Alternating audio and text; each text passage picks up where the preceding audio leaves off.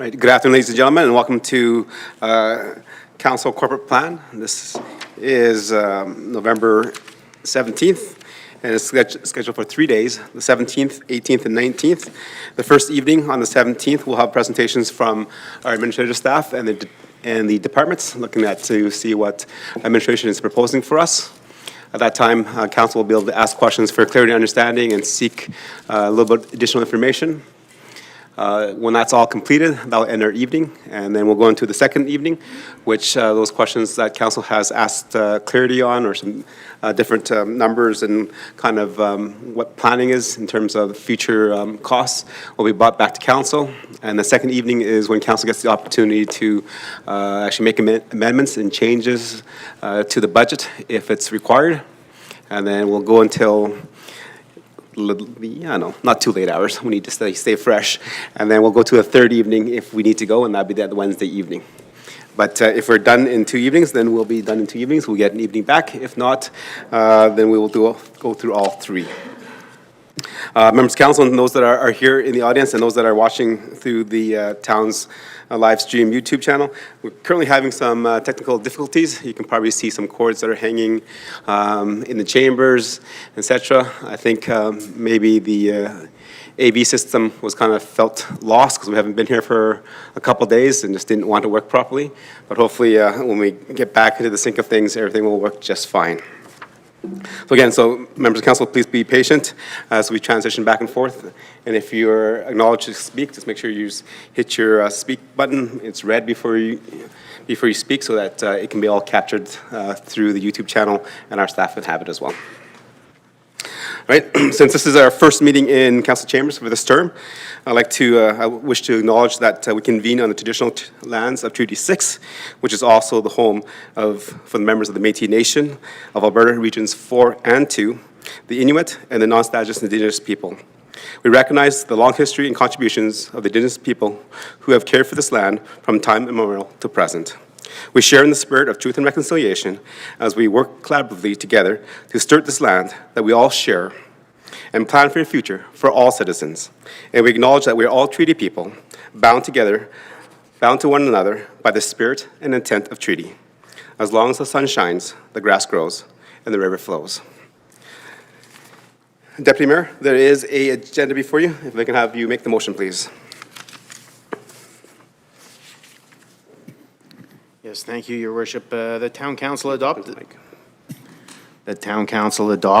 the November 17th to 19th, 2025 Corporate Plan agenda as presented.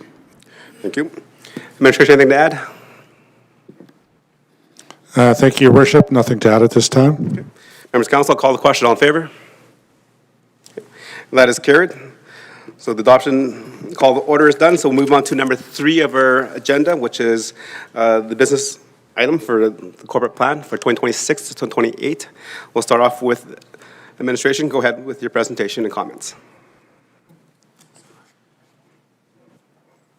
Thank you, Your Worship. Just to reiterate, as you mentioned, I will be speaking to the first few slides, then we will be turning it over to our general management team. They will walk through their different department areas, providing some information and some context to the corporate plan itself. Your Worship, to begin, I would like to express my appreciation to the many people involved in the work required to bring us to this meeting and to tabling this corporate plan for council consideration.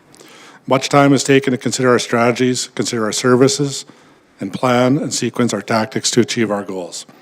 Our good people dedicate their expertise and knowledge to this effort, and it is a mighty effort. I also want to thank Council for the strategic direction provided annually that begins the process of creating the corporate plan. The work of Council is both significant and valued. Finally, I want to thank our leadership and management team for their efforts to shape and sequence the corporate plan. Their knowledge of local government in general and of Stony Plain in particular really pulls this plan together. Next slide, please. Your Worship, before I get into this slide, I just want to acknowledge that last night the Saskatchewan Roughriders won the Grey Cup.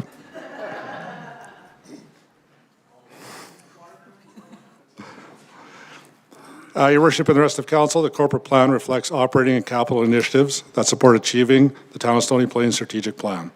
It also outlines the financial requirements to deliver municipal services to the residents and businesses of the community. The plan before you reflects a number of inputs from council, from the community, and from our internal dialogues.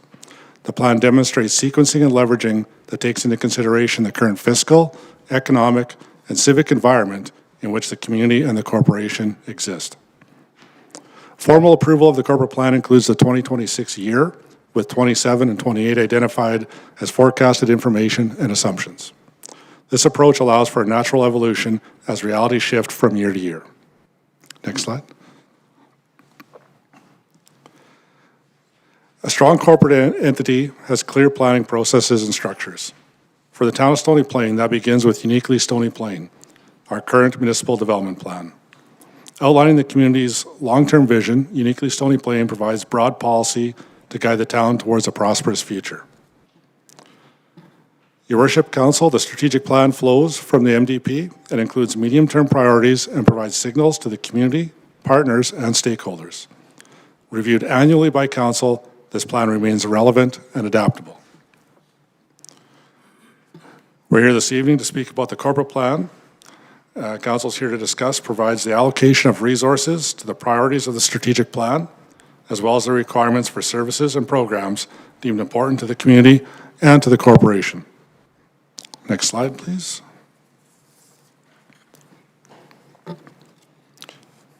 Your Worship, rest of Council, you'll see on this slide the key themes identified in the municipal development plan and cascading through the strategic and corporate plan.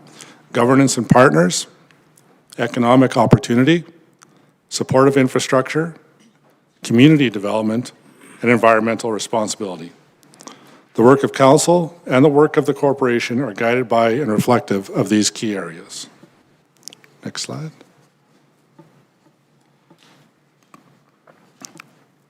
This slide outlines the basic timing of the corporate planning process. Beginning with Council review and direction through the strategic plan, to months of internal planning and forecasting that leads to final plan development and approval in Q4 of any calendar year. Essentially, the corporate planning process is ongoing throughout the year. This robust process provides for a well-considered plan to be presented to Council. Next slide, please.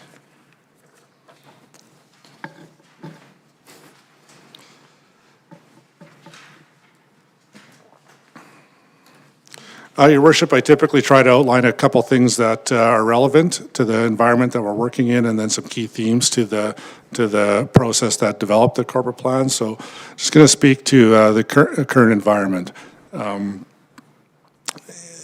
first highlight there, just trade uncertainty. Again, I know that Council is well aware, but just to put it into the opening dialogue, trade uncertainty remains a relevant aspect of the current environment in which we all find ourselves. Increases in global tariff rates can and will have local impacts. Consideration to interprovincial trade remain in current dialogue and over time may have a net positive impact economically. Anticipating these impacts is difficult. If nothing else, we can assume that an increase in an uncertainty at any level of economic activity will increase risk. And risk will increase cost, directly or indirectly.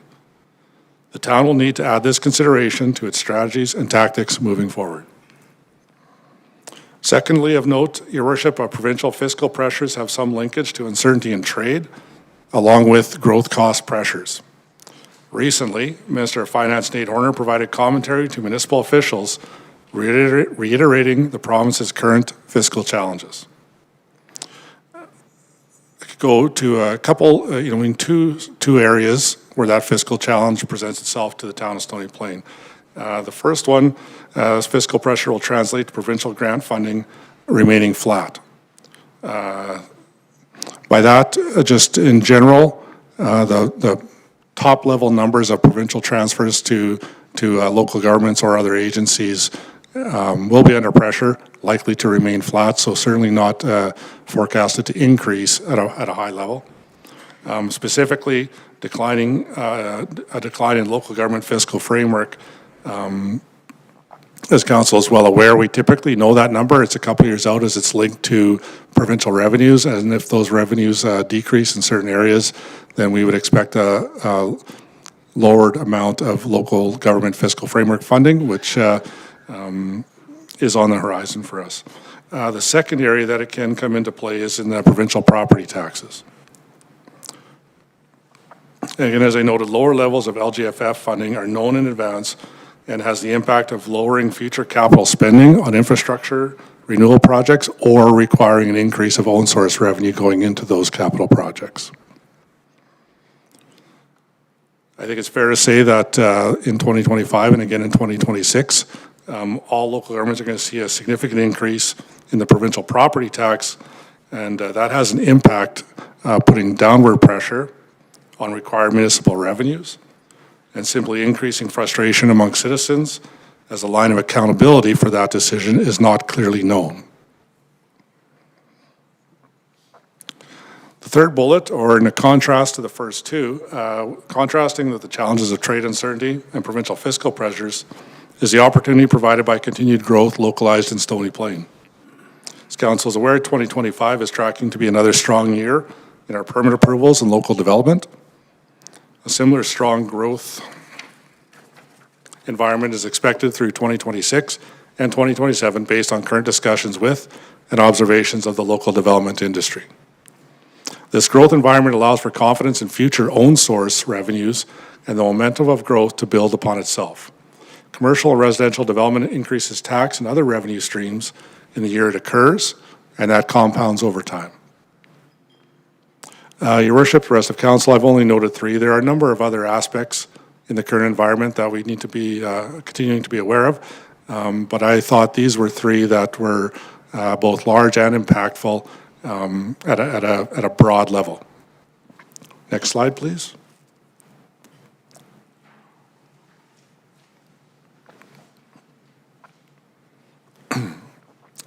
Your Worship and the rest of Council, so from those high-level aspects, just to some themes that were part of the dialogue, part of the discussion going into the corporate plan preparation.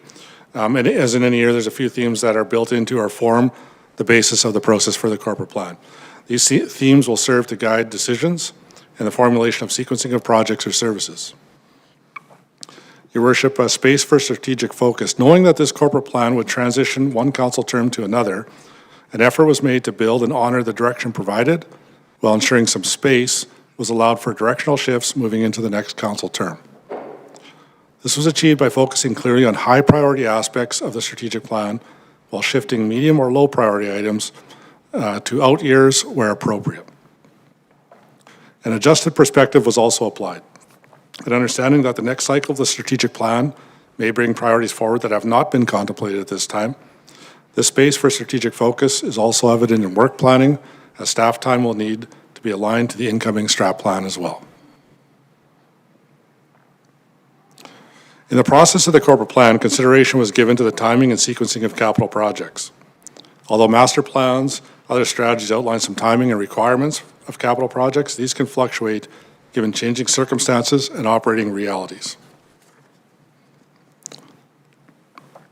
Further, the nature of capital funding, specifically revenues flowing in through tax levies and being housed in capital reserves, along with financially unanticipated grant funding offsetting some of those capital costs, require the matching of reserve requirements to the ability to plan and execute capital projects.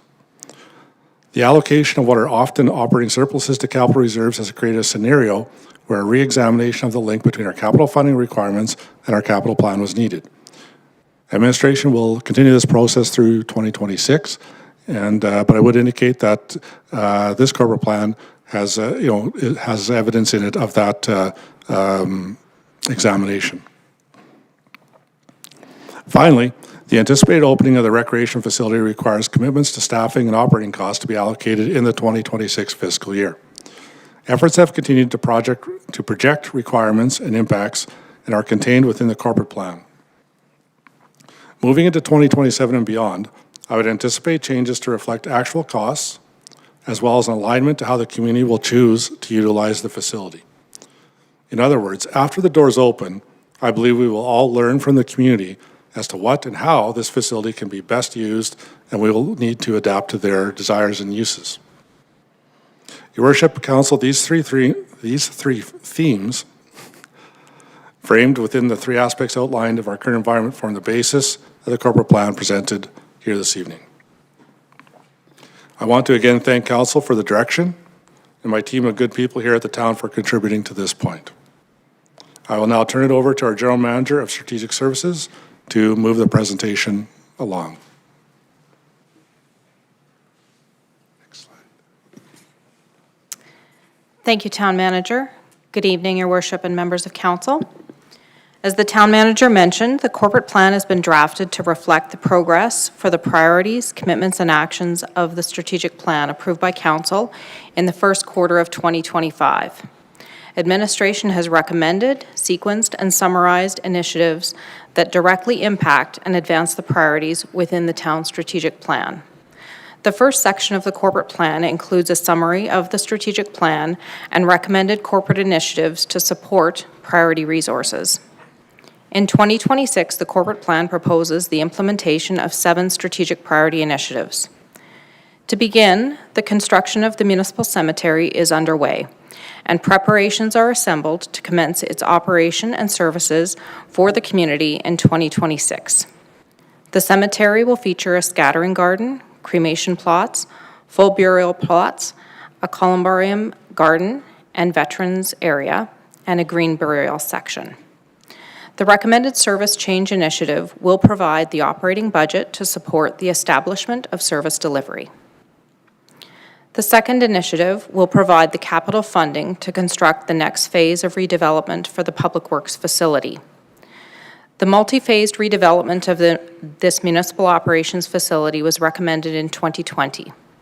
Following the construction on the new administrative building in 2025, this next phase is recommended in 2026 and will include the renovation of the former administrative building for offices, a woodworking bay, expanded storage, tool room, and wash bay. Future phases of the redevelopment of the Public Works facility are included within the long-term capital plan. Additionally, in 2026 is the recommended implementation of the corporate system strategy. Upgrading and implementing software tools throughout the organization to improve efficiency of municipal services, supporting timely and accurate decision-making. The next phase of this strategy will provide a new system for electronic meeting management. The public and user interaction with these online tools will provide enhanced service, transparency, and accountability. Next, in 2026, the Community Volunteer Leadership Development Initiative, designed in 2025, is an inclusive, cohort-based program to provide training to residents throughout blended learning and community action projects. It will equip participants with leadership skills and tools to address community needs while tracking volunteer recruitment challenges. The fifth strategic priority initiative for 2026-2027 is the establishment of operations for the new recreation facility.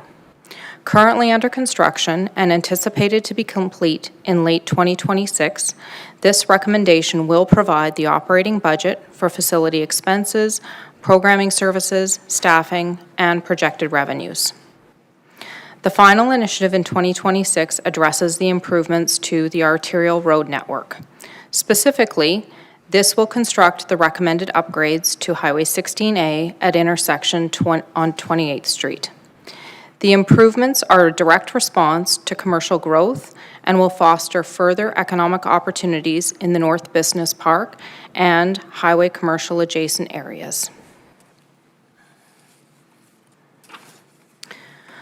Moving into 2027-2028, the strategic priority initiative identified is the continued redevelopment of Old Town South. Old Town South is the area of Stony Plain that includes the hub of current and future recreation, culture, and education amenities at the south end of 51st Street, extending towards 57th Avenue and Brickyard Drive. This initiative guides invigorating this important area of the community with a number of interrelated projects. Many phases of this initiative have been completed to date, including the construction of Westview School, École Trinité, the connection of 57th Avenue and Brickyard Drive, and more recently, the construction of the Community Recreation Centre. While efforts to support Old Town South redevelopment are ongoing, the next phases of this initiative will include detailed planning to support and construct infrastructure improvements, notably stormwater and roads, as well as planning to support future redevelopment of the downtown community centre and proposed town square.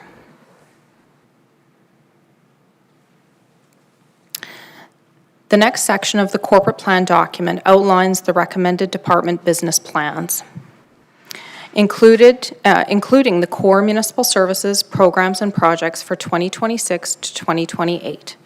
The introduction to this section includes a summary of additional staff recommended to deliver the programs and services of the town. In 2026, 8 full-time equivalent positions are recommended to ensure current service levels can be maintained, as well as be responsive to community growth.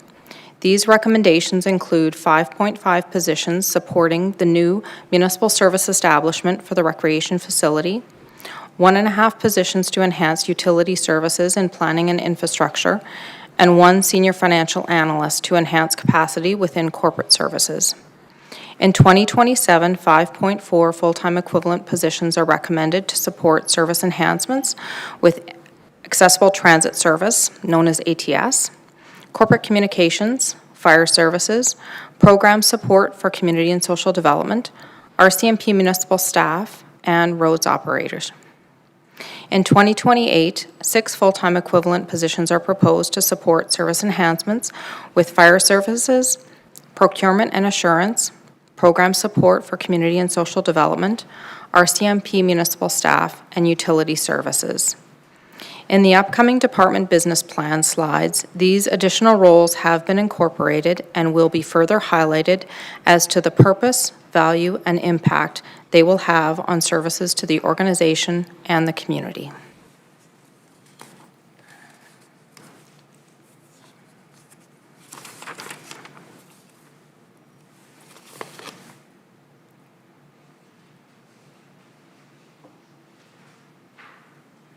There's my one animation in the whole slide presentation. The next section of the recommended corporate plan outlines the department business plans and will be presented by the general managers, with an overview of the programs, services, and initiatives guided by the various areas of the organization. As noted, the business plans are summarized for each of the town's 5 departments. Those are the Office of the Chief Administrative Officer, Corporate Services, Community and Protective Services, Planning and Infrastructure, and Community and Social Development.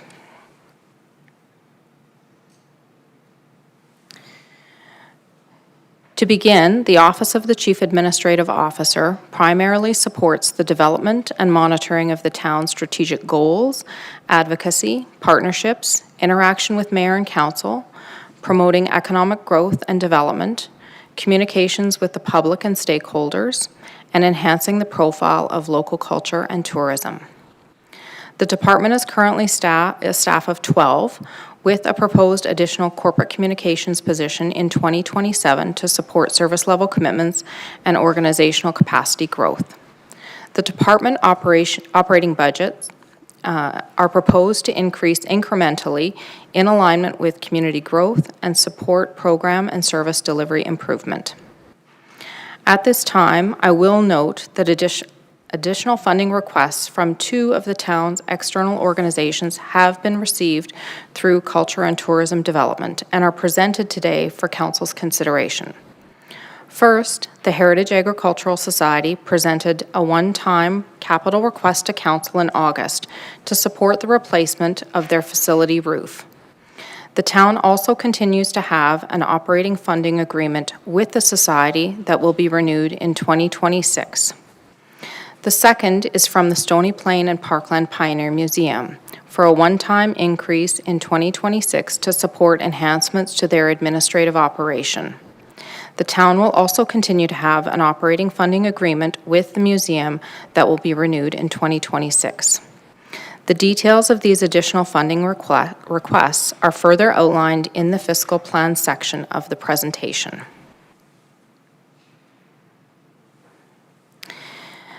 The Office of the Chief Administrative Officer continues to implement and monitor a number of guiding master plans. We align resources and effort to implement the recommendations of these master plans with the town strategic plan, as well as key external stakeholder partnerships. In addition to the initiatives that have already been highlighted,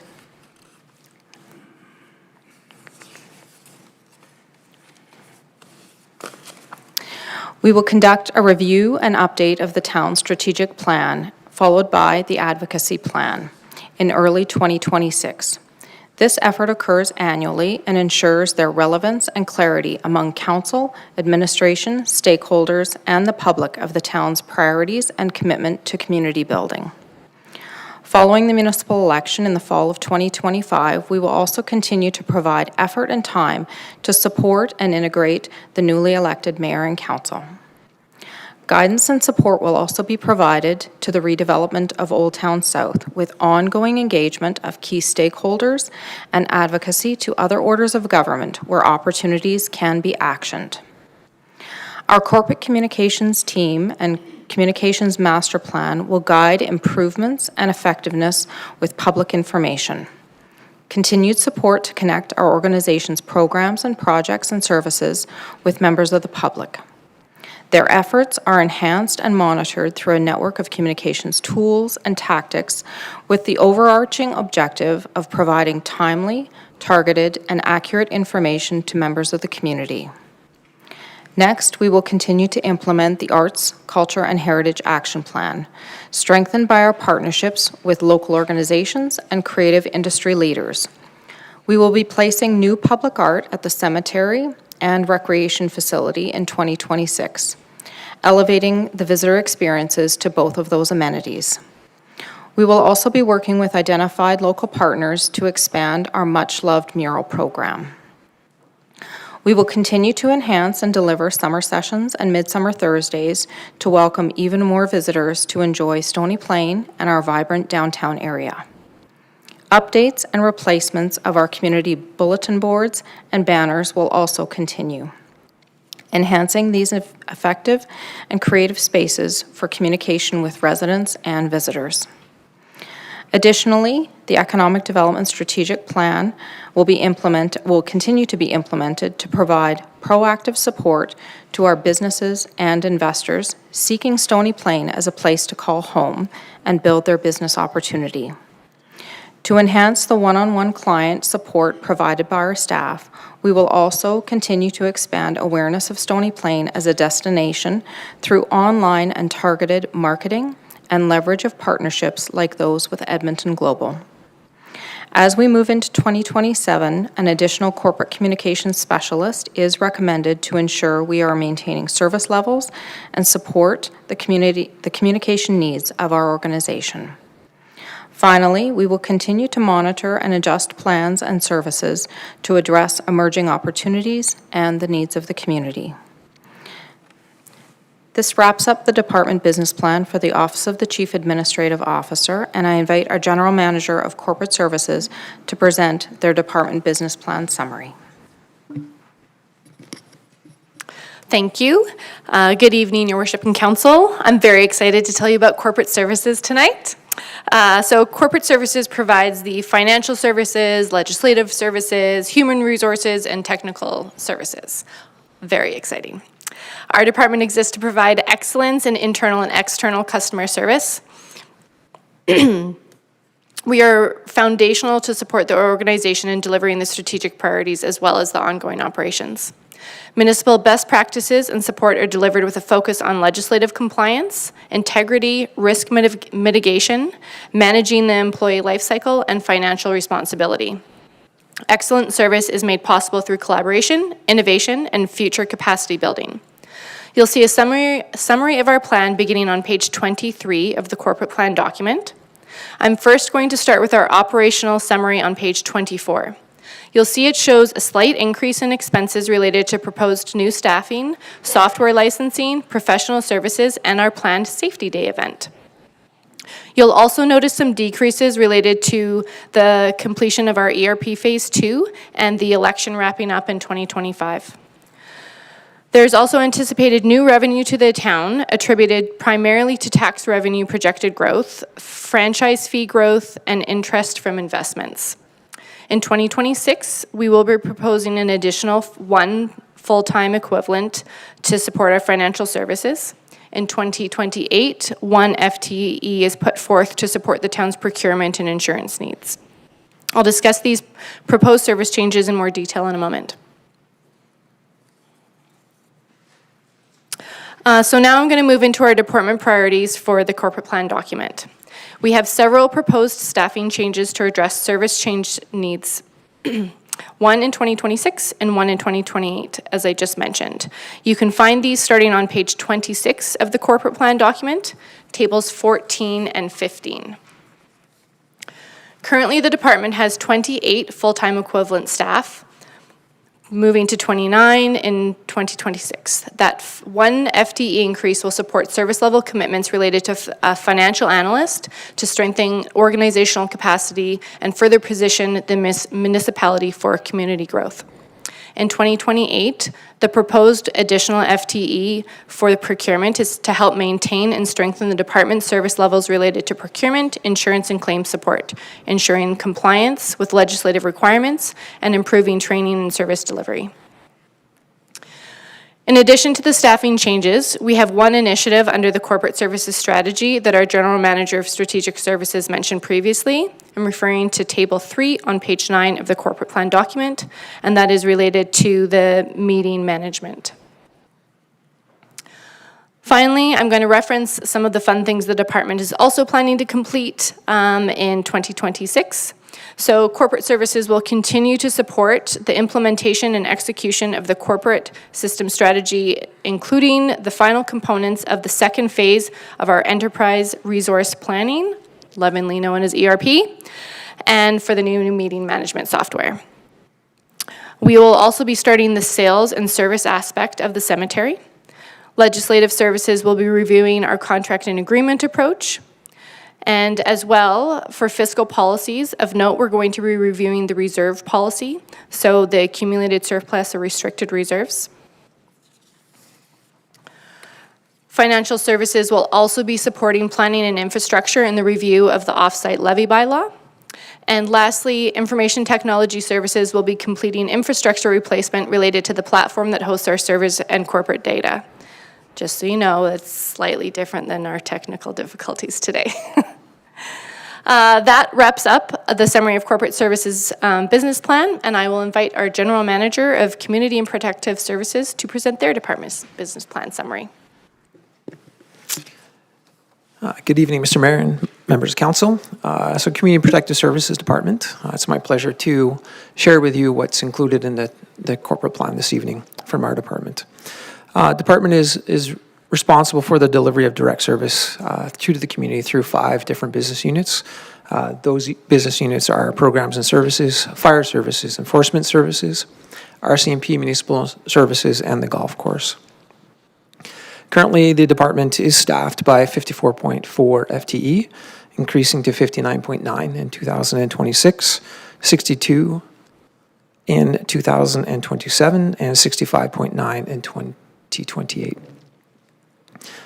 The operational summary of our department is on page 28 of the corporate plan, and it highlights the following variances. We have some increased revenue to the department, primarily from the golf course and the onboarding of the rec facility into the community. We have a reduction in the Shikawi program, as the program will go to a typical annual cycle versus the celebratory cycle that we had last year. So it'll just be back to the annual cycle with the 2 student delegations traveling to Shikawi and coming to Stony Plain. ATS, we've had some changes in the percentage share, so the revenue and the expense lines change with ourselves and our partners with that particular program. RCMP, we are reducing the RCMP overall budget to align more with the actuals that we do occur on an annual basis. We have a one-time capital contribution to the TLC. They were in our chambers recently this year asking for a contribution related to our grant and that's the air handling unit that they will replace next year. Rec facility is definitely coming online. It's been mentioned a number of times already this evening, but certainly 2026 is a partial year of operating, and then 2027 we're into a full year of operating of that particular facility. And then we do have some seasonal changes at the golf course in terms of we're experiencing more activity at the golf course, but those expenses are covered by the revenues that were mentioned a few moments ago.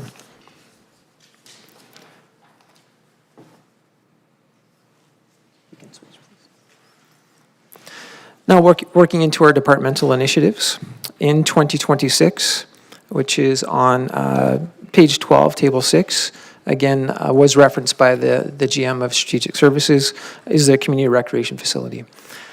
In 2026, we are proposing 5.5 FTE to operationalize the facility once it opens.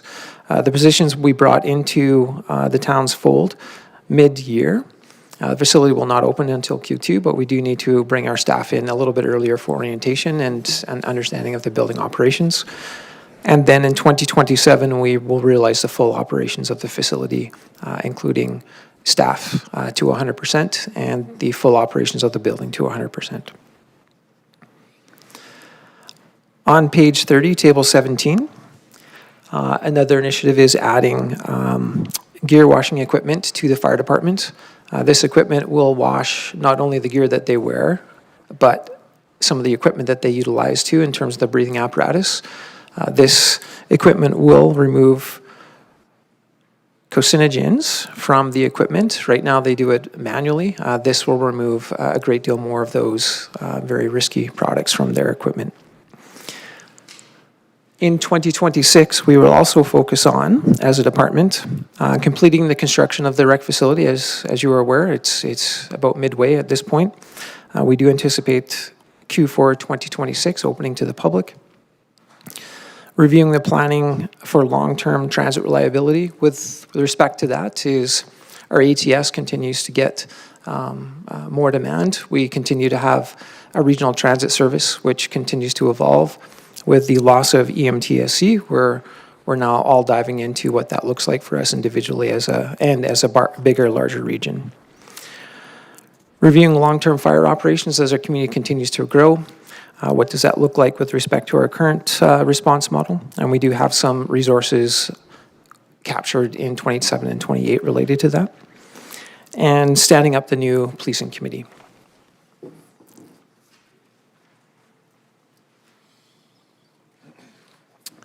In 2027, page 30, table 18, this talks specifically about adding a second lieutenant to the fire department. This position will add an additional resource to the officer pool. It will help reduce responsibilities to both the fire chief and the deputy chief. And this position will assist with the onboarding and the additions of the 2 firefighters projected or proposed for 2028 to improve the overall response model and move us more to a full-time operating model. Page 31, table 19. This initiative is speaking directly to the addition of a driver and a vehicle to the ATS service. This is to meet the increasing client demand. These additions will maintain the current service being provided and the current hours that the service is being provided. They will not facilitate extending the operational hours or working into special event delivery. So certainly something that we did have heard from yourselves related to looking into that, and staff have certainly looked into what that might entail. But this particular cost is not related to increasing the overall service for that purpose. It's simply to meet the demand of the current service.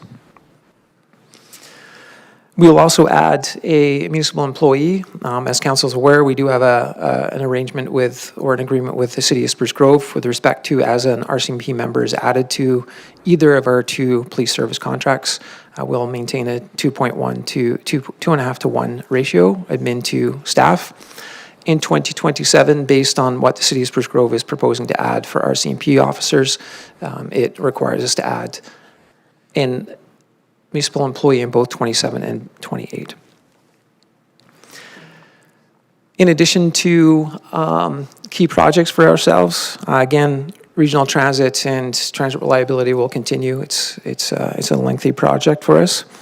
Facility operations, as the CAO mentioned in his opening, certainly we have a understanding of what the facility might look like operating day one, but certainly that feedback will be important for us to adjust and amend our operations to meet the needs of the community.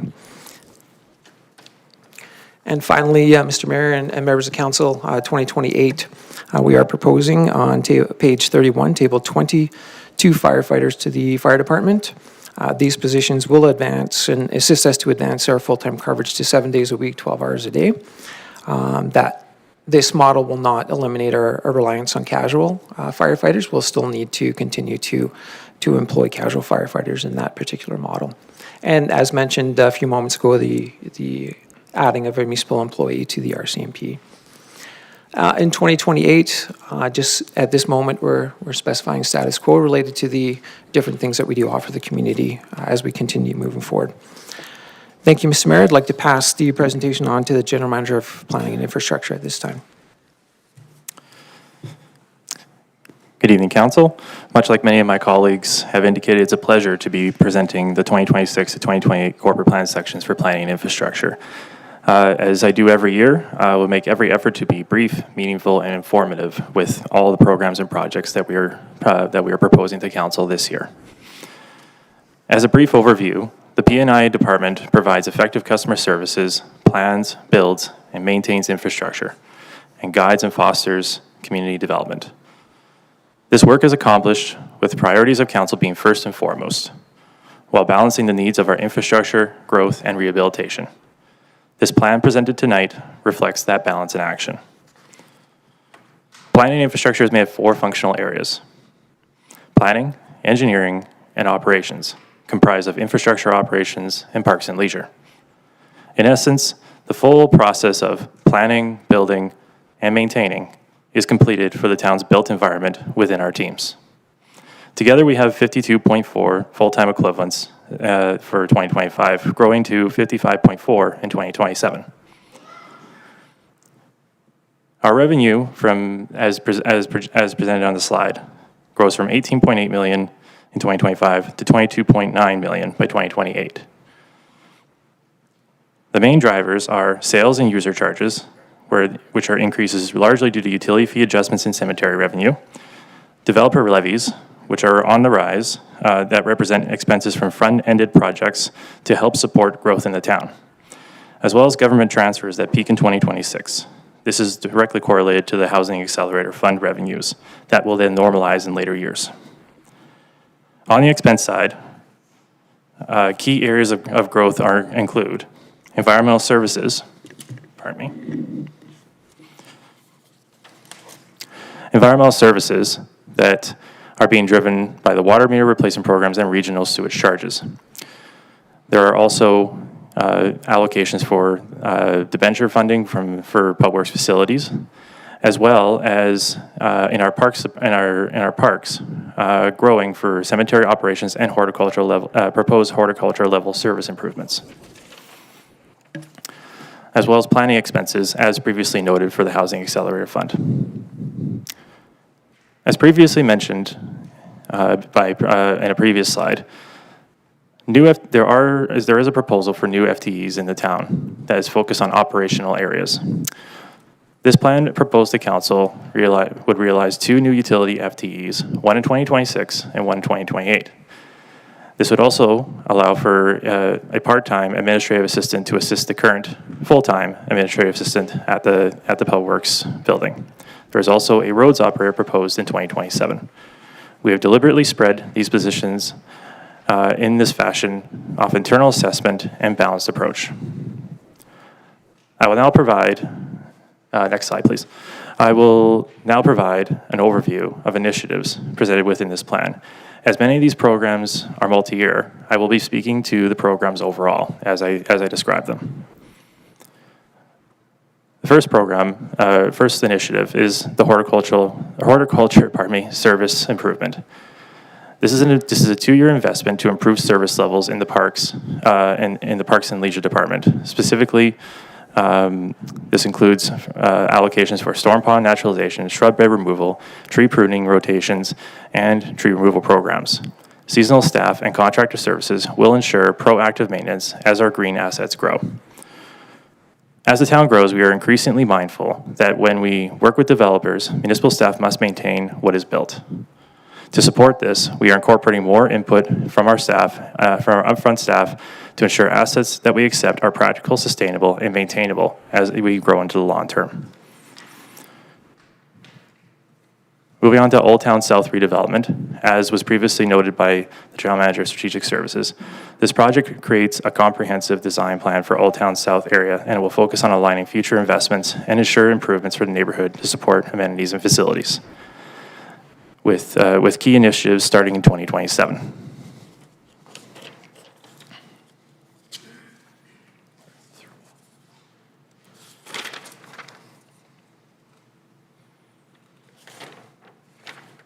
Fox Creek.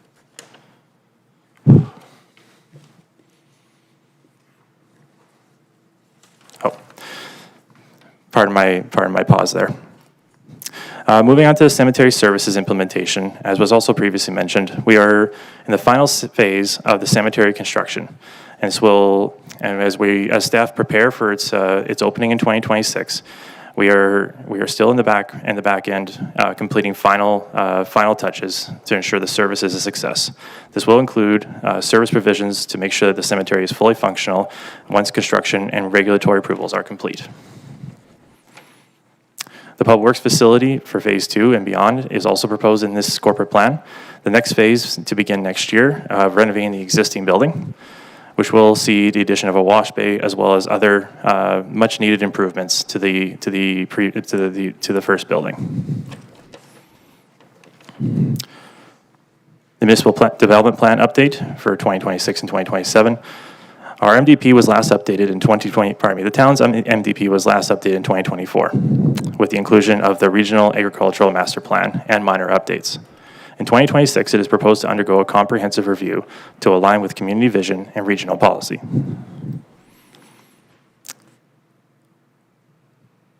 Moving to the Housing Accelerator initiatives. As we are more than halfway through the Housing Accelerator Fund program, many of initiatives are currently complete. The final and biggest project of the e-permitting is currently underway and is expected to be completed in 2026. This will have the most visible change to planning development teams once it's complete, and will have a visible front end to developers that reach out to the town. Moving to major road rehabilitation, this is a multi-year program that will see in 2026 the completion of 43rd Street rehabilitation. The second year for 43rd Street will see a similar construction phasing starting after the school ends to complete the service improvements, and in 2027 moving to start planning and design work as well as construction work for partial reconstruction of High Ridge Way. Moving on to 2028, design work for Outway Drive. Moving to active transportation strategy. This program looks to improve pedestrian and alternative transportation corridors within the town to promote connectivity and sustainability.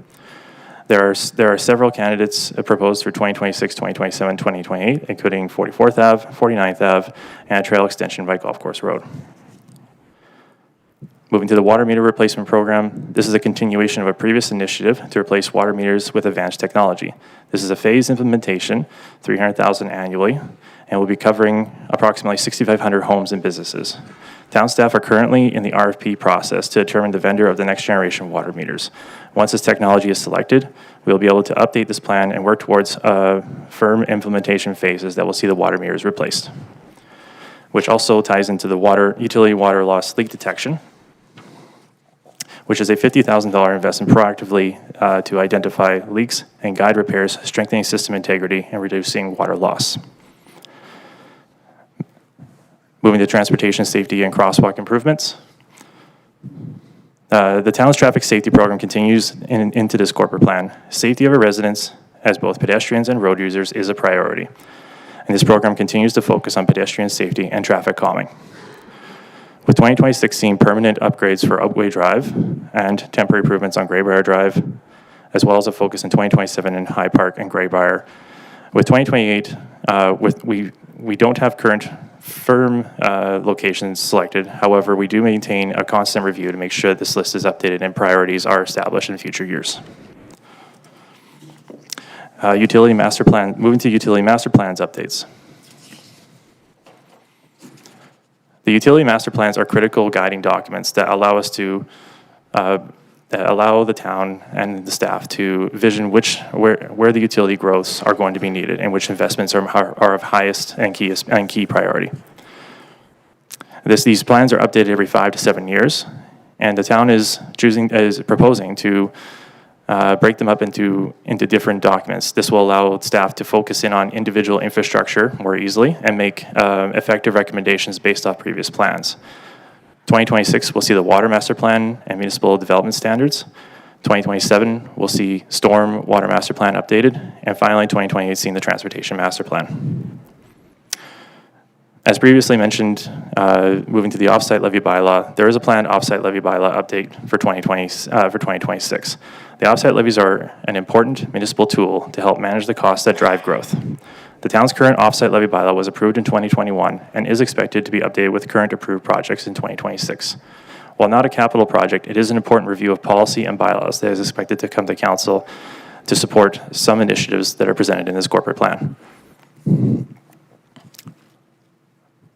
Moving to road service improvement, as well as the gravel road service improvement. This is a program to improve our gravel road inventory and condition. While the town does grade its roads, staff are unable to do shoulder pulls and other heavier maintenance items. This program also proposes purchasing of new gravel to improve surface conditions on our gravel roads. Moving to storm flood mitigation implementation. This is a project to implement recommendations from the 2020 flood mitigation report. This work includes adjusting sections of Whispering Waters Creek and to manage water flow during major storms to reduce flood risk. And lastly, for projects is the Central Trunk Sanitary Sewer Upgrade. As I previously mentioned, the town is currently updating many of its many of its utility master plans. Pardon me. This project is currently set in 2028 for the $579,000 design, but we are currently reviewing with the utility master plan work ongoing from this year. We are reviewing all utility sanitary projects, and this will. But should this go forward, this is a proposed concrete super storage pipe between 52nd and 49th Ave, addressing capacity issues during major rainfalls. So in closing, in summary, these initiatives represent a proactive and balanced approach, investing in infrastructure, improving service delivery, and planning for the future of growth. Thank you for your time, and I'll pass it to my colleague from Community and Social Development, Lisa Gilchrist, for her presentation.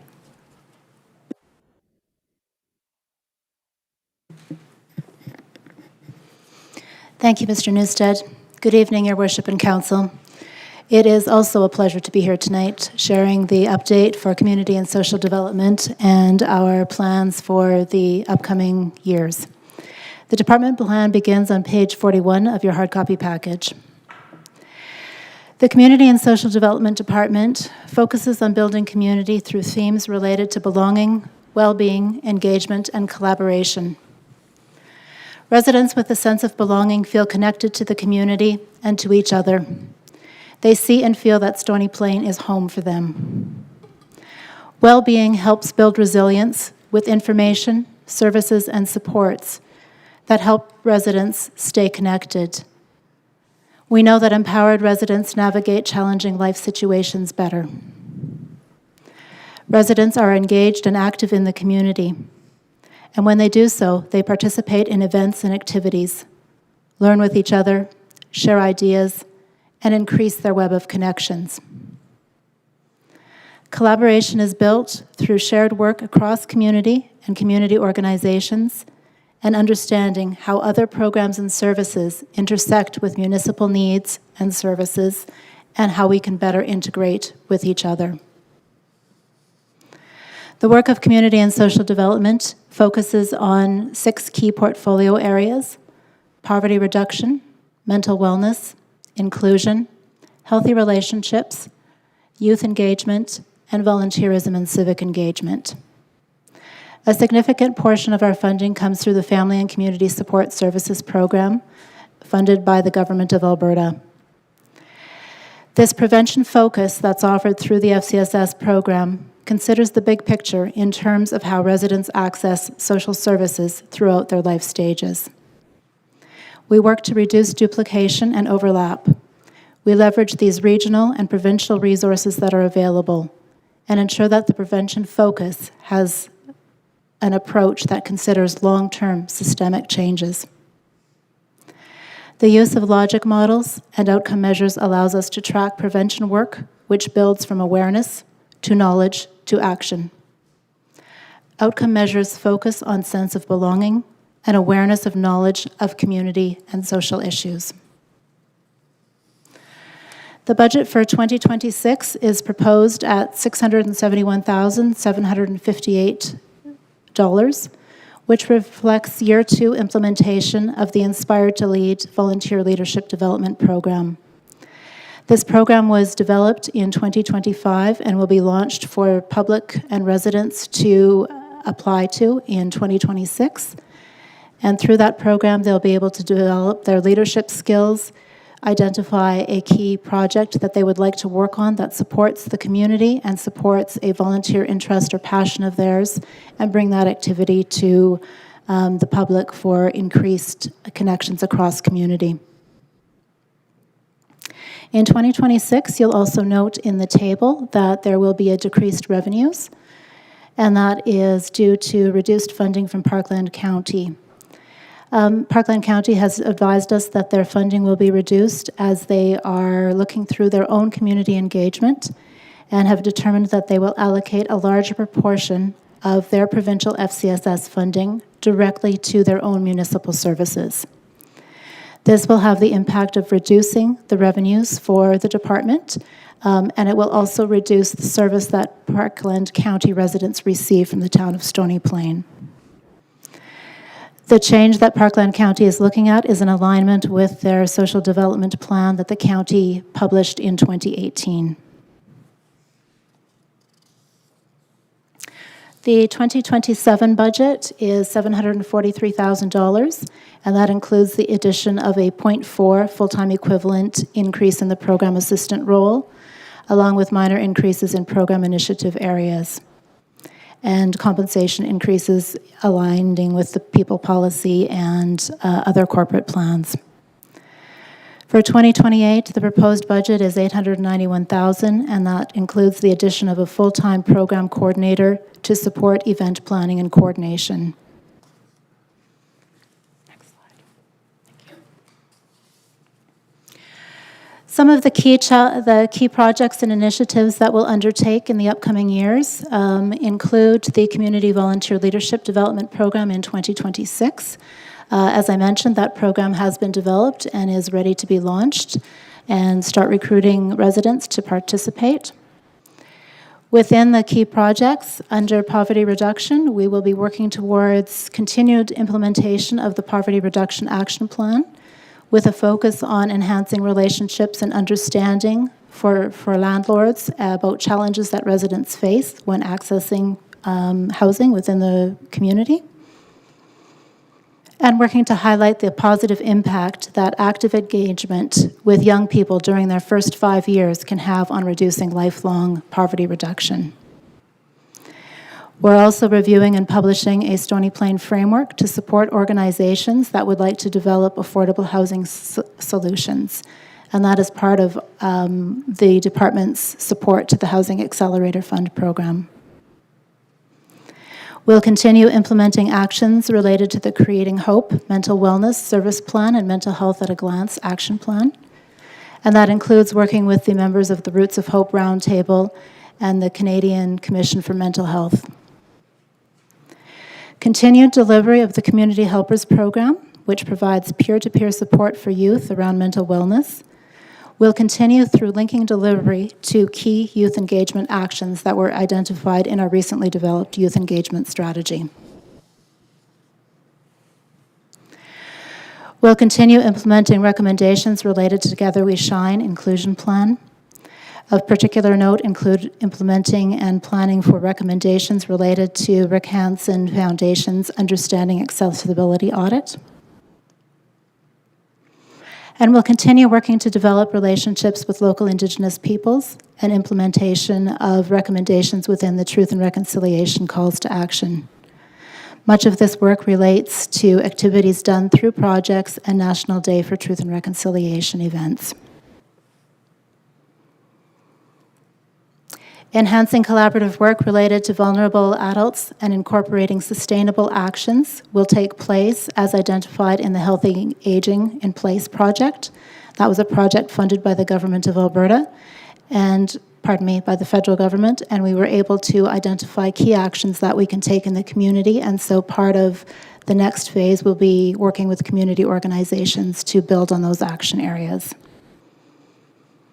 We'll also continue to work with regional partners on a coordinated community approach to healthy relationships that ties in understanding of domestic violence and gender-based violence in a collaborative manner. Ongoing conversations will take place with youth around areas and actions that tie into their increased sense of belonging, empowerment, and leadership. And of keynote, we'll be working towards implementing life skills and consistent work experience projects within the community and balancing those two needs with youth to learn from one another and have the chance to be leaders and be recognized as leaders within the community. We'll work in volunteer services and civic engagement to implement the priority actions within the master plan and look for ways that we can continue to have volunteers as the heart of the community that we know that they have been in Stony Plain for so many years. This includes launching a municipal volunteer program so that we can ensure a coordinated approach for people who wish to volunteer for the municipality and tying that into the Volunteer Leadership Inspired to Lead program.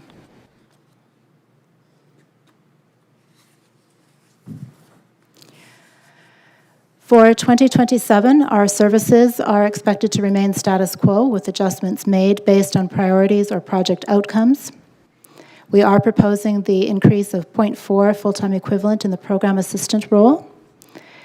As noted in Table 38 of the package, this increase will allow for consistent daily support for the department.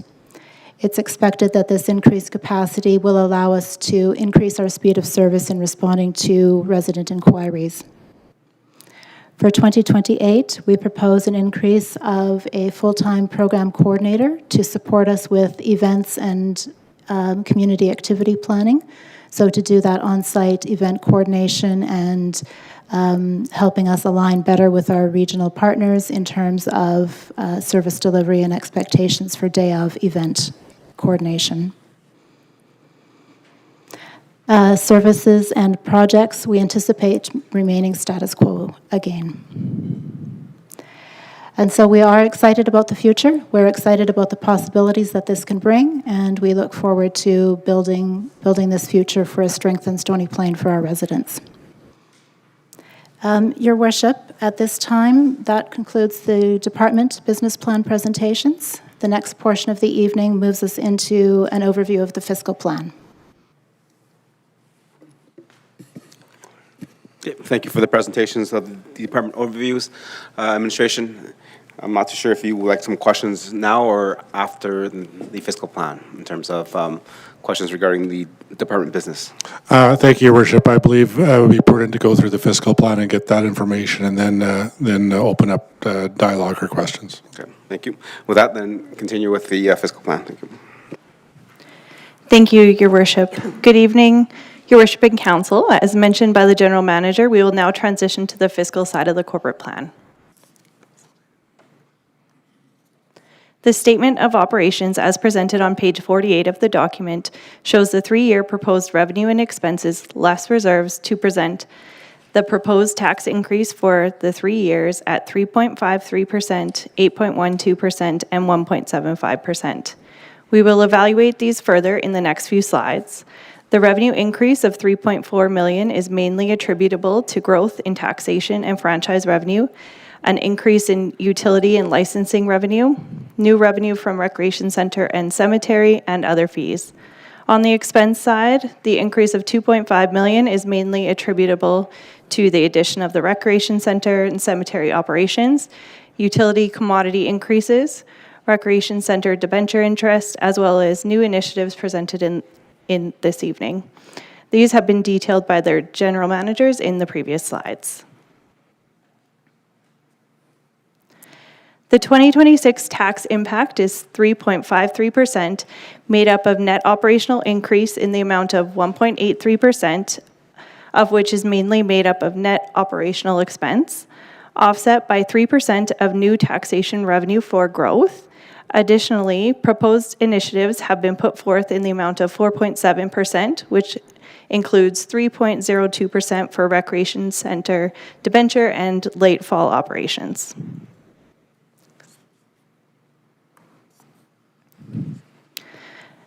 For 2027, net operating expenses impact by 4.89%.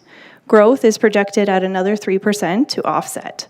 Proposed initiatives total 6.23%, with 3.56% in relation to the recreation facility, last phase debenture, and annualized operations. The reversal of the tax levy stabilization 2% reduction implemented in 2022 is no longer able to be maintained due to depleted reserves. This reserve is replenished with surplus as it occurs and has not been enough to maintain to this transfer in 2027, however, is reevaluated annually. The total tax impact for 2027 is proposed at 8.12%. 2028 follows a similar pattern with 1.88% net operating increase, offset by 3% growth in tax revenue, with proposed initiatives total of 2.78%.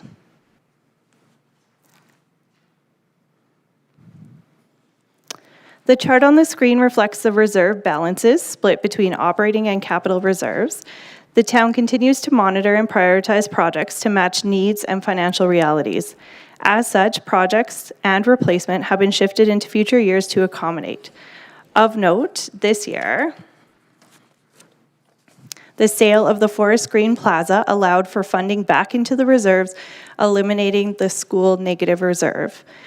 In addition, 2024 year-end surplus in taxation and utility programs also impacted the 2025 ending balances positively, and these were mainly due to the timing of debentures and when they were taken.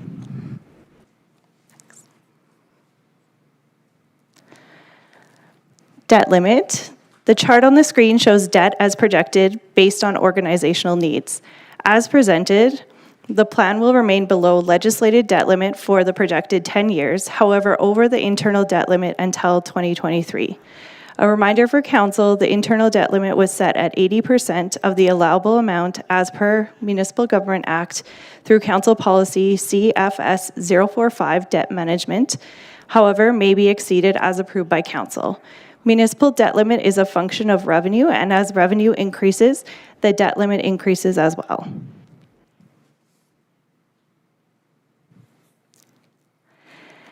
Debt is a financing source used to pay for typically large capital items in which the reserves or grants are not available to cover, and also to flatten the tax impact. Debt is paid through taxation or user fee increases. The town has planned for significant projects requiring large cash expenditures, and as a result, experience a heavy reliance on debt for the next couple of years. Projects requiring debt have been evaluated and reprioritized to maintain within the debt limit. New debentures within the 3-year window of the corporate plan are highlighted in the chart. Debt payments occur semi-annually, and as such, only one payment is made in the first year the debenture is withdrawn, unless it is drawn very early in the year. New debt taken in 2026 will not fully impact the tax rate until 2027, typically with 50% of the impact in 2026 and 50% of the impact in 2027 if the debenture is not taken basically at the very initial point of the year. The recreation center debentures, for reminder, have been spread over 4 years to stage into the taxation as per the current plan. There have been transfers to reserves to offset this, and that is taken into the operating report. Not shown on this slide, this is actual debt taken. Due to a deficit in offsite levy balances, debentures are required to be taken to pay for leviable projects that are front-ended. And debt held for external organizations, as well as the offsite levy front-ending debt, totals over $11 million at the end of 2026. So if we were to exclude the external debt, that brings the town down to below the limit in 2026, below the internal limit in 2026. The chart on the screen has been updated from page 51 to match the title for only incremental servicing.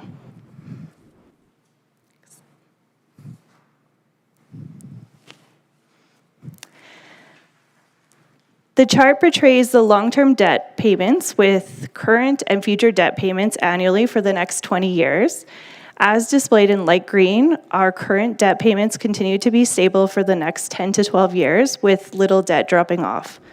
The total debt repayment in 2026 is $3.3 million in principal and $3 million in interest, for a total of $6.3 million.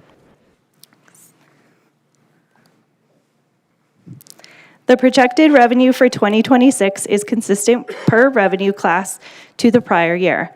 Please note the net taxes available does not include the additional tax revenue proposed in the plan that would exist if the tax increase was approved for 2026. This would add $846,701 in tax revenue. $57 million in revenue is primarily from taxes, user fees, and franchise fees. The taxes are shown net of requisitions for Education and Meridian Housing Foundation.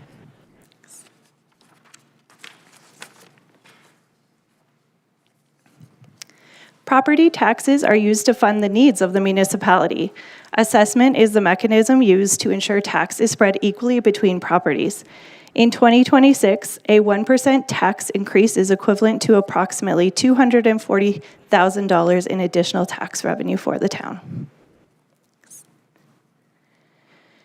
The assessment projection for 2026 includes 3% in new assessment. The total projected municipal tax levy for 2026 is $25.7 million. The increase in tax levy is calculated at $1.68 per month, or $20.16 annually increase for every $100,000 of residential assessment value. Based on the average assessed single-family home in Stony Plain of $400,000, this would equate to $80.64 annually, or $6.72 per month.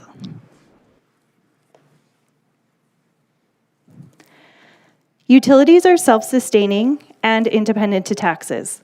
Commodity cost increases, along with the proposed service changes listed, account for proposed rate increases to the utility rates. The water rate will see a slight decrease of 4 cents, equating to 1.09% in 2026. This is directly correlated to a decrease in the water purchasing rate from the Water Commission.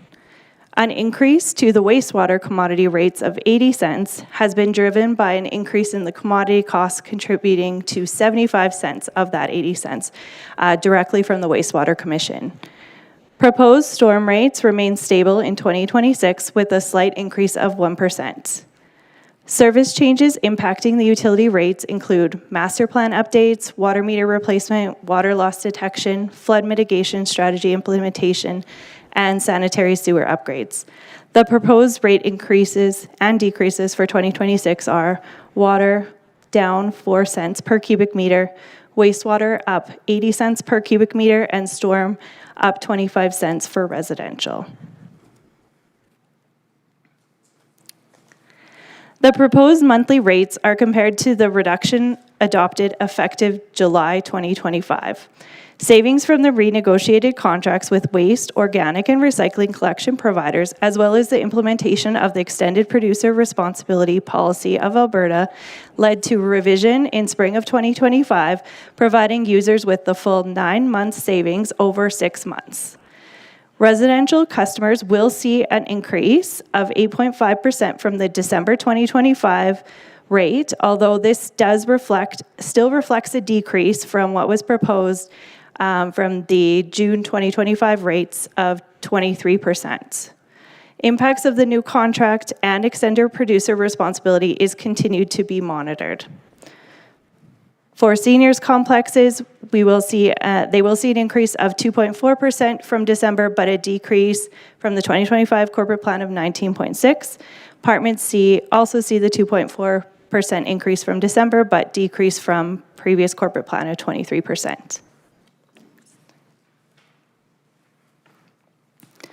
Total impact to a resident based on the average single-family home assessment of $400,000 in Stony Plain is $131.99 based on the plan proposed.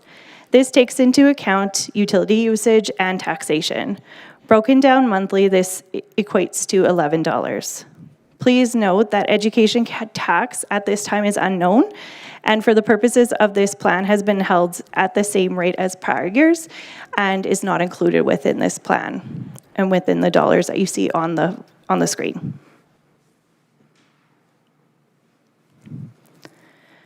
Total government transfers are in line with 2025 amounts. Local Government Fiscal Framework, or LGFF, has been projected for 3 years in the amount of $2.5 million. The Canada Community Building Fund, or CCBF, remains consistent at $1 million.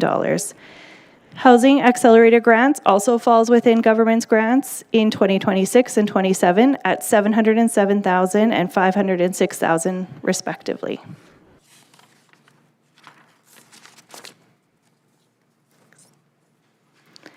Expense classifications remain consistent with prior years and total $51.8 million, making up a similar percentage allocation as previous years, with materials and salaries being the two biggest expense categories.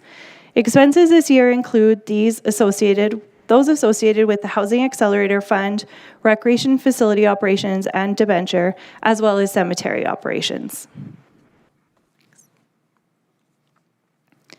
The proposed staffing complement for 2025 is 162.4 full-time equivalents. Main contributors, I'll start that again. The proposed staffing complement for 2026 is 162.4 full-time equivalents. Main contributors are, as outlined in the general manager's plans, staffing for the recreation facility. Compensation increases included in the plan is a 2% compensation increase for non-union, merit and step increases, 3% for union as per bargaining agreement, 1.7% increase to council as per council compensation policy CCO 048, and recommended adjustments as per the compensation review completed in 2025. Financial contributions to external organizations are outlined on this page, have overall been maintained at a similar level as previous years at $2.8 million. Increases on the Tri-Leisure funding was approved by Council in September 2025 in the amount of $332,653 and is funded by reserves. Additional funding requests in the amount of $300,508 have been included within the plan. As you can see on the screen, requesters are outlined on this slide and include TransAlta Tri-Leisure, Stony Plain Public Library, Community Pantry Society, Heritage Agricultural Society, Parkland Disc Golf, and Pioneer Museum, and Pioneer Search and Rescue for a total tax impact of 1.24. And sorry, just to clarify, they have not been included within the tax that was presented within the plan. To move these funding requests forward would require motion by council and add tax percent up to the 1.24 on the screen.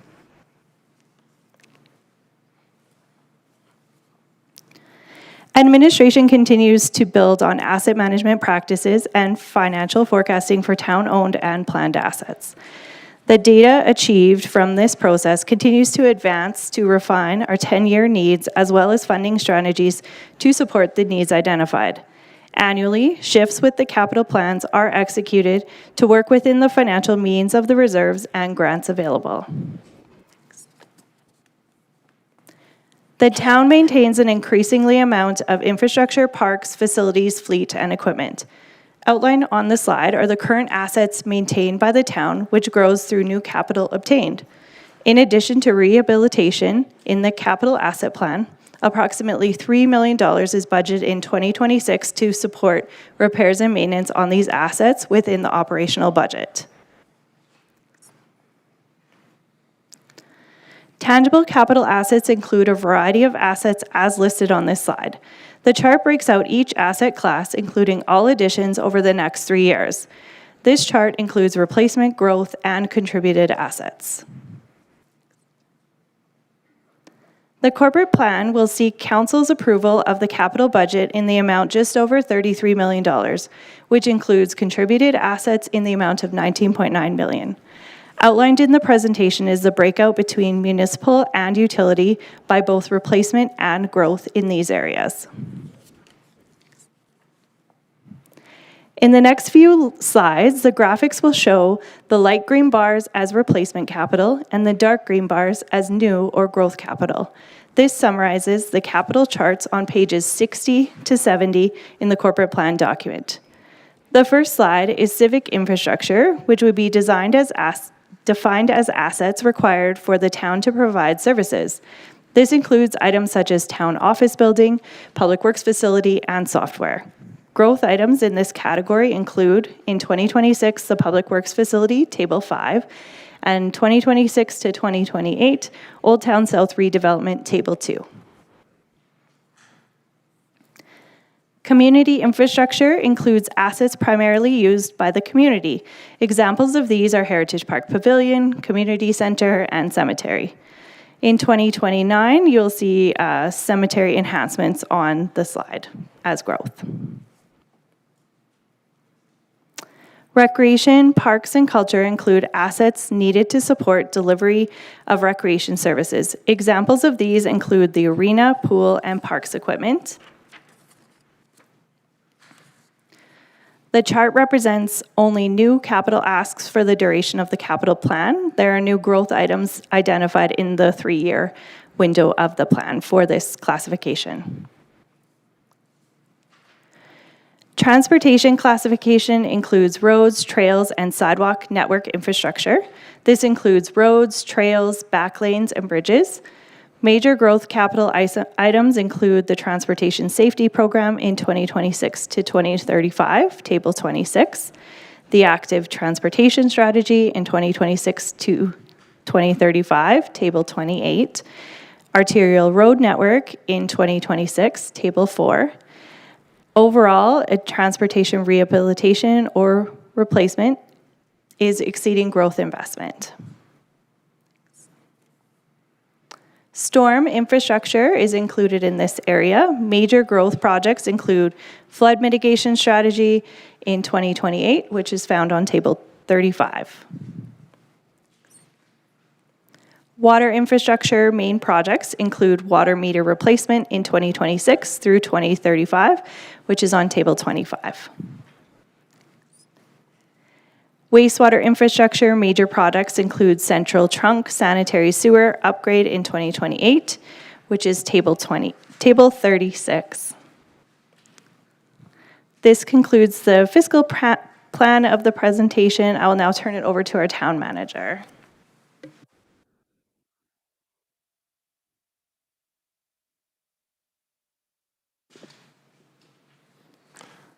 Thank you, Your Worship and Council, for allowing us the opportunity to speak to both what's going on inside the departments, but also the fiscal plan update. Your Worship, I'm not sure about the exact timing. I know that we may have a somewhat scheduled break coming at 6 o'clock. I believe there's some light dinner being brought in for everyone. So, Your Worship, with that, my recommendation may be just to take a break, and we can have that, and then Council can come back, and if there's questions or questions, we can certainly speak to those. Right. Thank you for the presentation on the fiscal plan. Thank you. Thank you, Town Manager, for the suggestion. Yes, we're getting close to 6 o'clock, so in terms of what's next, we'll take a recess to kind of just refresh a little bit, grab a little snack. When we come back and there's any questions for clarity, understanding, and kind of extra information that council may require, we are referring to the hard copy that was given to us 2 weeks ago, so that we're all on the same page. As councilors were throughout the presentation, staff have also been referring to the hard copies, so that we're all on the same page at the same time. Okay, because we have some technical difficulties, when you refer to a page, just give it a count of 10 to allow members of council kind of to flip that page. And then I don't think our audience can see what's on the screen, but it is what's there, and hopefully they'll garner from what we kind of talk about. Again, when we come back, it'll be all questions for clarity, understanding, and additional information. And then there'll be no motions to actually create and change this corporate plan until tomorrow. Okay, so with that, let's take a recess, and we'll come back in about 15 minutes. Thank you.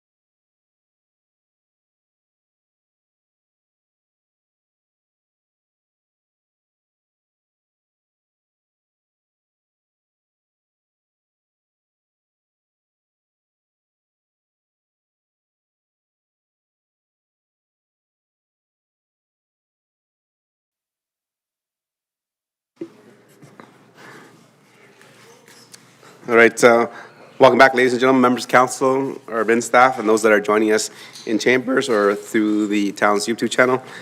Again, apologize that our YouTube feed is not as up to par as usual because we're having some technical difficulties.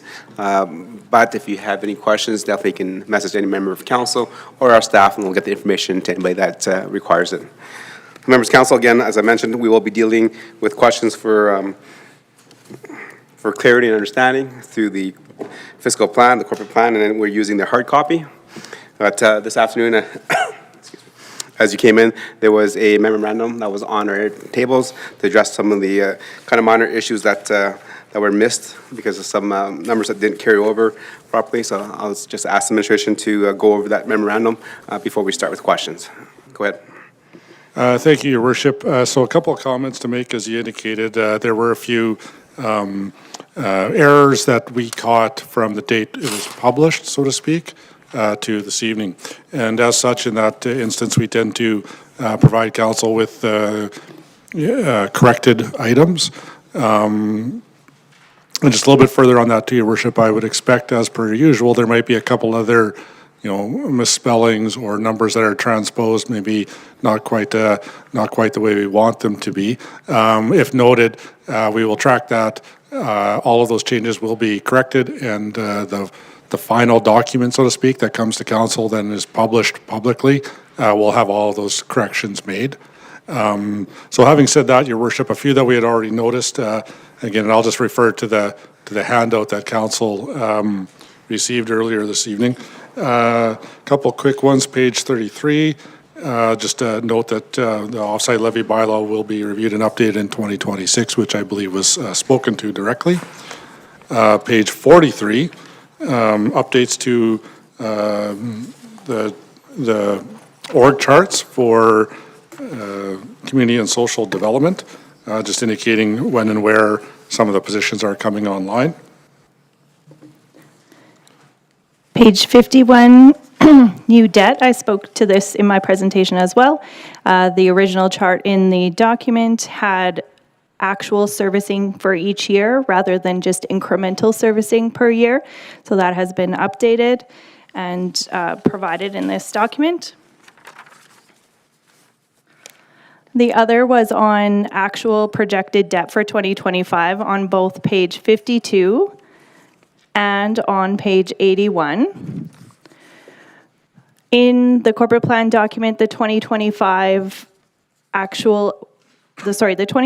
amount reflected only the actual debt that was taken up to that point in the year in error rather than the projected December 31st draws up to 2025. So they have now been updated and are in alignment with the projected 2025 corporate plan and what was approved.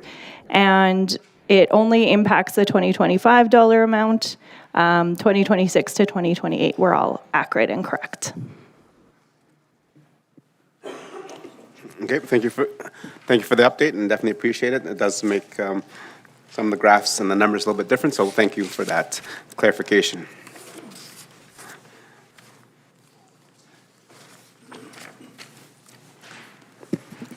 Right, members of council, we had the presentation from all the departments and also the fiscal plan. Any questions for clarity, understanding, and some more information from our admin staff?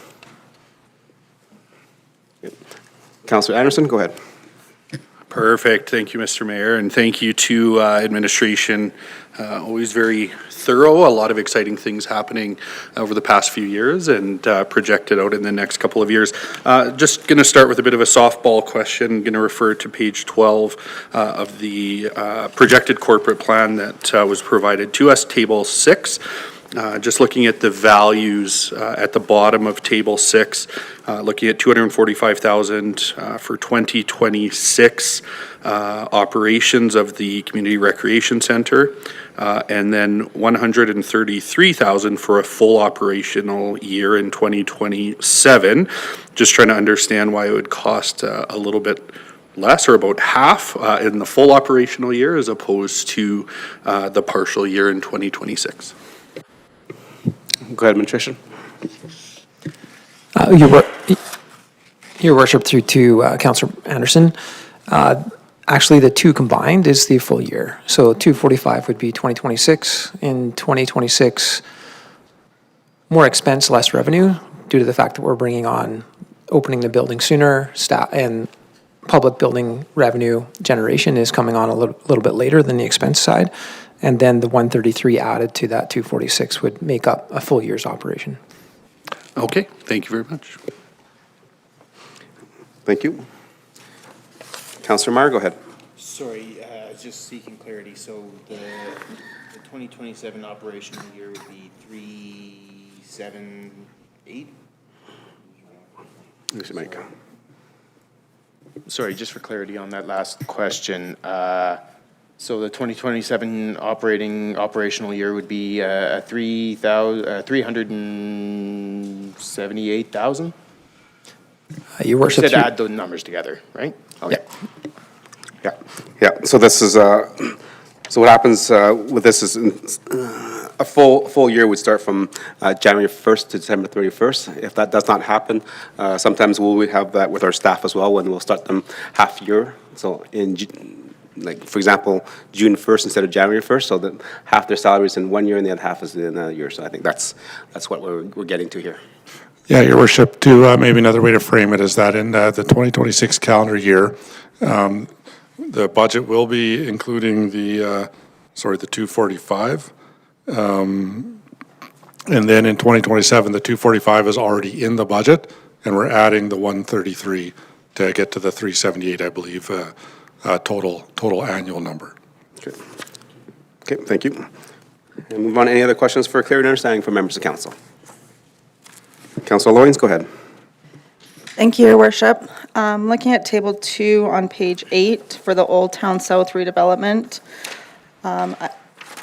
Going back to last year's corporate plan, there was a line item that said we were budgeting $100,000 this year for designing an on-street, the patio program, and I'm noticing that's not listed anymore. Is that not something we are going forward with? Administration? Your Worship, thank you for the question. Yes, that money was allocated, so to speak, or assumed last year. And as we went through the process this year, basically re-looking, revisiting that particular notion, that particular dollar amount for that particular type of project, and essentially have moved it out. We will either look at our own forces to do something along those lines, or simply find another way. Councilor Loyens, anything else? Can I keep going? I have a couple questions. Go ahead, one more. Go. Okay, then turning to page 9 for corporate system strategy, again, going back to last year's budget, there was supposed to be $300,000 allocated for project assessment management under the same line item, except for, once again, I'm not seeing it. Can I get clarification on that? Okay, go ahead.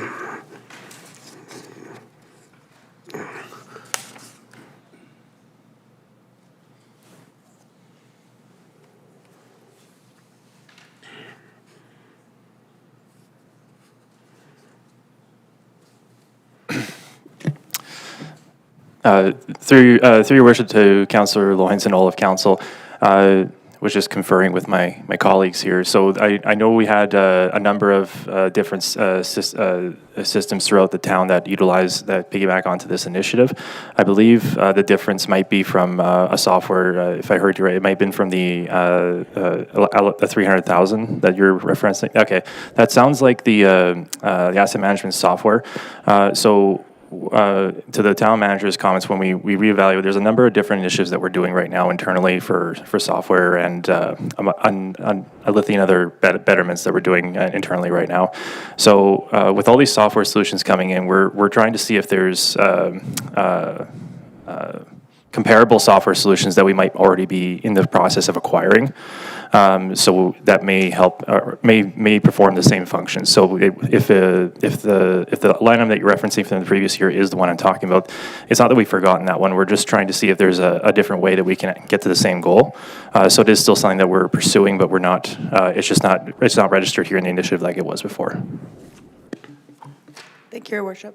Your Worship, can I add on to that? Okay, go ahead, Councillor. Thank you, Your Worship, and thank you, administration, for part of that explanation. In looking at that, I had flagged that as well, because within the previous approved corporate plan for 2026, we did have $126,000 approved for an FTE in asset management, along with $30,000 worth of contract services. So again, those are no longer in the corporate plan. They're not pushed out into future years. And being that that was a staffing position, not software, it did raise a question for me as well. Administration, in terms of staffing? Yeah, Your Worship, I guess the quick answer is correct. Those have been reviewed, reprioritized, and do not show up in the current corporate plan as it's proposed.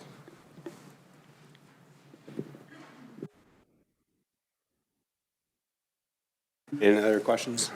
Just follow up here, Go ahead. Worship, and thank you again. Appreciating that the evaluation was done and they've been removed. I'm just wondering if we can get a little further context. Asset management and planning for our future is obviously a very, very important role that this council should be looking at and undertaking and making sure that we have viability and sustainability going forward. And so I'm just curious if we can get a little further explanation either tonight or potentially as a follow-up on why that has been moved out or why that is no longer in the plan. Yeah, Your Worship, I can certainly speak to that, and General Manager may wish to supplement or add into that a bit. Yeah, I mean, a curious question as to how to go about best doing something. At one point in time or at different points in times, we may consider that to be an FTE or an allocation of specific resources to fulfill a certain function, whether that's in asset management or anywhere else for that matter. Specifically to asset management, yeah, there's a notion out there that you could have an FTE that works at the cross-organizational support to support the processes or to outline the processes or to designate into the work the tracking, the governance, the whatever you want to call it for asset management as a whole. Conversely, you can also achieve similar results by simply ensuring that the current workforce has the time, effort, capability, approach to seek, to work on asset management, quote unquote. As it goes specifically to this one, these are things that we're constantly reviewing or evaluating. And just to put an exclamation point on that, it was, specifically this morning, myself, the general manager, and the consultant were walking through structural and duty changes within planning and infrastructure and reviewing it. And asset management continues to surface in that conversation and in that report. But ultimately, as decisions have to be made or sequencing has to be completed, it was thought to remove and support in other ways moving forward. Okay. Thank you. Move on. Any other questions for clarity from members of council? Councillor Meyer. Thank you. Just going back to Table 2 in the Old Town South redevelopment. I have a note on last year's corporate plan under the item for the 51st Street connection. And my previous note was that it did not include the 51st Avenue connections and that it wasn't the same. And looking at this year, I see not only is it pushed out 1 year, but it now also includes the 55 and 56th Avenue. I'm just curious if why. Yeah, go ahead. Through your worship to Councillor Meyer and all of council. So as the CEO alluded, that we're constantly reviewing the sequencing of these plans. So there's if I can just blow up the picture a little bit beyond just the Old Town South, there's a number of initiatives in here for this council and its first term together that we're going to be undertaking that are planning exercise. So that includes the MDP, and there's going to be some very specific dialogue on the future of that area. So one thing that we have given space here, to use the CAO's term earlier, is we try and make sure that the sequencing of like hard infrastructure designs are in a point where we can see them, that they're in the plan, but make sure that we're giving space so that we can consider all comments that we might anticipate coming out. So you're right, there has been some shifting in pardon me, in the list, but that's done purposefully so that we can make sure that we're aligning like-minded work. We're able to have the dialogue with council in the space to make sure that we're doing this in the appropriate order. And I do expect that this will mature as we go through the term of council, that we might see this plan have some different iterations, but as proposed right now is something that we think we can work with council and make sure that it aligns to the intentions. And we'll go to Councillor Loynes. Go ahead. Thank you, Your Worship. Through you to administration. Going to page 14, talking about community and social development. I noticed that we no longer are building on the capturing community belonging. There was $20,000 allocated to that, 10 for community engagement for 26 and 10 for 27 community engagement. Listening to the general manager and how we are going to continue on that preventative measures. I'm just curious where that, or if that has been pushed out to further out past this corporate plan. Okay, go ahead. Thank you, Your Worship. Through you to Councillor Loynes and the rest of council. So we have removed the Capturing Community Belonging initiative from consideration at this time. We removed it in part because we feel that with the public participation and engagement that will be taking place over the next couple of years, we will be having significant contact with the public and did not need to do this separate event. And we also realize that tying into the development of the municipal development plan will entail significant public participation and consultation as well. As we started to explore the initiative further, one of the things that we learned would be that the development of a standalone public art installation would be extremely expensive, and we did not feel that that was a good project to put forward and recommend that we spend time and effort on. And so one of the things that the department is looking at are precisely those ways that I shared in the projects and service priorities around ways to connect people and keep them engaged, to build on the partnerships with existing organizations so that we can have something that is a legacy. That was one of the intentions behind the Capturing Community and Belonging project. So it has been removed. We'll go to Councillor Anderson. Go ahead. Thank you, Mr. Mayor. I'm looking at page 18 of the proposed corporate plan, looking at table 10, which is our summary of our FTEs, our staffing positions within the organization.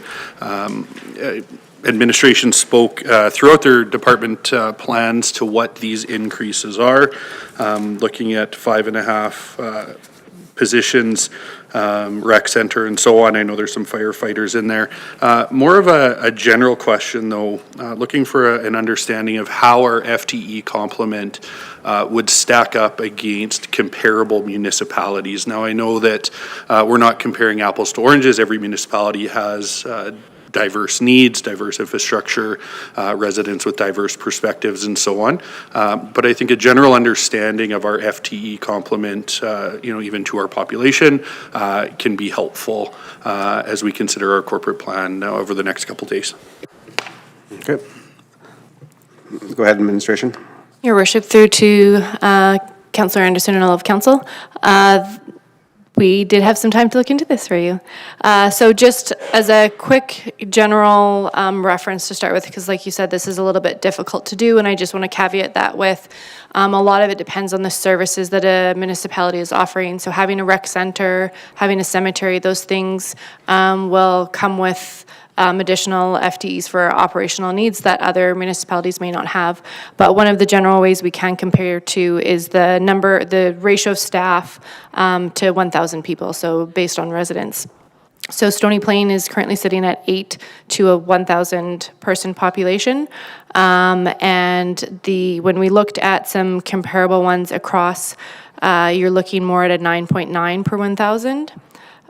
We also took some time to look at what some of that, the growth that is, that we had a chance to look at that was available for other municipalities in and around. So for some examples, Spruce Grove is looking at about a 5.6% growth, or 19.4 additional FTEs in 2026. Stony Plain is closer to 5.2%, with that extra 8 FTEs being added. And again, I would caveat that with a large majority of those are related directly to the opening of the rec center. Perfect, thank you for that. And if I may follow up, Mr. Mayor, you mentioned comparable municipalities at 9.9 per thousand. Could you just expand on a couple of the municipalities that were considered in those statistics, please? Go ahead. Thank you, Your Worship. Through to Councillor Anderson and all of Council. So some of the other ones we looked at were Beaumont, Spruce Grove, Airdrie, Leduc, St. Albert. Perfect, thank you. Just one additional follow-up for now on this one, if I may, and that's just related to some of our grant funding for summer students and so on. I know we have an individual who's on staff with us as an intern that receives some government funding from the government of Alberta. How do those other staffing positions flow into this FTE chart? Are those captured here? Would those be considered in addition to? Go ahead. Thank you, Your Worship. Through to Councillor Anderson and all of Council. So those types of casual or temporary FTEs are not included in this count. Thank you for that. So if we have, I can't remember the number. I know we increased our contingent for lawns and so on over the last year. If we were to include casuals and so on, what would we be looking at in terms of additional staff? Now, the reason I ask that question is based on the numbers presented. It would look that we're relatively understaffed, and this is where the apples to oranges piece comes in. Not understaffed, but we have fewer staff than comparable municipalities. Just looking at how some of those additional positions that aren't captured in full-time FTE would contribute to the work that goes on in our municipality. And so I guess the question there is, do we have an understanding of the number of FTEs that are casual or intern that have been employed by the municipality over the last year? Do we have information on that? Yeah. Thank you, Your Worship. Through to Councillor Anderson of Council. I can't give you an exact number. I don't have that in front of me, but I can say, for example, the public works seasonal staff are somewhere between 20 and 25 seasonals. What I would say, though, is that that's a fairly common practice in municipalities to apply seasonal staff to the same types of activities. So even though we don't have necessarily the seasonal casual included in our FTE count, other municipalities would take the same approach. So I'm not sure that necessarily is going to shift where we sit in that. And just another kind of general comment on your observation that we are on the lower side. I think one of the other things that as we are growing, we are looking to make sure that we are staffing appropriately and we're looking at our levels of service. And I would say that compared to a lot of the other municipalities that I gave, the growth wouldn't necessarily be as significant as what Stony Plain is seeing. And so I think that's the other thing is we are very good at using the people that we have in the way that we need at that point in time. And we have very, very competent staff who are able to do additional things. And I think both our CAO and our General Manager of Planning and Infrastructure have talked about how we've had to take some of those considerations and shifting how we're utilizing our staff for our point in time to make sure that we're prioritizing and completing the right work with the people that we have. Yeah, and if I may, just a quick comment to that. Certainly there was not any negative sentiment there, but certainly an appreciation for the work that our staff does and the efficiency that our teams have in the work that they do. In looking at some sort of workplace management metrics and so on for municipalities, certainly the overworked metric stood out for me. And so part of asking the question is wanting to ensure that we have a healthy contingent of staff that's able to do a reasonable amount of work to move the municipality forward. So I appreciate the information. Thank you. Thank you. Moving on to Councillor Pletchko. Yeah, thank you, Worship. I just want to carry on with that 5.5 FTE. As I read through this and I listened to the communication that we got from our general manager today, what I heard was the hiring of the full 5.5 FTEs in quarter 2. However, I heard that it would not open till quarter 4. I'm just looking for a tiny bit of clarity on if that's a fact. And then just further to that, just a tiny bit, the cost associated, the $378,000, is that for the short period of time of the opening of the facility, and will we see an increase for the following year? Okay, go ahead. We're back to Page 12, 9. Table 6. Your Worship, through to Councillor Paletzko.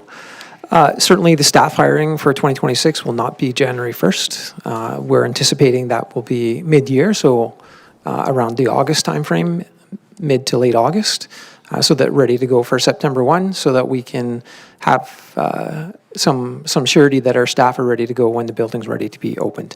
Again, that will be caveated to how far along they are with the construction and our ability to actually staff the building. So with surety, we will not bring staff in and plunk them in town office seats necessarily waiting for a building to open. We'll make sure that our scheduling and our staffing uptake and hiring is in coordination with them getting full access to the building and operating that building. So what the 245 represents is the cost for us to operate, which would be our utilities, our mechanical, electrical, all of those expenses that come along with a building of that magnitude, plus staffing, and that would be net of any revenue that we would project for that time frame that we're open.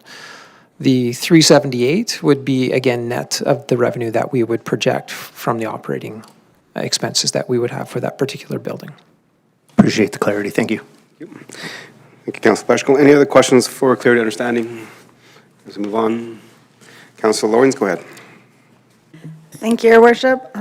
Just a very general question in regards to, kind of covers both our tourism but also our economic development. Originally, again, last year we budgeted for $27,500 for destination development and marketing. Again, I'm not seeing a table in this corporate plan in regards to that. This was a follow-up through the implementation of the 2021 Tourism Master Plan. So I was just hoping for an update as to if that is something that's already been done or if it is something coming at a later date. Okay, thank you. Go ahead, Administration. Thank you, Worship, through to Councillor Loynes and all of Council. We have removed that item at this point in time. We were fortunate to be able to leverage this year's operating budget to receive a grant. The Northern Regional Economic Development, or NRED, program became available, and our staff were able to leverage that program to instigate some brand and marketing planning work that is underway right now, both with culture and tourism and economic development. So we felt it was appropriate to execute that, capitalize on that opportunity, get as much of the work that we could done within that grant funding opportunity, and then determine what additional work might be needed in future related to that program. Okay, thank you. Thanks for clarification. Moving on to Councillor Laurie. Thank you, Your Worship. I have a few, but I will just start with respect to transit. I have two main questions on transit. The first is there was a very light touch in the presentation about some changes in operational funding and so on and so forth. I've been taking a quick look. Obviously, our transit service is operated by the City of Spruce Grove. Therefore, any changes that they make impact us. I did notice that the City of Spruce Grove has, they call it a weekday service reliability enhancement business case that they're seeking. It looks like $177,000 internally, and they talk about a contribution of $132,000 from another municipality. Because I don't see this line item outlined specifically in our corporate plan, I don't know if it's there or not. So I'm just wondering if the general manager can give us a little bit of insight as to if our existing corporate plan includes this $132,000 for the enhanced daytime service, or if that was something that was considered and not included in the plan. Go ahead, Administration. Your Worship, to Councillor Laurie, certainly we dialogue with our partners over at Spruce Grove related to transit. At the time of our development of our plan, Spruce Grove was not bringing any transit enhancements forward. So their enhancements came into their plan after we had already substantially moved through our plan. I did read their initiative also this afternoon. That 132, I would suggest, is likely they're expecting from ourselves, but that is not captured in our plan. So they should be debating 177 as the full cost, with not the town of Stony Plain involved in that particular endeavor. We had quick conversation with it, but at the time of the development of our particular plan, it was not able to be brought forward or considered with the priorities that we as a senior leadership team had prioritized. So again, we continue to dialogue with them and ask them what they would be bringing forward with their council, and our continued answer at the time of our development of our corporate plan was nothing. And they've since moved something into their corporate plan. Thank you. Certainly challenging that the management and the operations of that system don't seem to be aligned to provide appropriate consideration within who it services. So a secondary question then based on that answer is, should the city of Spruce Grove move forward with this enhanced at the 177 that they are debating within their own budget, and we are not contributing anything from our budget, how may that impact the on-demand transit services within the town of Stony Plain? Go ahead. Your Worship, to Councillor Laurie, it will not impact our current service levels for on-demand. What this is contemplating is adding 2 buses for a number of hours within Spruce Grove. It would geofence, those 2 buses would be geofenced to Spruce Grove and only service Spruce Grove during those particular hours. Our service would not be impacted by this decision if they were to make it. Then thank you. And do we have any statistics then? They quote statistics in regards to what they called failed searches, where riders are attempting to book searches or book rides within the municipality, but are receiving, and their report quotes 50 to 100 per day in failed. Is that inclusive of trips originating or terminating in Stony Plain, or do we have our own statistics on that? And if so, what are they? Your Worship, I don't have those statistics immediately in front of me. It's certainly something that we can look into and get back to you. I couldn't define definitively if those numbers include termination or start in Stony Plain, or they're specific to Spruce Grove. We'd have to ask that question. Okay, thank you. That's something we can follow up on. And again, I think Councilor Laurie has mentioned before, just because the operator and provider of the service has one service level, doesn't mean that we have to adopt the same service level, and that's what we've seen in our community, that we have a slightly different service model than the provider themselves. Okay, any more questions for clear and understanding? Moving forward. Thank you, Your Worship. I wasn't done with the transit question. You still on that transit one? Okay. I have a couple transit questions, yes. That's what I mentioned when you asked, when you allowed me to speak. Okay, go ahead. And sorry, I would... Yeah, the way you summarized that comment certainly was not the way that I was going with it whatsoever. It's not a matter of service level. It's a matter of receiving a contract service and not having operational consistency and understanding as to what is or isn't being contemplated or asked of our municipality in respect to that service. So the second question that I have regarding transit then is regarding the commuter transit service, the Route 560, which the town of Stony Plain currently pays into. I don't remember the exact dollars or cents that we pay into, but I don't see, again, any initiatives or anything in this corporate plan in regards to that commuter transit service that we do pay into. During the consideration of the Edmonton Metro Transit Service Commission, the town of Stony Plain did invest into local infrastructure for a park and ride at the Heritage Park Pavilion. The bus shelter is still sitting there unused. And I'm just wondering if there's been any further conversation in regards to the extension of Route 560 to actually include a stop in Stony Plain for that commuter route, and what the potential additional cost on top of what we are already paying into that commuter route would be to have that added into that route. Go ahead, the cost. Your worship, to Councillor Laurie, at this current time, we pay about 14% of the commuter route costs, and that is specifically for 560 to go from Spruce Grove into Edmonton and back into Spruce Grove. To add a commuter route or a rapid route from Heritage Park directly to the east side of Spruce Grove, which is where their transit service center is, would be about $380,000 per year. Thank you. Just for clarity, that is for a rapid route directly from our transit to West Winds. I'm more inquiring about 560 currently runs a route, and that route currently only has stops within the city of Spruce Grove. So I am asking, what would we need to do if we're already paying 14% of this route? What would we need to incur in order to add one stop to that route at Heritage Park? Do we have an estimation on that? I don't know, it's just not just an additional stop, it's also time and everything else that we have to figure out. Your worship, through to Councillor Laurie, at this time, based on the scenario you just posed, no, I do not have that information. I do have information for a route directly from Heritage Park to the east side, the transit center, East Transit Center, and that's about $380,000 per year. We would have to do some work to look into what a cost would be to simply run a bus out from the TLC and continue that on a continuous loop. Not sure if it changes the cost related to that or not. Not sure how that impacts the timing of the bus getting in and around Spruce Grove based on that fixed route schedule that they currently have. So there's a lot of moving parts related to determining what that cost might be very quickly.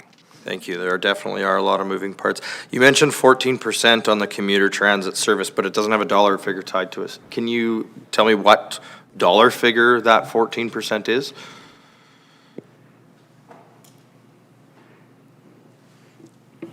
Okay, administration.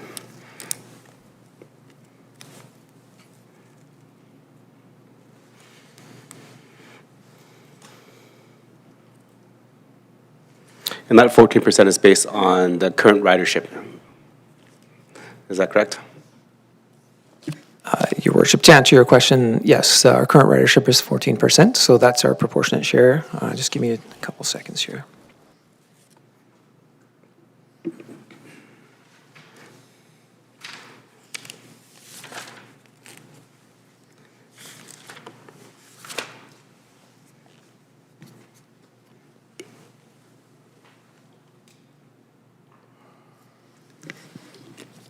Our current is about 275, and it would go to 295, 500 for 2026 proposed. Thank you. So just so I'm clear, for 2026, we're at $295,500 into the commuter route. And if we were to create a direct route from Heritage Park to West Winds, it would be $380,000 for a difference of, what would that be, approximately $85,000?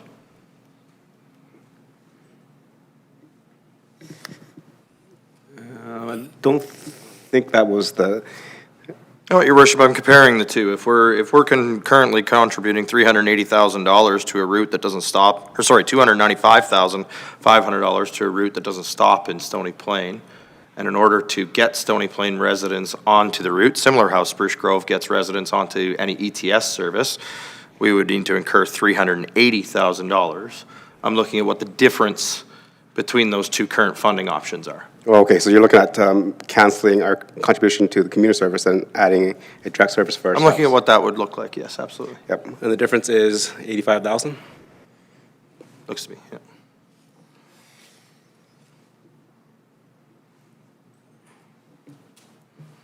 That is correct, Your Worship. It would be $84,500. Yep, thank you. Okay, thank you, Your Worship. Councilor Lawrence, go ahead. Thank you, Your Worship. Sorry to keep the general manager on his mic, but just a couple questions in regards to pages 30 and 31 regarding the fire lieutenant and the 2 firefighters. Not too concerned that they were pushed back a year on both sets, but my question is in regards to the cost. Comparing the corporate plan from last year to this corporate plan, I'm noticing a decrease in the fire lieutenant from $133,000 to $120,000, and the 2 firefighters going from $226,000 to $203,000. Now, again, I'm not opposed to saving money, but I am kind of curious how the cost of an employee is going down instead of up. Your Worship, through to Councillor Loynes, certainly we looked at our current operating budget, and we believe that there would be a reduction on our casual wage side, and so that would help offset the overall cost. Okay, thank you. Mark. Let me see. Anyone else has their hand up? Councillor Anderson? Come back. Thank you, Mr. Mayor. I'm going to look at page 35, please, table 22, related to horticulture service improvements. One of the things that is noted here is the replace or renewal of some of our developer-contributed landscape, and we've seen that over the last couple of years where some of that has occurred. Just looking for some thoughts on if there are any guidelines that we provide to developers to ensure we're not having to replace or renew the landscaping when they pull out. Certainly, they do a beautiful job and they want to sell their homes and those sorts of things, but we're left to maintain. And so, obviously we have some dollars here that are being allocated to staffing that are in part intended to help with that. But just wondering what we're doing proactively to engage with developers to put in landscaping that meets a standard that won't add undue burden to our staff. Go ahead, General Manager.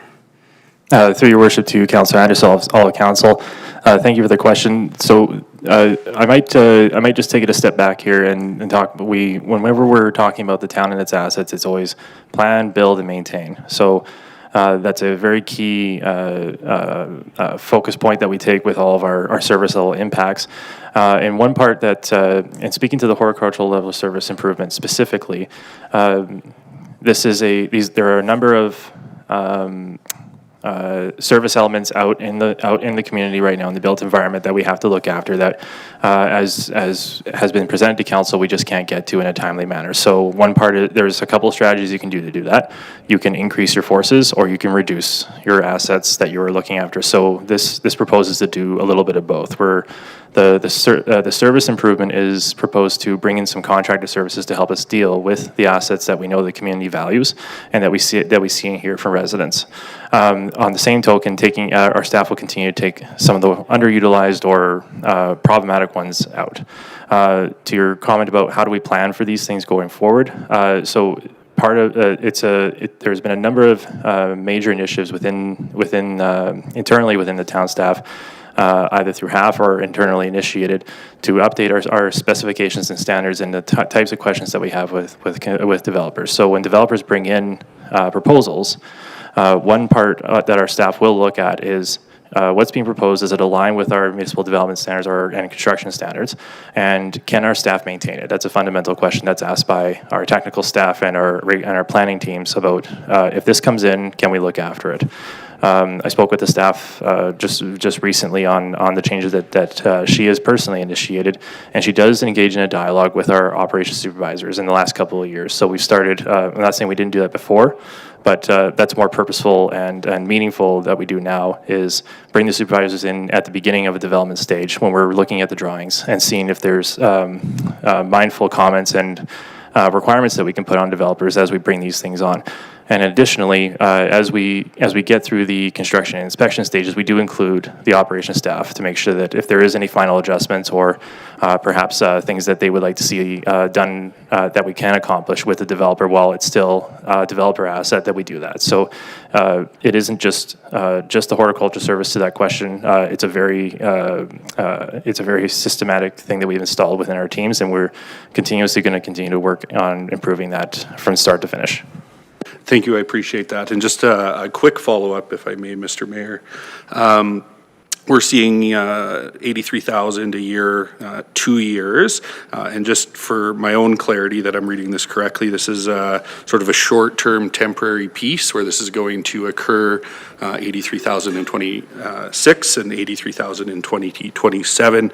But we don't anticipate continuing that program necessarily in the future. They'll be reevaluated sort of as we move forward. Through your worship to Councillor Anderson. Correct. So we've split this initiative up over the 2 years so that we can stand this up and operate, not unlike what the dialogue that council was just having on the rec center.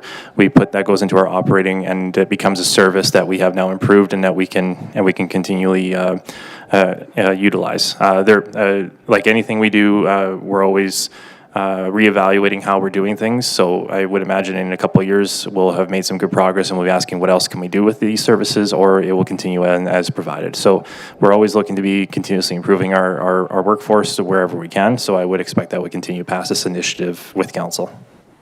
Okay. Thank you. I'm just going to add on to that. So in terms of the 83,000 for contracted services and seasonal staff, so out of that amount, how much is contracted services and how much is seasonal staff? Thank you, Your Worship. I'll just need a second to pull that up. Can I add on to that too? Okay, go ahead, Councillor Pletchko. Yeah, thank you, Your Worship. You made mention a while ago in your presentation that was for a 2-year program to improve services.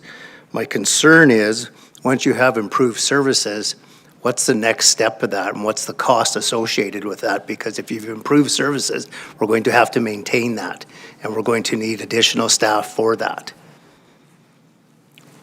Okay. Through your worship, just to your question earlier, it's about half for the contracted services, the other half would go to seasonal work. And pardon me, Councillor Pletchko, I didn't catch the end of your question while I was looking up that information. No problem, I'm sorry about that.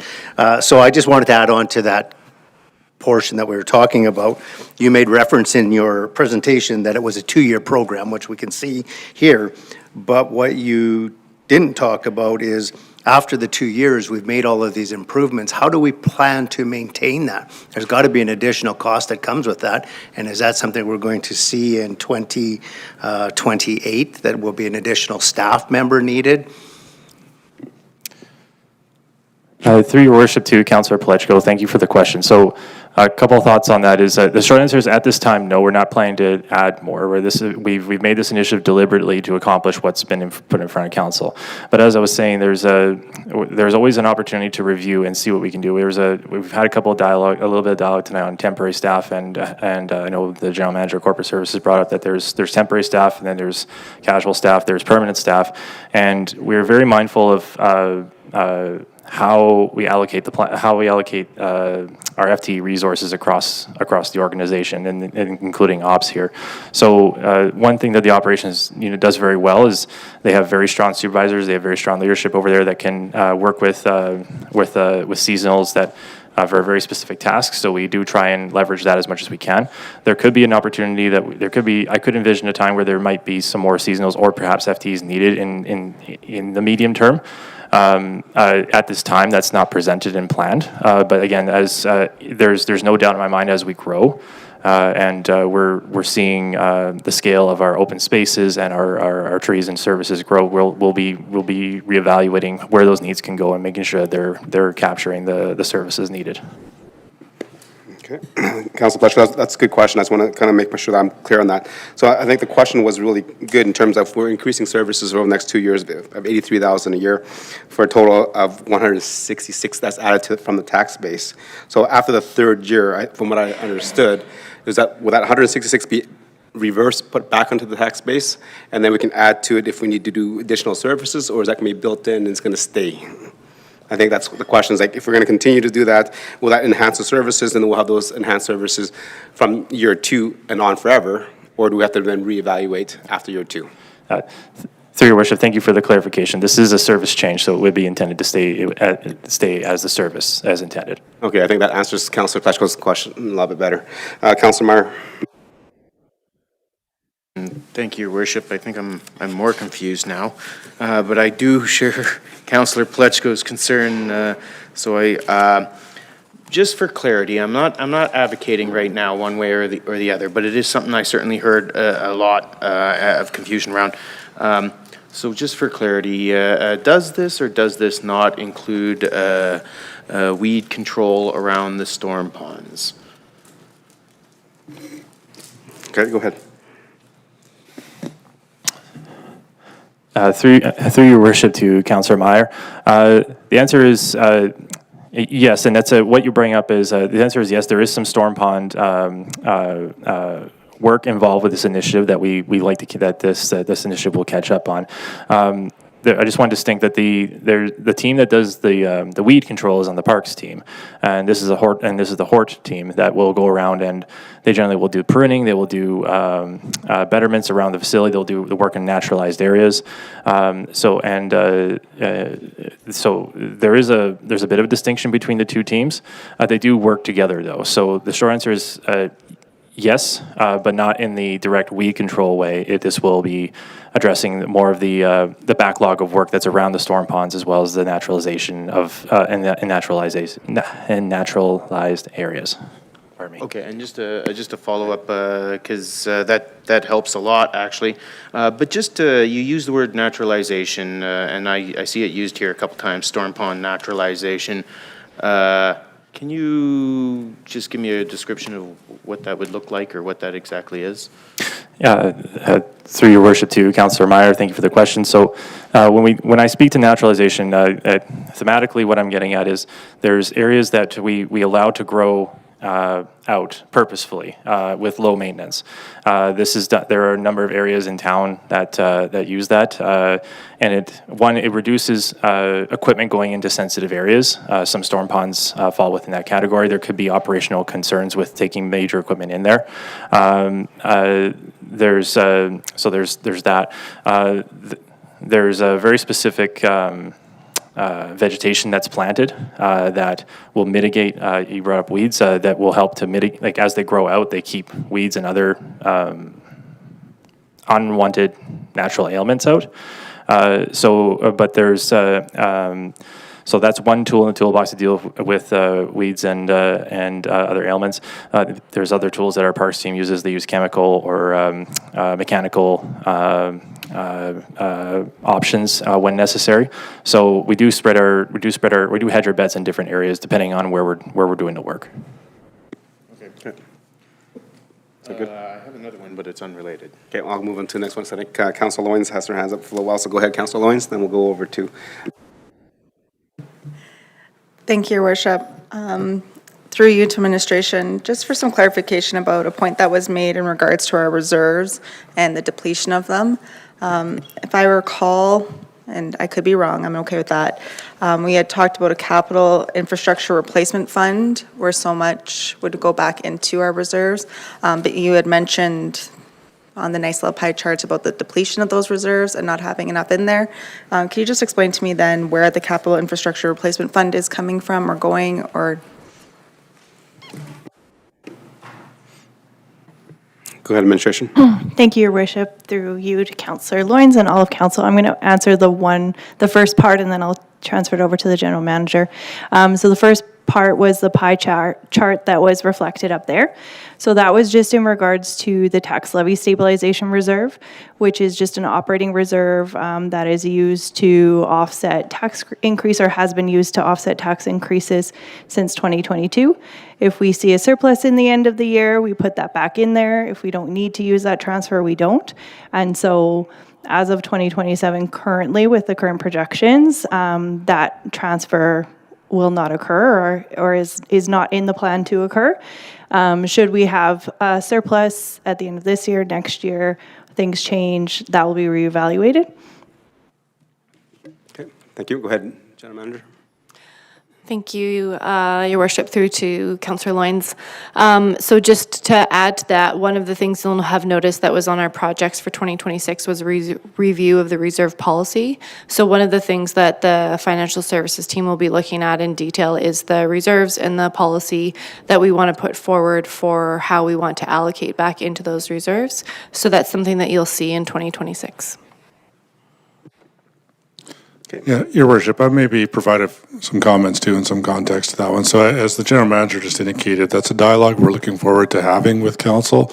Again, specifically to review the policy, but also to, how would I put it, have a dialogue about the use of and the theory behind and so on and so forth to reserve funding, because there's a number of things that do come into play, that do come to pass from time to time. The manager indicated, at the end of the year, sometimes we had a good year, on operating surpluses. I think in the last year, I believe, the utility services ended in a surplus, somewhat from cost saving, some from deferred project, so on and so forth. But at the end of the year, ended up generally in a surplus, which then transferred further money into reserves, into those specific reserves. There was the Forest Green sale, which had a pretty significant impact on both reserve levels, but also some outstanding debts and so on and so forth.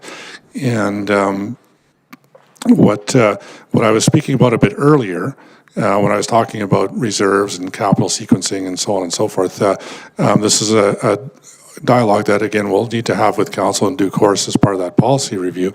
But a couple of things. I think our reserves are currently actually at the highest they've ever been. A couple of different ways to get to there. Again, theoretically, you could not spend them, and they will just continue to grow one way, shape, or form. Your debt, your deficit will show up in the infrastructure out in the streets and so on and so forth. So again, what this corporate plan does indicate, and what reserves are at a relatively high level. We've reviewed some of those capital projects, spanned them out a bit further. I think there was some commentary about what kind of direction comes in the strategic plan process, and through that reserve dialogue, and get into shaping the next 2 to 8 years worth of that sort of fiscal policy. I think is an important dialogue for Council to have in the upcoming months. So. Okay, thank you.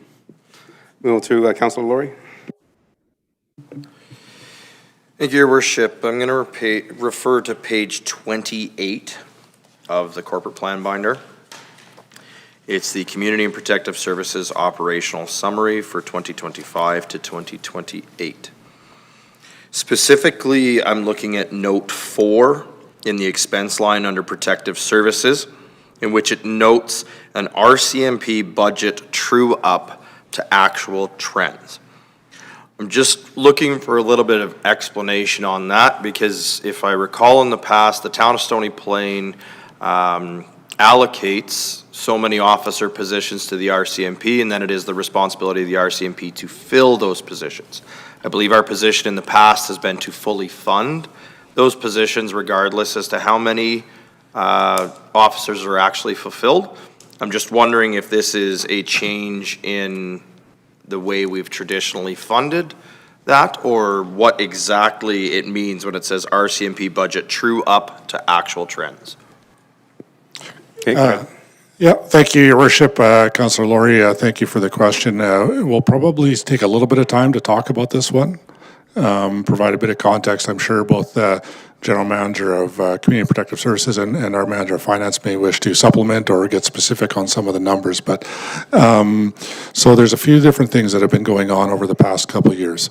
So first and foremost, what I would say is that we receive a budget estimate, I guess is what you would call it, from, I'll just say the word RCMP, technically Government of Canada, so on and so forth, but I'll just use the RCMP. That number is what would be considered an estimate, and it flows and it follows their fiscal year. So that's April 1st, I guess, to March 31st. I'll just leave it, it's on their fiscal year. Of course, as Council's well aware, we budget on a different fiscal year, January 1 to December 31st, and that is a bit of an important factor as we get into as I maybe get a little bit further into this contextual side of it. I believe Councillor Laurie asked about the estimates for FTE or complements. Yes, correct. I believe we're at a 19.5, generally speaking, as a complement estimate. That forms part of the RCMP, their estimates of cost for the upcoming year. It's a pretty big part of it. The other part that's pretty significant on the RCMP estimates are capital spends. And that can range anywhere from, as I'm sure council's heard over the years, vehicles and so on, to literally firearms and other requirements for the RCMP to go about doing their business. So probably about the last 24 months, maybe a little bit longer, we have noticed, we were starting to notice a bit of a trend in that they would estimate X dollars. We would budget X dollars for, give or take. And ultimately, at the end of the year, we would receive some form of a, you can call it a true-up, you can call it the, sorry, I'm at a loss for the other word for it, but basically we would be in the good. We would have overpaid. Yeah, we would get like a refund on our payments. It would show up just as it would knock down the price of the next quarterly invoice and so on and so forth. And I know I'm getting somewhat granular here as to the way that, on the back of house, how does this all shake out? But after having observed that for a year or two, I'm sure council can appreciate, as it's noted in here, I think about $240 for 1% tax increase. We were seeing numbers coming back to us, in the $400,000, $600,000 mark. So amounts that are not immaterial to our budgeting process. The challenge for us administratively, and when we get into the corporate planning process, the sequencing and so on and so forth, is it's pretty hard for us to, alter a $600,000 change. I.e., some of the stuff council's already talked about, questioned about, requested, simply doesn't even add up to $600,000. And we would allocate that money, those funds, and then at the end of the year find out it was not required.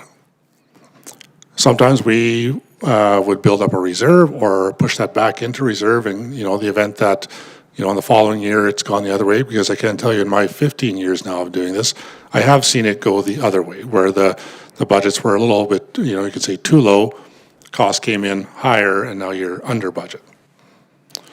So what we're attempting to do here is respectfully not use their estimates, because frankly they've been wrong for a couple years. And we are going back to what we have seen our actual costs be, as well as our own expertise or understanding as to how those numbers are tracking. I'm going to go back to the fiscal year comments for a second. So we received their estimates based on their fiscal year. We just received what would be their second quarter invoice, which is technically we're heading into our third quarter. We have a pretty good idea now as to where we will end our fiscal 25. That's important because now we know more about how much we may be under and can then therefore theoretically even reallocate or so on and so forth from our 25 budget numbers.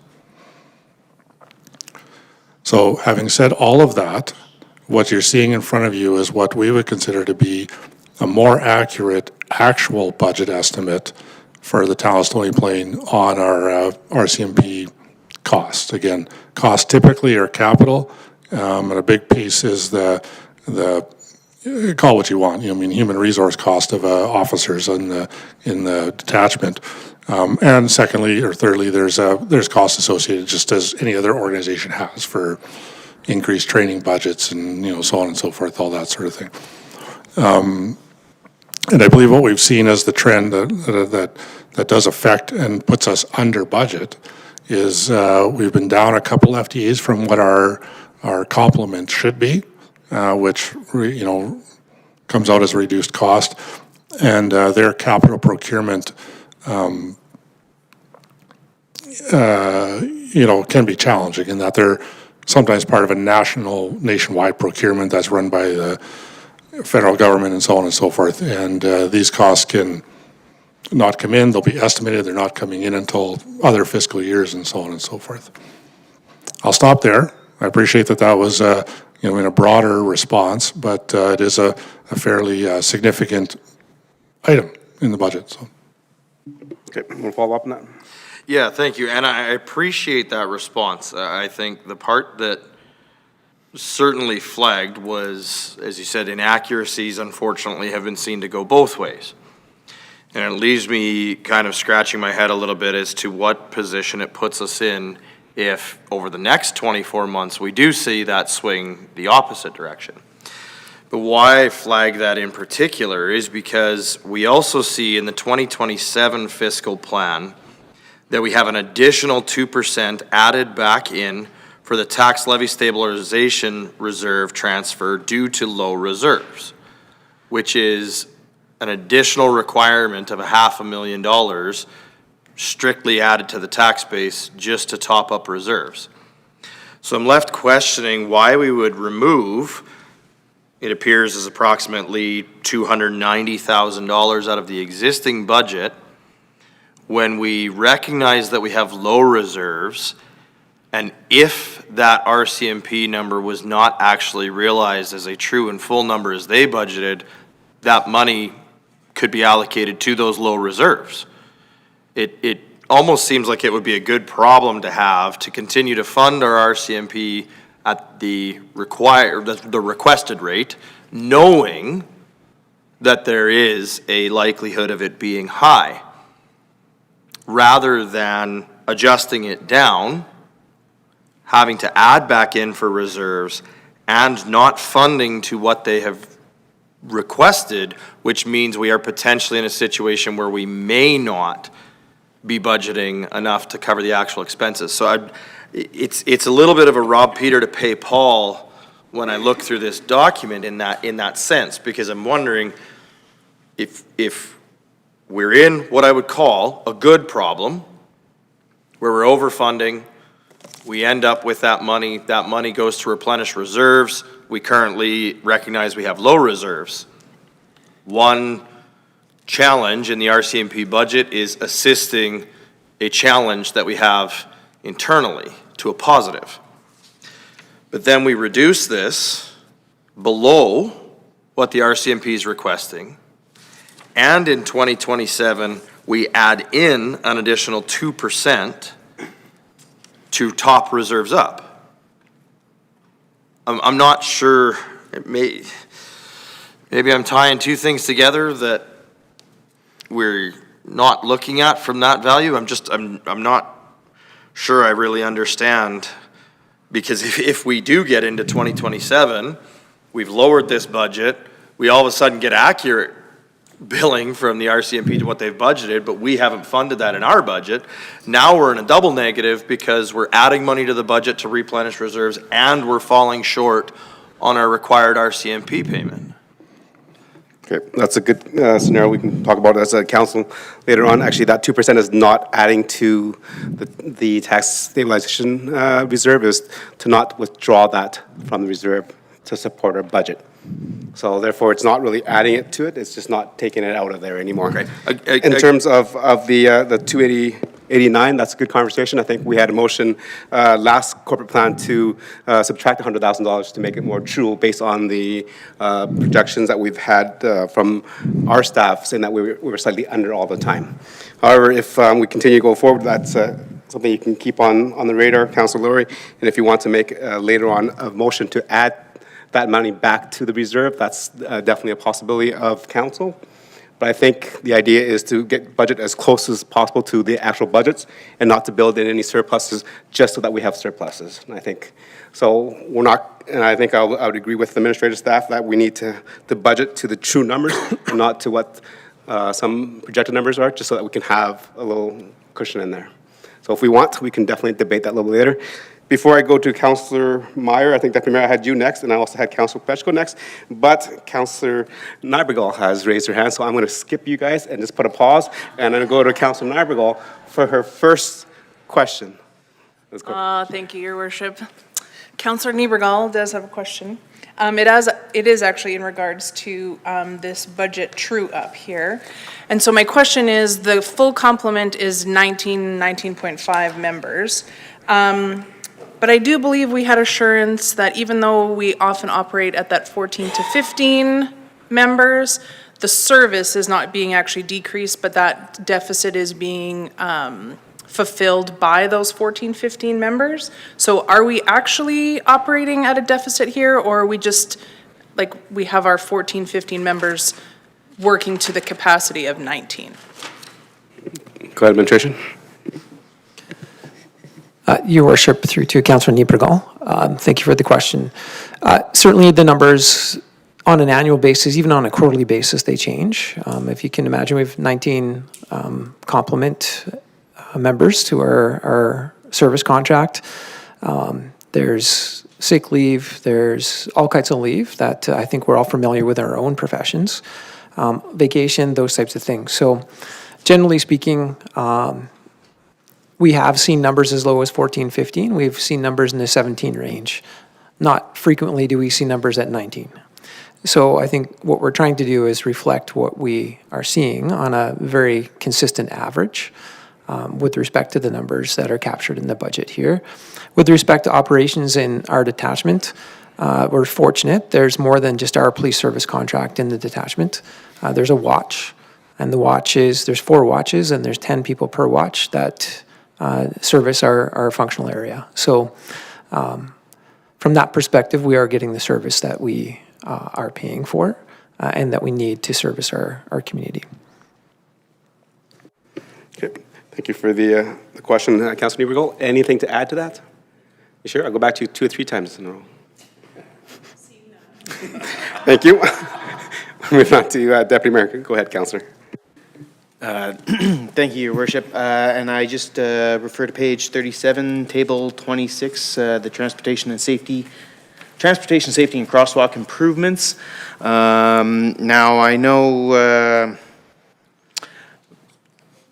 past council back in July received a report where it was recommended speed limit reductions, and I'm very happy to say that we all unanimously, except Councillor Niebergall, you weren't there, we did receive that report unanimously. Anyhow, boy, I could have campaigned on that all over again this past campaign, but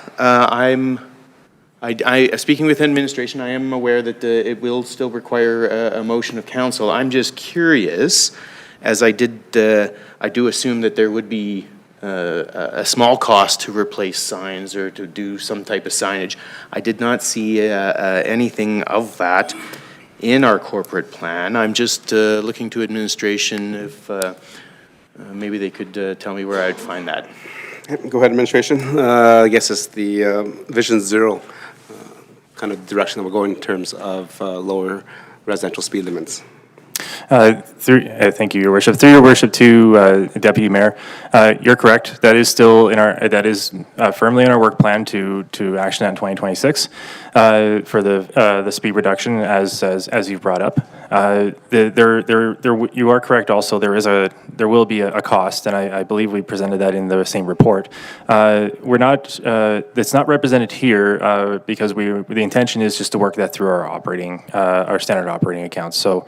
We're going to work that in with our transportation operating with our operations team. So the intention is just to absorb those costs through that program. That's the best answer I could have gotten. Thank you. Okay. Go ahead, add to it, Councilor. Yeah, I have a question on this one as well, if I can jump in here, if you don't mind. Both elections I've been a part of, we hear from residents about a couple of intersections or areas of town where they're hoping for some form of safety or crosswalk improvements. The couple that I heard about this year that have been shared with administration, I don't see reflected in the next 2 budget years, but just looking for some insight as to how those other intersections or so on are action by staff. If there's some work that's done and it's determined they're not needed, would be great feedback for us to take back to the residents in those areas. I also see that 2028 improvements still to be confirmed and potentially they're earmarked for down the road. And so just looking for an indication from administration how that plays out year over year. Go ahead. Through Your Worship to Councillor Anderson.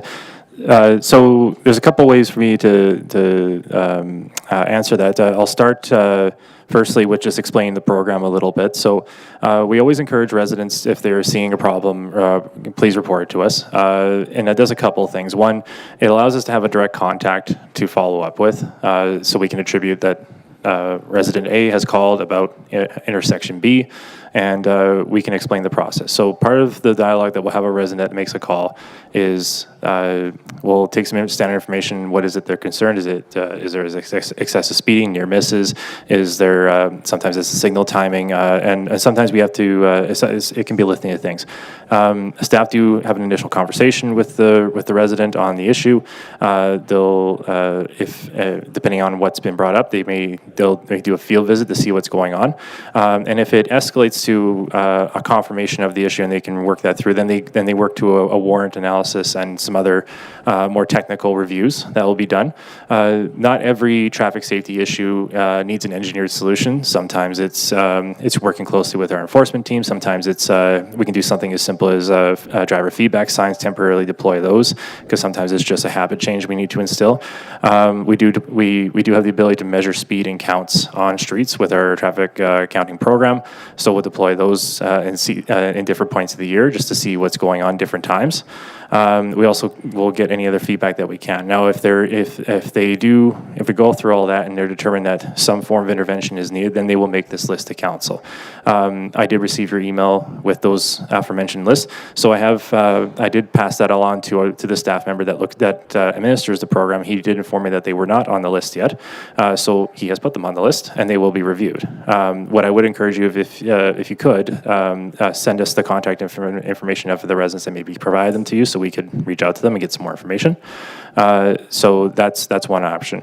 And as I mentioned in my presentation, the 2028 doesn't have confirmed locations yet because we do recommend keep some funding in the program as a program because we do see that this initiative does have a great deal of resident interest and also from council. But we do see sometimes we'll have something on the list that it stays on, it'll be there for a while, and then we'll have an unexpected candidate come up that just needs to go above it. So we do like to keep that third year a little open. We do keep candidates in there, but as we get into that second year window, that's when we start to firm them up. So year one, those are ones that we're already working on to get going, and then year two, those are pretty reasonably safe, and then year three, like I said, those are where we start putting those new candidates in, because we do have, it can be quite a process to get all the information of, like I said, through the warrant and through the resident interactions, and sometimes we have to reconfirm things as we go with them. Perfect. No, I appreciate that. There's a couple really good things to pull out there. One, the process, I think, is really good for us to understand and for residents to hear. Two, the fact that the ones that were brought forward by residents, I know weren't just to me, but my colleagues on council, many of them received similar feedback. And to know they're on the list is awesome as well. And certainly, I think I've heard in the past that we have a crosswalk program where we sort of improve one or two a year, but to see some fast tracking here with it looks like a grant is phenomenal. And I know that goes a long way with residents, so thank you for that. One really quick question, permanent, temporary, we see both on here. Just a quick indication as to I mean, I know the difference between permanent and temporary, but what that means when it comes to the crosswalk improvements. Go ahead. Through your worship, the councillor Anderson and all of council. So the distinguish the permanent and temporary in this context is there are sites that will determine that this is when we get to the engineered solutions. We're determined that something has to go out there, but sometimes there's isolated conditions on the streets that we want to explore for the implementation before we get into a permanent structure. So what we'll do, usually this is around when we have heavy parking included into the traffic issue, or there's some sight lane questions that we want to answer ourselves. So we'll deploy with I call them chiclets, the yellow chiclets out into the street, and they're oddly shaped so that you can make different landing shapes and to match the current geometry of the road. So we can maneuver them and even change them a little bit through a year or two to see if we're getting the results that we would like to see. And if we start to see success with that, we can make them permanent. We can then just take that outline. The drivers are now used to it. They understand that they're there. We can make them permanent. They're good. But there's also the reverse. If we start to see see a decline in the issue, whatever it might be, we could potentially remove them and there's no issue to the road. It just gives us some flexibility before getting further invested into a permanent solution. Perfect, thank you for that. I'm going to, sneak in one more quick one then. If we look at across from Westview, 4433rd Street there, between the multi-unit residential condos, we have, I think we called them bump outs if I'm not mistaken, and I think those were called temporary as well because they were poured on top of the pavement and could be moved potentially. So would that sort of be an example of what a temporary improvement could look like? So I refer to those ones as almost a tempo permanent. So we don't, they can be removed because you're right, they do sit on top of the asphalt. They're not like ones that we would embed into the sidewalks, for example. Those ones, I've heard from staff that have administered that we had some initial comments about from people we expected, from people who were that brought forward comments about the lack of the parking changes is what I'm trying to get at. Pardon me. But over time, we started to see the success we wanted. It does put the users that are going to the Westview Health Center and using that crossing did provide some positive feedback back to the program that it's helping with them feel safe about crossing the location. So I don't expect that those will be removed at any time soon. But they're like when I talk about the more temporary ones, it's like I said, it's more those chiclet ones that we've now made more investments into, and we do have an inventory of those that we do move around. Tempo, permanent, and chiclets. This has been enlightening. I appreciate it. That is some good conversation. Councilor Loyens, before I go to Councilor, anything to add on this? You had your hand up. Okay, go ahead on this topic. Go ahead. Thank you, Your Worship. Again, it seems like I keep wanting to go backwards. In our budget last year, we talked about 4 out of 5 of these streets, and I'm looking at the price difference. Last year, it said it was going to be $195,000 for 4 of the streets for pedestrian safety improvements, and now it's saying in 2026 it's called crosswalk safety improvements for $320,000, and the only change that's been noted is the addition of Oatway Drive and Bright Bank Avenue, and so that's looking at $125,000 difference. I'm curious, is that the cost of what a temporary crosswalk safety improvement would be, is $125,000? Okay, administration. Through your worship to Councillor Loyens, I would have to go back and look at the specifics of that one and compare the two initiatives. We do make sure that the costs for this year are updated to what we would expect, though. But I would have to go back and maybe take that back if you wanted the specifics on the cost changes. Okay, yeah, just a quick update would be wonderful. And then again, Councillor Anderson asked not the difference between permanent and temporary, but when we're seeing it, I'm looking at most of these, the permanent ones I'm looking at Oatway Drive and Brown Street and Umbach Road and Oatway Drive, those are typically just crosswalks. So what are we talking about for permanent change for crosswalk safety improvement then? Go ahead. Through your worship to Councillor Loyens. So just so I'm on the right page, so we're talking about table 6 on 2026 candidates with the crosswalk safety and those locations and the designation of the permanent and temporary, correct? Correct. And just what would be involved with those. Yeah, so you talked about chiclets and bulb outs Yeah. and things like that, I get that. But when I'm talking about Oatway Drive and Brown Street or Oatway Drive and Umbach Road, those are just crosswalk areas. So what would be a permanent change to a crosswalk? Well, it could be a litany of things. So it could be the rapid flashing beacon installations. It could be enhanced crosswalk markings. I don't have those specifics right now, but those like when we're looking at non-engineered solutions that they're maybe permanent in nature for that. It's usually like I said, there's a spread of different options that we can take, and they can be just as simple as better signage all the way up to engineered structures within the intersection or the crosswalk. Okay. Or sometimes it's even moving the crosswalk if we need to, because based off where the location is. Okay, and then just one more quick one, Your Worship. Can you please explain the difference between crosswalk safety improvements, curb extensions and school site safety upgrades, and safety and crosswalk improvements for the 3 of them that are listed? 26, 27, 28. So, Through your worship to Councillor Loynes. Yeah, happy to do that. So the curb extensions, so remember, as I was mentioning earlier, so High Park has a number of temporary deployments right now in and around the school. So this lines up with the major roads program, actually, as we would do some work out at the street.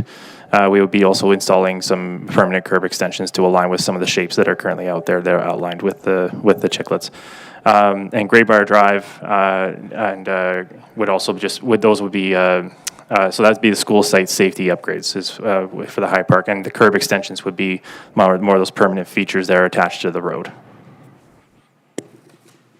Okay, thank you. That answers a lot of questions on that topic. Moving over to Councillor Fletchko. Yeah, thank you, Your Worship. I'm going to take you down the water replacement project. This question goes out to the General Manager of Planning and Infrastructure, I believe, Your Worship. Earlier, you made reference to the update to the water meters. No supplier yet. You're hoping to go through a process. Yet in our budget, you're asking for $300,000 over 2026, 27, and 28. Bit of my concern here is you have a $3 million budget over 10 years. I think we've heard at the table here several times tonight, the cost of stuff escalating. And we're spreading out a replacement over 10 years, and yet we don't even know what the true cost of this project is. In past, I expect to see costs associated with things so that we know what that costs, not just give me a number and hopefully I can get that done within that. What have you done to get to the numbers that we are today? Because what I see is per year we can do about 652 units. They're about $460. I imagine you must have a little bit of time and effort and salary in there to change them out. Have we considered an alternative to that yet, where we would actually escalate that so we know what the actual cost would be on a much shorter basis so that we're not looking at taking that $3 million budget and being $7 million over 10 years? Okay. Thank you, and that's on page 36, table 25. 25. Sorry. Okay, go ahead. Through your worship to Councillor Plechko, thank you for the question. So I'll open with saying that absolutely share that we want to get certainty on the project details, and I will say that this is this number does come from some professional dialogue we've had with our staff who are familiar with these items, as well as some professionals that are out there in the field. So we have we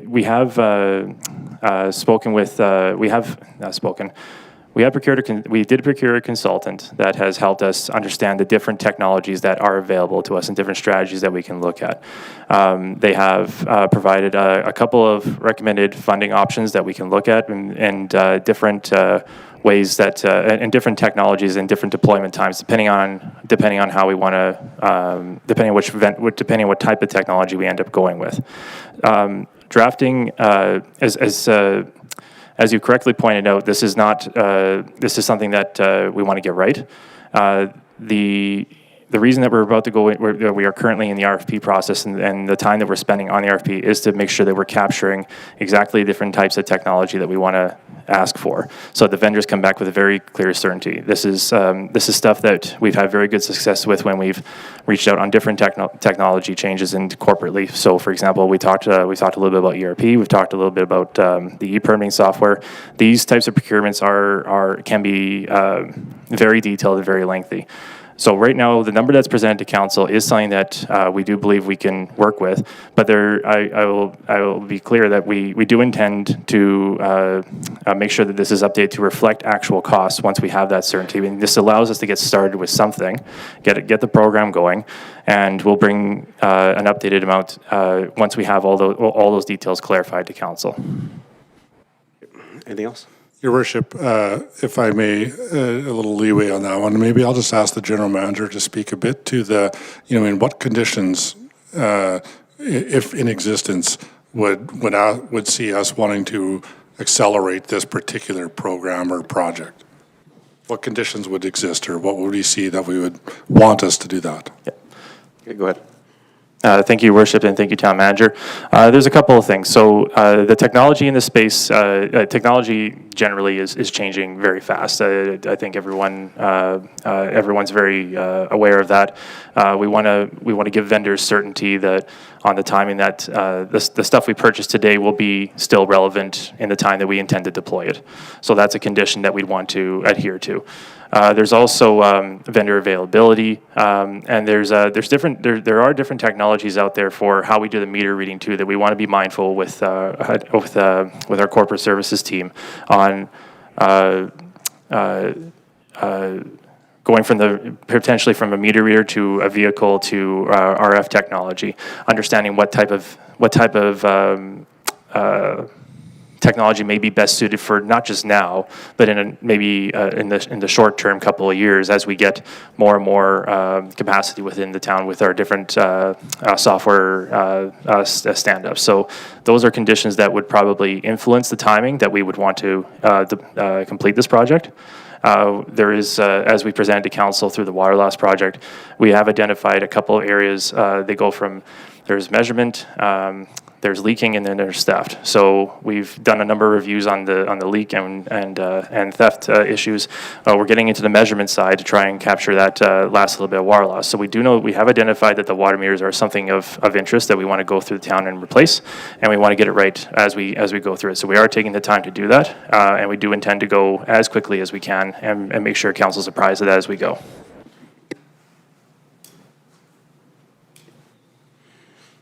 You're good with that. Okay, I'll follow up on that in terms of the conversation. I didn't note that as a 10-year project. That's what the administration has kind of outlined.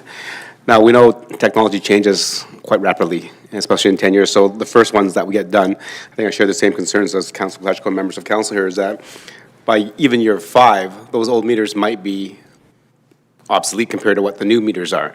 I understand that we're trying to get the best product, trying to talk to people.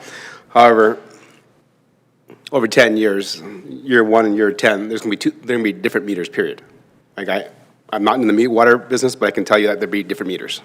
So how do we combat that? If we want to have a system that's synced, then maybe we can do different things with it, but if they're different meters, then we're running into a risk.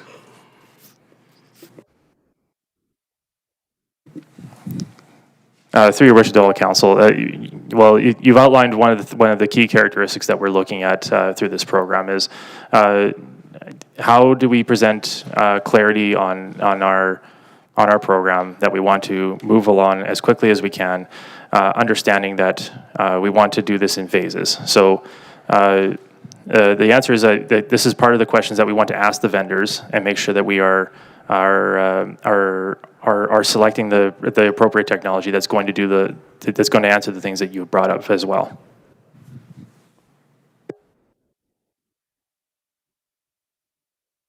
Regarding the same issues, in terms of right now, we contract a company that reads the meters of every meter in the town of Stony Plain. What is that cost of that contract right now?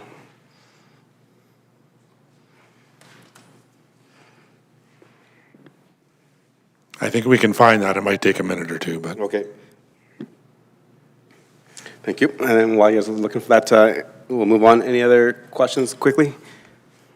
We'll go to Councillor Loynes. Go ahead. Thank you, Your Worship. Through you to the General Manager of Planning and Infrastructure. I'm looking at page 35, table 23, the Utility Master Plan update. For most of the ones that show that there's cost over multiple years, it has a breakdown of what those costs are. This one just says it's $205,000 over the 3-year period. Can we just get a breakdown of what it actually is going to cost for 26, 27, 28 for each individual plan?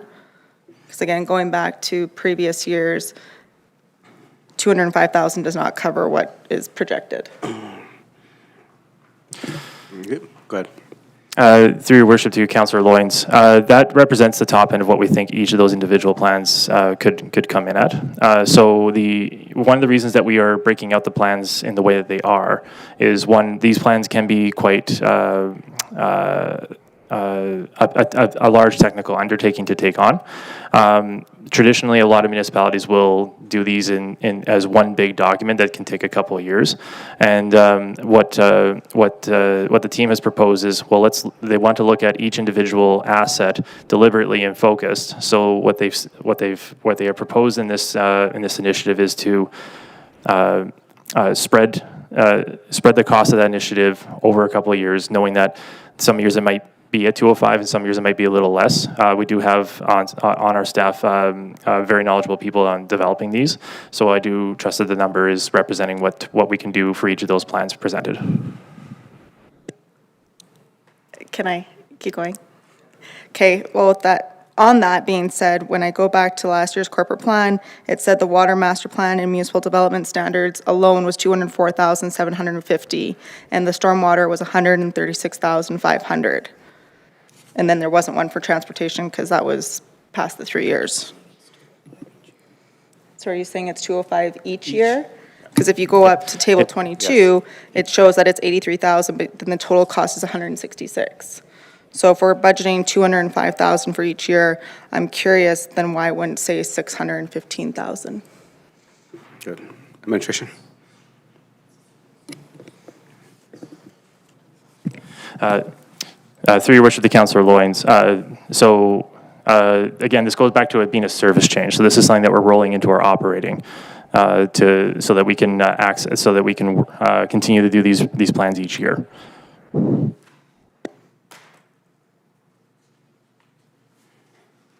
Okay. Go ahead, Councillor Pleshko. Yeah, thank you, Your Worship. Through to Planning and Infrastructure, I believe. We'll talk about page 39, table 32. Just looking for a little bit of clarity you're asking for, and I realize it's for 2027, staffing for a roads heavy equipment operator. Yet when I look through the plan, I see no additional equipment for that. Go ahead. Through your worship to you, Councillor Plechko, you're correct. There's no specific equipment allocation for that person. There is equipment that they will be operating as they come on. So we have the equipment in inventory currently that's not being utilized that will require another operator? Go ahead. Through your worship to Councillor Plechko, the answer is that we would be able to do more with the same equipment that we have right now. So I think a lot of people associate that the roads crew is on the graders, and they are correct.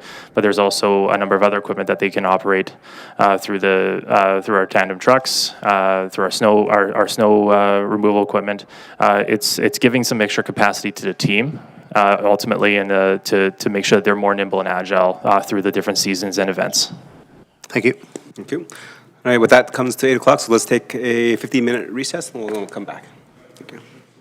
Go ahead. Oh, do you have a quick answer? Go ahead. I'll have a quick answer. Thank you, Your Worship, to you and all of council. The annual meter reading contract is approximately $122,000, and that is split between the water and wastewater rates currently. Okay, thank you. Okay, with that, we'll take a 15-minute recess, and we'll come back.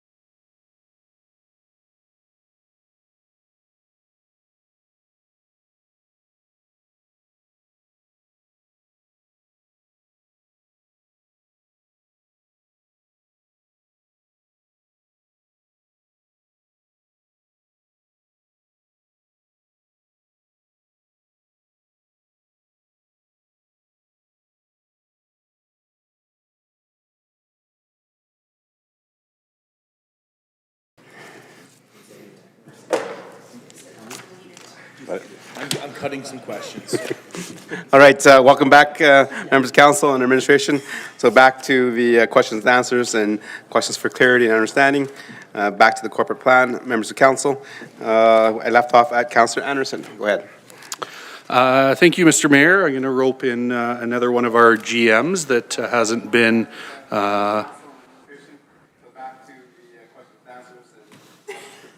what's going on? Hold on. Your YouTube stream is behind. We got weird sounds happening on. There you go. All right. We're back on track. My apologies. We're going to go to our manager of community and social development. Through you, Mr. Mayor, I do have 2 questions, if I could, please.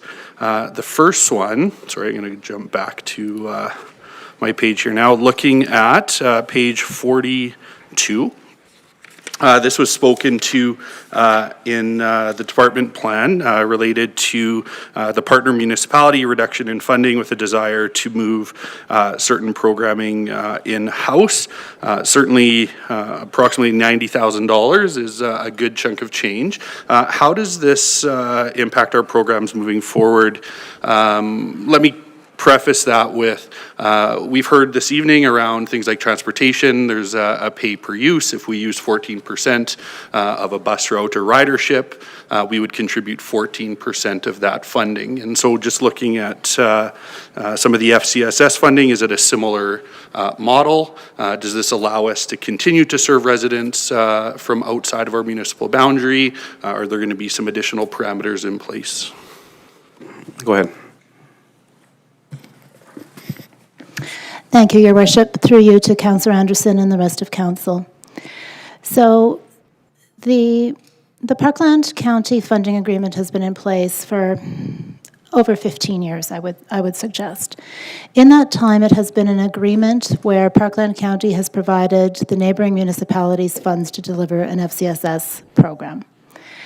Parkland County has provided funds to the municipalities that border Parkland County, so Stony Plain, Spruce Grove, Devon throughout the years, Drayton Valley, Yellowhead County, and so on.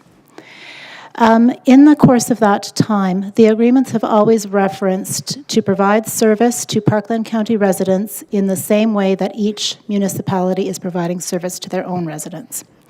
So the past agreements and the current agreement, which will end December 31st, include simply provisions that county residents will access services and supports delivered within the department. And so we followed through with that agreement. Since 2018, when they first drafted their social development plan and published it, they have been sharing that their intent each year was to move forward with budget changes and a refined service delivery model for Parkland County. This year, in late June, early July, they started actually moving forward with that plan and process. And so in doing that, what Parkland County has determined is that they would like to provide more direct service delivery to their own residents on FCSS-related programs. And so they're proposing that they will do different things, perhaps out at some of their community halls and community centers. They have expressed interest and heard concerns from their residents that more services are needed in the far east and the far west of the county. And so my understanding is that their intended service changes will provide that additional level of service to those county residents. In doing so, it has led them to relook at their FCSS funding agreements and change the funding model. And so I don't have final numbers. The number is changing through conversations and discussions, but I do anticipate that we will have a final number to include in the plan that will be presented for December 8th. What we have been told at this point in time is that we are having discussions around a particular limited number of services that Stony Plain would provide to Parkland County residents. So it would not be the full same range of services and activities that Stony Plain residents currently and in the future would be able to attend. We would also have the ability to charge fees to Parkland County residents to attend programs, so we could have a different fee structure. So for example, if attending a workshop was free for Stony Plain residents, Parkland County residents could be charged a nominal fee. And so part of that discussion and part of the understanding that we're working towards is understanding what type of full budget impact it might be in terms of a reduction in revenue, but a potential increase in revenue through user fees or registration fees. And so that's to be determined. In terms of access, one of the other challenges with that is the communication to Parkland County residents and ensuring that they understand where and how they get services.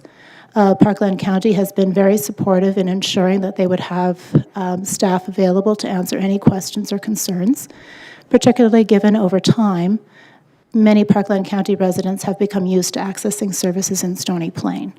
And so working through what that message might look like and that communication strategy has been part of our conversations to date. Perfect, and I appreciate the fulsome response. I appreciate hearing it wasn't a divisive decision or an unhappiness with services provided, but an opportunity to better serve the population. And just a quick follow-up to that one, I would assume, similar to our relationship with Spruce Grove, where CSD and Stony Plain, FCSS and Spruce Grove sort of co-sponsor different projects and that sort of thing.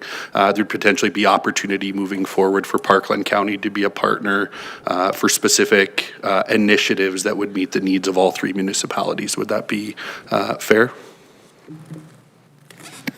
Thank you, Your Worship. Through you to Councillor Anderson and the rest of Council. Yes, inclusion and participation in regional partnerships is still the intent of all three tri-municipal communities. Within the Parkland County Agreement, they are looking at specifying which regional collaboratives they would be part of as their own entity and providing representation, in the form of a staff person at those conversation tables, and also which they would be intending to provide funding to. So in the past, as part of the previous funding agreements, we would have sat at that table, not precisely on behalf of Parkland County, but with the intent that we were there because we had funding to support their residents as well. And so some of those collaboratives were more that Stony Plain and Spruce Grove kept Parkland County apprised of activities that were being undertaken on behalf of Parkland County residents. And now this shift will have Parkland County closer and more active at the table. Perfect, and thank you for that, and appreciate the regional approach moving forward. Mr. Mayor, a secondary question through you to the Manager of Community and Social Development again, and this is just flipping a page to 43, Table 38.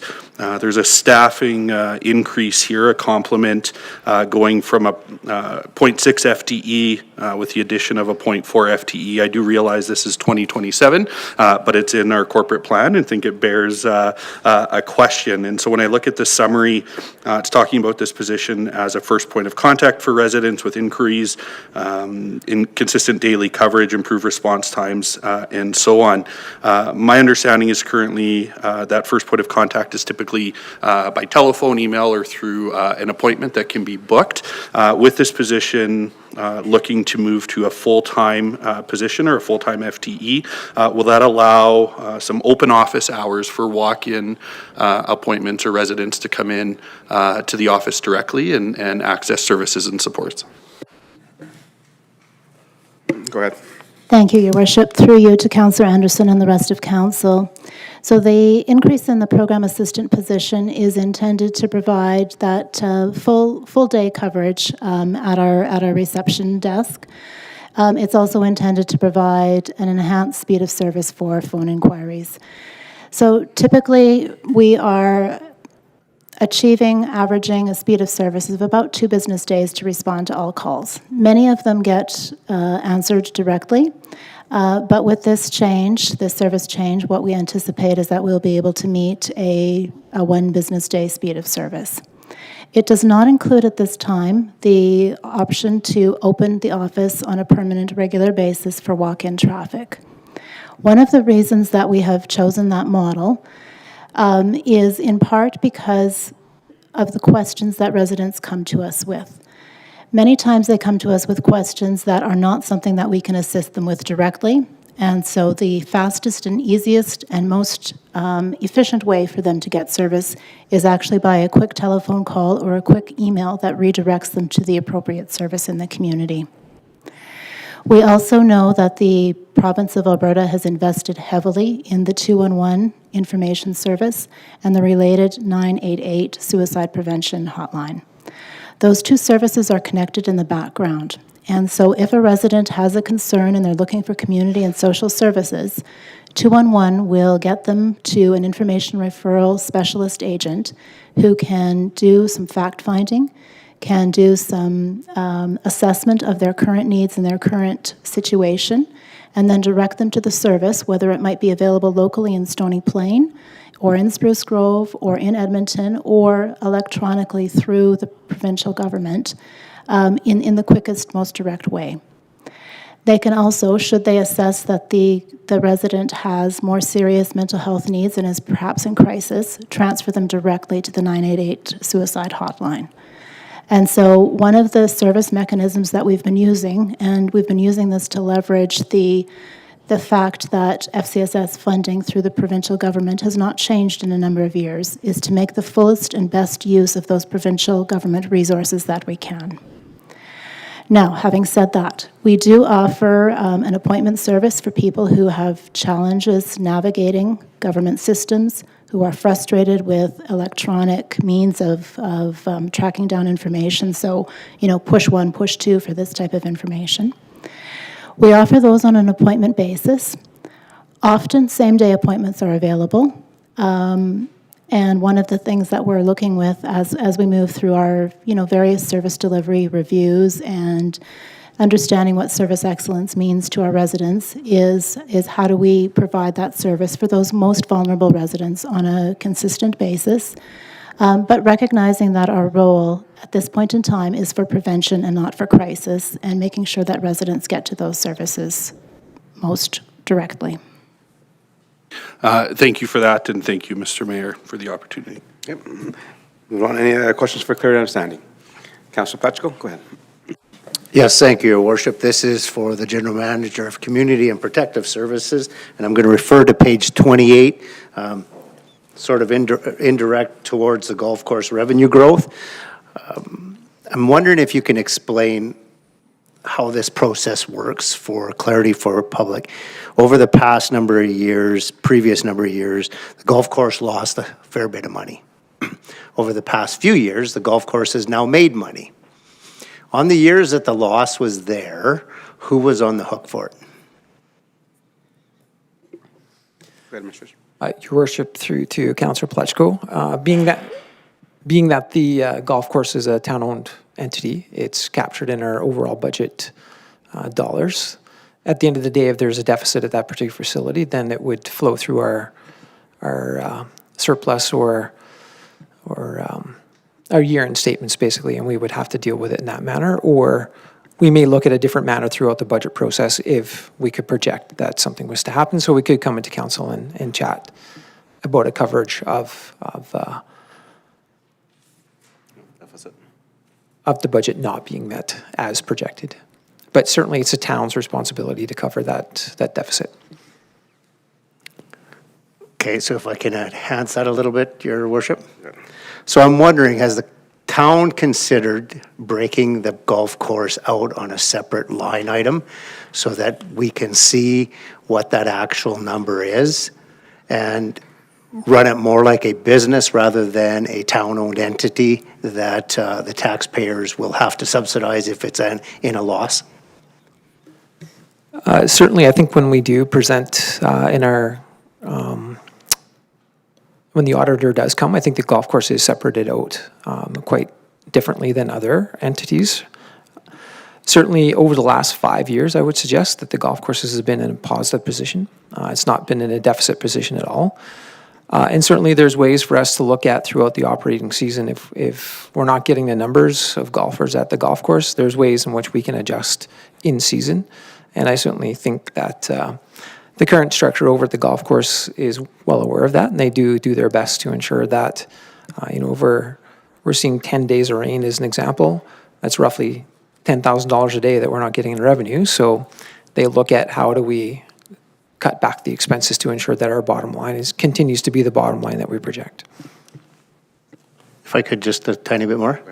I appreciate the answers that you're giving, and I understand fully what you're saying about the golf course. They're well mannered in what they're doing over there as a business. I'm just wondering if there's a reserve being set up now so that going forward, when we do run into an issue where there's a loss within the, a season due to not usage or a catastrophe happens over there, have we got a reserve set up where that it does not come out of the taxpayer's pocket? The answer is yes. A couple of years ago, council made the motion to create the reserve from any surpluses. And again, I think that's a good question, Councilor Peshko. One of the biggest things that we forget is if we want to do the proper calculations on the golf course is then we need to go back to 1985 when the golf course was established and it was functional and it was turned over to the town of Stony Plain. Those initial about 30 years since 1985 to 2005, when the golf course operated at a profit center, it was just milked into the general revenue to keep taxes lower. When I got in council in 2007 was when we realized that we needed some upgrades and some things needed to be done and repaired. Lo and behold, there was no money for that. And I think that's where this whole thing started from is there was a few years, I think, when you were on council, Councilor Peshko, that we had to do a lot of irrigation, a lot of storm management work that was not done, but there was no money for it. And I think that the question is really good.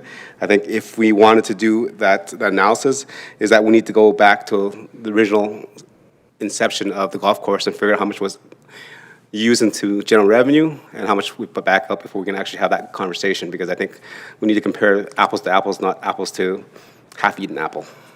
But that was a good question. Greatly appreciate that. I think the golf course is run very well over the last number of years and has gotten to a point where it's actually run like a business and there's a reserve for it. So thank you for the answers for all of that. Yeah. Thank you. And I think, we were part of council when we actually made the motion to, let's say, any other surpluses actually went into reserves so we can actually show the residents in the times that there was a deficit that was coming from the reserves. Go ahead. Go ahead. Yeah, thank you, Mr. Mayor, and I really appreciate the question, Councillor Palechko. Just question, I think, maybe for our Manager of Financial Services through you, Mr. Mayor, but didn't see the golf course reserve noted anywhere. I'm looking at page 80 under reserves and didn't see it specifically there. So just wondering where that's captured and if we can have an indication of the value of that reserve currently. Go ahead. Thank you through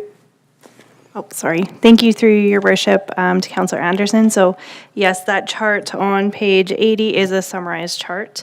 If you give me 2 minutes, I'll give you the answer and what's in that balance. No rush. We'll be here for a while. Thanks. Thank you. And then going to Councillor Meyer, please. Thank you, Your Worship. I have about 4 or 5 planning and infrastructure questions. If I could just rapid fire off, I'm sure some of these are just pretty simple questions. Yeah, let's go one at a time so that they can answer the questions. Yeah. Okay. Well, then let's start. Let's start with the table 24. Okay. Sorry. Table 24 is major road. Okay. Very quickly. There's Design Otway Drive. I'm just curious, will any of that include any back alley work? Go ahead. Through your worship to Deputy Mayor, no, back alleys are not in the scope of this program. Okay. Still on table 24, just noticing from last year's corporate plan, a slight increase in some of those numbers. Is that a reflection of increasing costs, or is that we're just more accurate because we're closer to doing it? Through your worship to Deputy Mayor, it's a little bit of both. We do track the costs. We're starting to get it to a point where we have enough data on this more recently to see where those costs are going. And also, as we get closer, our conceptual estimates become a little bit more defined. So it's a little bit of both, what you said. Okay, terrific. Table 28, on the next page, page 38 there, active transportation. I'm curious there. I gave a quick peruse of our active transportation plan, and I was listening to our Councillor Anderson speak about submitting a few items, anyhow, that you had said were not on the list. Looking at our active transportation plan, Catalyst project number 4 is 51st, is a crosswalk from Folkestone neighborhood across 50th Avenue along the, looks like the east side of 51st, from 50th Avenue to 51st Avenue. I'm curious if that is on any future active transportation strategy implementation corporate plan, or if that was maybe one of the items that made it onto the list that you referenced when answering Councillor Anderson. Okay. Go ahead. Through your worship, the Deputy Mayor. So I'm going to answer a couple ways here. So firstly, anything in the active transportation is a consideration for this program. We do the prioritization for where we go is it comes from this plan. It comes from dialogue we hear from residents that are maybe calling us and asking where these things, where these projects may be, and we try and align best with what the plan has put forward and say, well, where can we make the best bang for buck on this implementation. There's a big part of that, as you pointed out, in the active transportation strategy that does talk about implementation steps, and so we do try and align best with that. Now, if there are, if we start to get some, given like that this plan is a couple of years old, sometimes we do hear some dialogue that maybe there's some more attention needed to other places, and we do exercise some judgment when we're looking at the corporate plan to see if those need to change. Okay, and just a quick follow-up to that one, sort of similar to my other question. I notice prices are going up there. That's just regular inflation. The plan's kind of old now, so those numbers are just going to be a little bit higher. Yes. Yeah, through your worship to Deputy Mayor and all council, yes. So we do consider as the plans get older, we do consider that when those costs were made, and we'll exercise some judgment on the current economic trends. As the CAO pointed out, we do have a number of those variables that we have to pay attention to make sure that we're trying to present a fulsome estimate to council. Okay, and then just two more. There is, in our past corporate plan, there was talk, or there was a box. What did you call them, Councillor Loynes? A box? Anyhow, Yes, a table. that had, sorry, it was the snow storage site design that was, I believe it was funded out of a utility reserve. So I'm just considering that since it was already had a funding source and there is some previous work that was already done in that, I'm just curious why it's no longer in the corporate plan. And I do appreciate there is no deadline, so I know there was no pressure for us to get it done, but we did have money for it. Go ahead. Through your worship to Deputy Mayor and all of council, it is still in the plan. It's just been moved out of the 3-year window. If you go to page 70, I believe it's 70, under the 10-year utility growth capital plan, it's under Storm 003G, and it's just proposed to start in 2029. Okay, thank you. And then table 30, sorry if I could, Your Worship, table 36, Central Trunk Sanitary Sewer Upgrade. I do appreciate that this is a box that plans for, it speaks of overcapacity during major rainfall events, and I do see it has been pushed 1 year. I'm curious, are we just hoping that we don't get a major rain event, or is there another reason that we were able to push? Through your worship to Deputy Mayor and all council. So you are correct, this one's been pushed out. So as I tried to, and I did stutter a little bit at the end of my presentation there, so I do apologize. What I was trying to point out with there's an alignment with this project and our master planning work. So this project's been on the books for some time now. And I wouldn't, the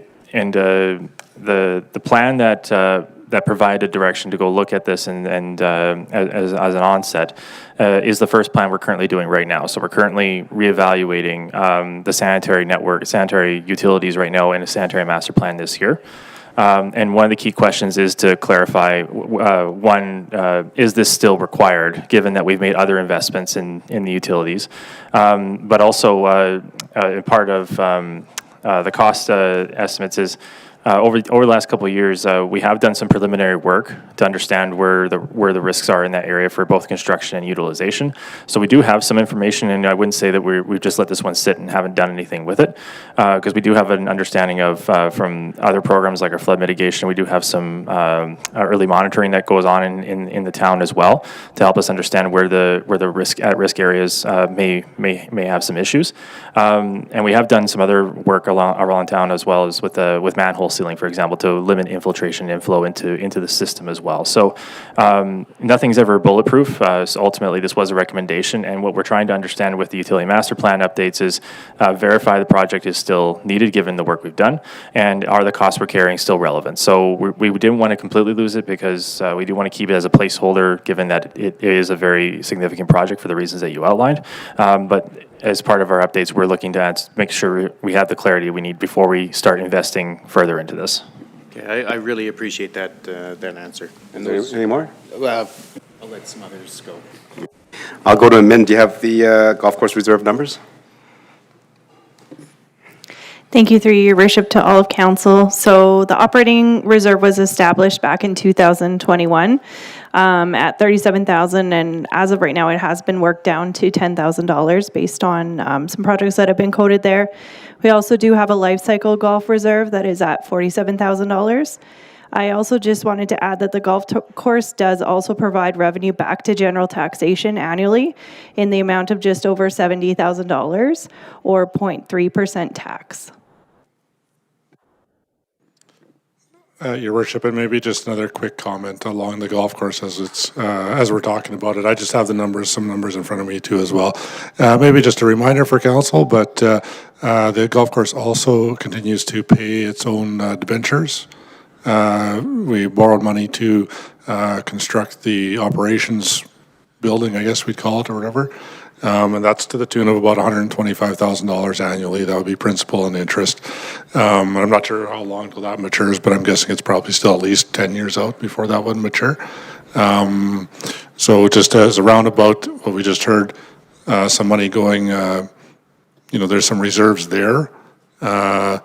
Funding coming back to the town in an operating side, debentures being paid, and I would say the golf course pays a majority of its own cost, other than some of the, call what you want, HR costs that are incorporated in through, services provided by the town. We don't have a specific allocations for that, but just a little more insight into the golf course operations, Your Worship. Great. Thank you, and I appreciate it. I'm just going to tag on to Councillor Fletchko's comments about he believes that the golf course is operating really well lately. And especially, can you expand on the $7,000 back to the general revenue? I think that's good for us to know as members of council to say, well, they're paying their own debenture this, they're doing this, they have some reserves, and they also contribute $70,000 back to the tax base, which means at this point in time, it's a 0.3% of a tax reduction that we don't have to raise. Thank you, Your Worship. Through you to all of council. So the golf course, instead of balancing to a net zero, they balance to a net revenue of just over $70,000, and that goes back to the general taxation. So they work through a budget that they're going to make that much money after paying their debenture, after contributing to their reserves, etc. And so if we were to have it as a net zero budget, for example, then taxes would go up 0.3%. If we took, like, for example, if you were to remove the golf course from general taxation, then taxes would go up 0.3%. I do have a follow-up on the golf course side, and this actually relates to our overall debt limit. In the presentation, sort of alluded to that we hold debentures for, I don't want to say others, but other entities that fund their own debentures that aren't being supported through the tax base. And so certainly great to hear, but with that being said, am I understanding correctly that the debentures that they've taken or we've taken on their behalf still count towards our debt limit, even though they service the debt independently? Yes. Yes. Go ahead. Thank you, through your worship, to Councillor Anderson and all of council. So that is correct. The debt would be within our debt, total debt. However, their revenues also assist, and so we get 1.5 times debt limit based on their revenues, which are quite high. So if we were to also remove that, our debt limit would actually go down because the revenue is actually helping support and bump up our debt limit. Okay, perfect. Can I take that one additional step, or was there another golf course question? He has something different, so go ahead and finish Okay. the golf course. Not golf course specific, but on that same line of how we have entities that have debentures that are funded in other ways but still count towards our debt limit, the golf course now it being one. Can administration, through you, Mr. Mayor, please share a few other examples that would be included as or within our debt limit, but that are not supported through our tax base? Okay. Go ahead. Thank you, through your worship, to Councillor Anderson and all of council. So one of the ones is just from a couple of years ago, the Meridian Housing Foundation, approximately $1.2 million.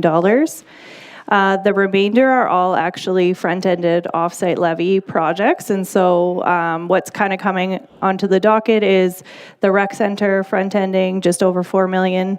High Park fill line is in there already, $3.6 million. Arterial Road Network, $2.3 million. So those are the ones that, and all of those four added together are $11.3 million. So if you look at our debt chart in 2026, we're over our internal limit by just $11 million.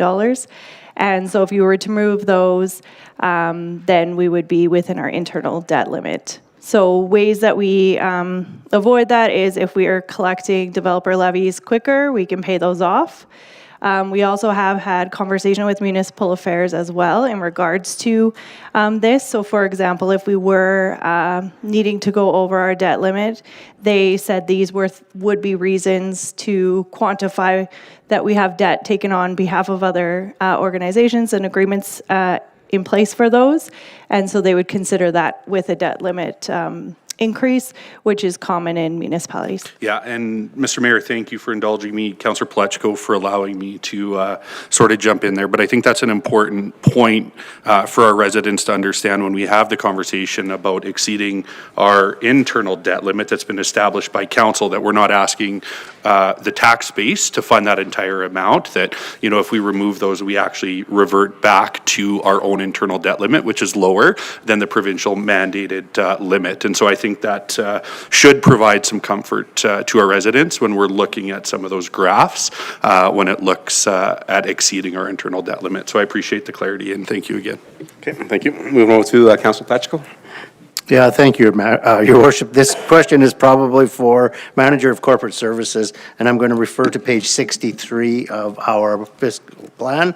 I'm going to go down the page to the 2% compensation increase for non-union, 3% compensation increase for unions as per collective bargaining agreement, and merit step increases. Well, I understand the merit step increases. My question to administration is, why do we treat our employees different, whether they're union or non-union? Okay, go ahead, administration. Thank you for the question, Your Worship, through to Councillor Pletchko and all of council. I'm going to start this off and then give the town manager an opportunity to interject on anything that he would like to add to. But so through the collective bargaining process, the union negotiates in the annual increases. When they negotiate in the annual increases, that includes different types of increases for the year. So it could be things that related to COLA or inflation, as well into market adjustments. And so the non-union increases that you see The 2% that's included there is related to those kind of inflationary or COLA type increases. But then in addition to that, what we do on a regular basis every 3 years is to do a market assessment as well. And so that looks at where we're comparing to other municipalities and following our philosophy of how we want to be compensating our staff through both monetary from benefit as well as from a wage perspective. And so that's why you'll see those differences there, because the bargaining allows for only one number for that term of the agreement, whereas for our non-union staff, we're looking at it in a more cyclical way, but in two different components. Okay, thank you. Anything else to add? Oh, thank you. Do you want anything else to add? No, nothing much further to add to that. I guess just reiterate. So for the union contracts, they are what they are. They're negotiated and they come in at a certain number, and that's that. It will cover inflation. It'll cover COLA. It'll cover merit, extra, et cetera, et cetera, et cetera. What you see on that page, as the general manager kind of indicated, is that when it comes to the non-union staff, there's actually a couple different items in there. One being that 2% merit is another aspect of the non-union compensation model. And the fourth bullet down there, comp review recommendations, those are also included in the overall salary approach for non-union staff. Okay, if you get clarity just again, so talk about merit step increases for non-union then.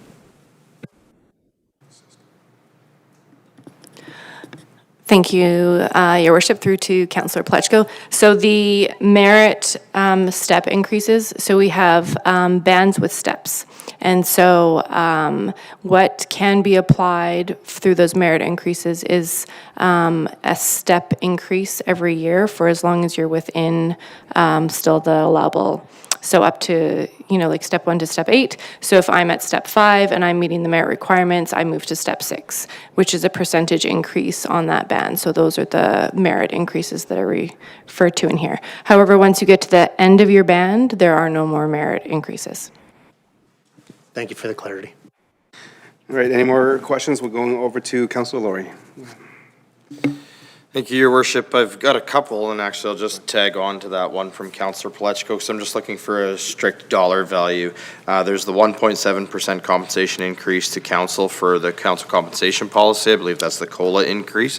Can you just confirm? I see there was a $12,612 increase in council budget in the plan.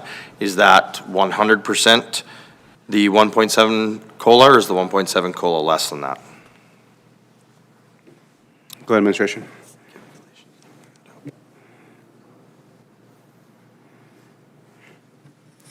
Thank you, through your worship, to Councillor Laurie and all of council. So the page that you're referring to in the corporate plan is the council chart, and that is actually a decrease of $12,000.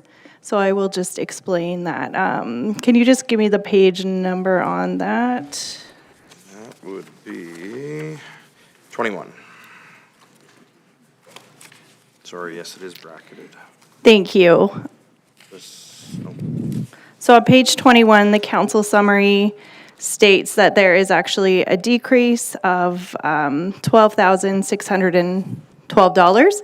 The reason for that is because the one-time technology allowance was paid out in 2025.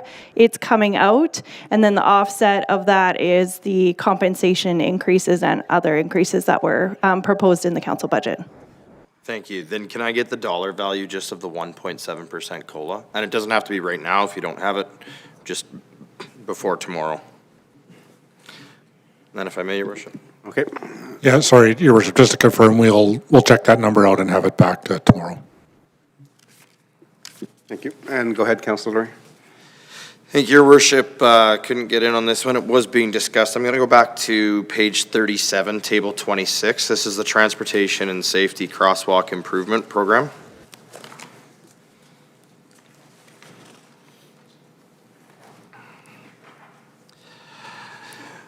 Just a simple question in respect to this. Was reviewing back the 2025 program, and the middle of November for the 2025 program, we still are not complete all the projects on that list.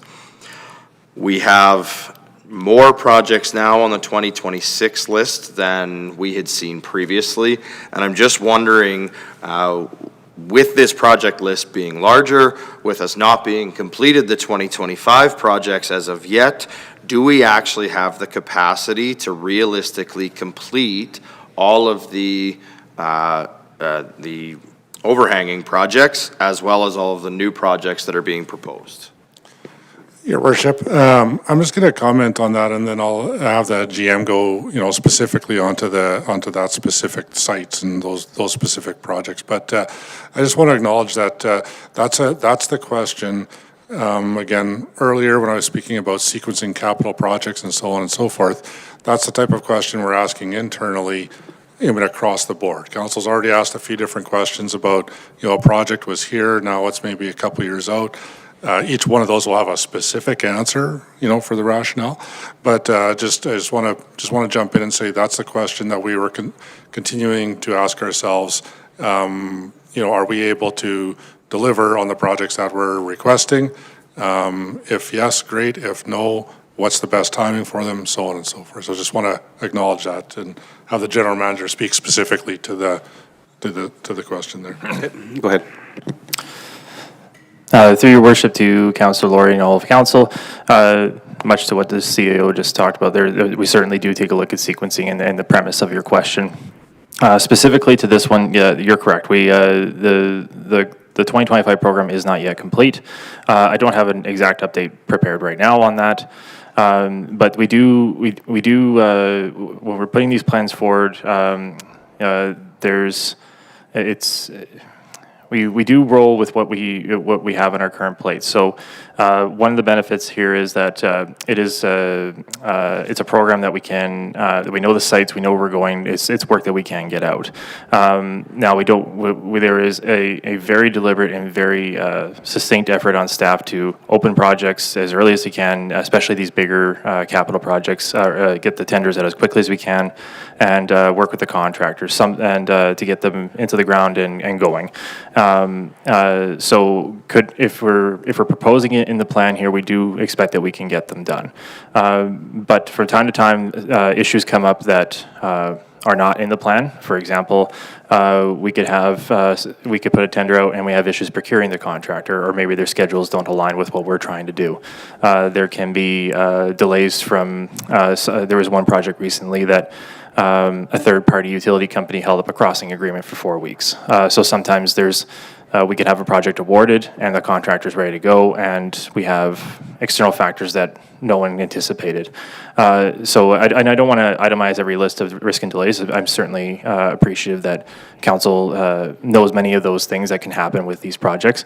And our staff do try and mitigate all risks with that. But just from time to time, we do see some of those reasons pop up, and we have to roll with them. But in the case of your question, can we get this work done? It's in the plan because we believe we can, and that's something we will be aiming at. Thank you. And as a further follow-up on that, you mentioned in respect to tender and award and so on and so forth. If we have an annual plan, do we have an opportunity to create a larger project rather than individualizing some of these? Could we create some type of a procurement on a multi-year plan? Are there any of those type of options they're considering where we may actually be able to take advantage of a larger scope? Through your worship, the Councillor Laurie and all of council, the answer is yes, and it depends. So the yes is you can certainly make a multi-year contract for many things, and we actually do that. So, for example, it's easier to do this when you know the funding is approved by council and it will continue to go. So where those types of multi-year contracts are easiest are in the we talked about service change initiatives. So something that's in our operating budget that we expect through due course of operation that we'll be able to fulfill. We can get those. We can generally put a multi-year out. For example, one that we just did this year is our underground cameraing project. So we did award a multi-year off of that. But there's always language that says this contract can change based off external factors. We always have those those clauses in there as well. We don't typically do those for specific capital projects. There's a requirement for procurement. When we do our procurement work, there has to be certainty of funding. So as part of this process, I know, council approves the first year and then the second year is in principle. So even though we're intending to put forward plans that council will approve, we certainly don't want to always get ourselves stuck into a second year where we don't have that second half of the funding. Exceptions to that do come up. So one that we did do is 43rd Street reconstruction. We did award that as a purposely multi-year, but it was done because the scope of the work and the timing and the conditions of the project required it to do it. So we do it on occasion.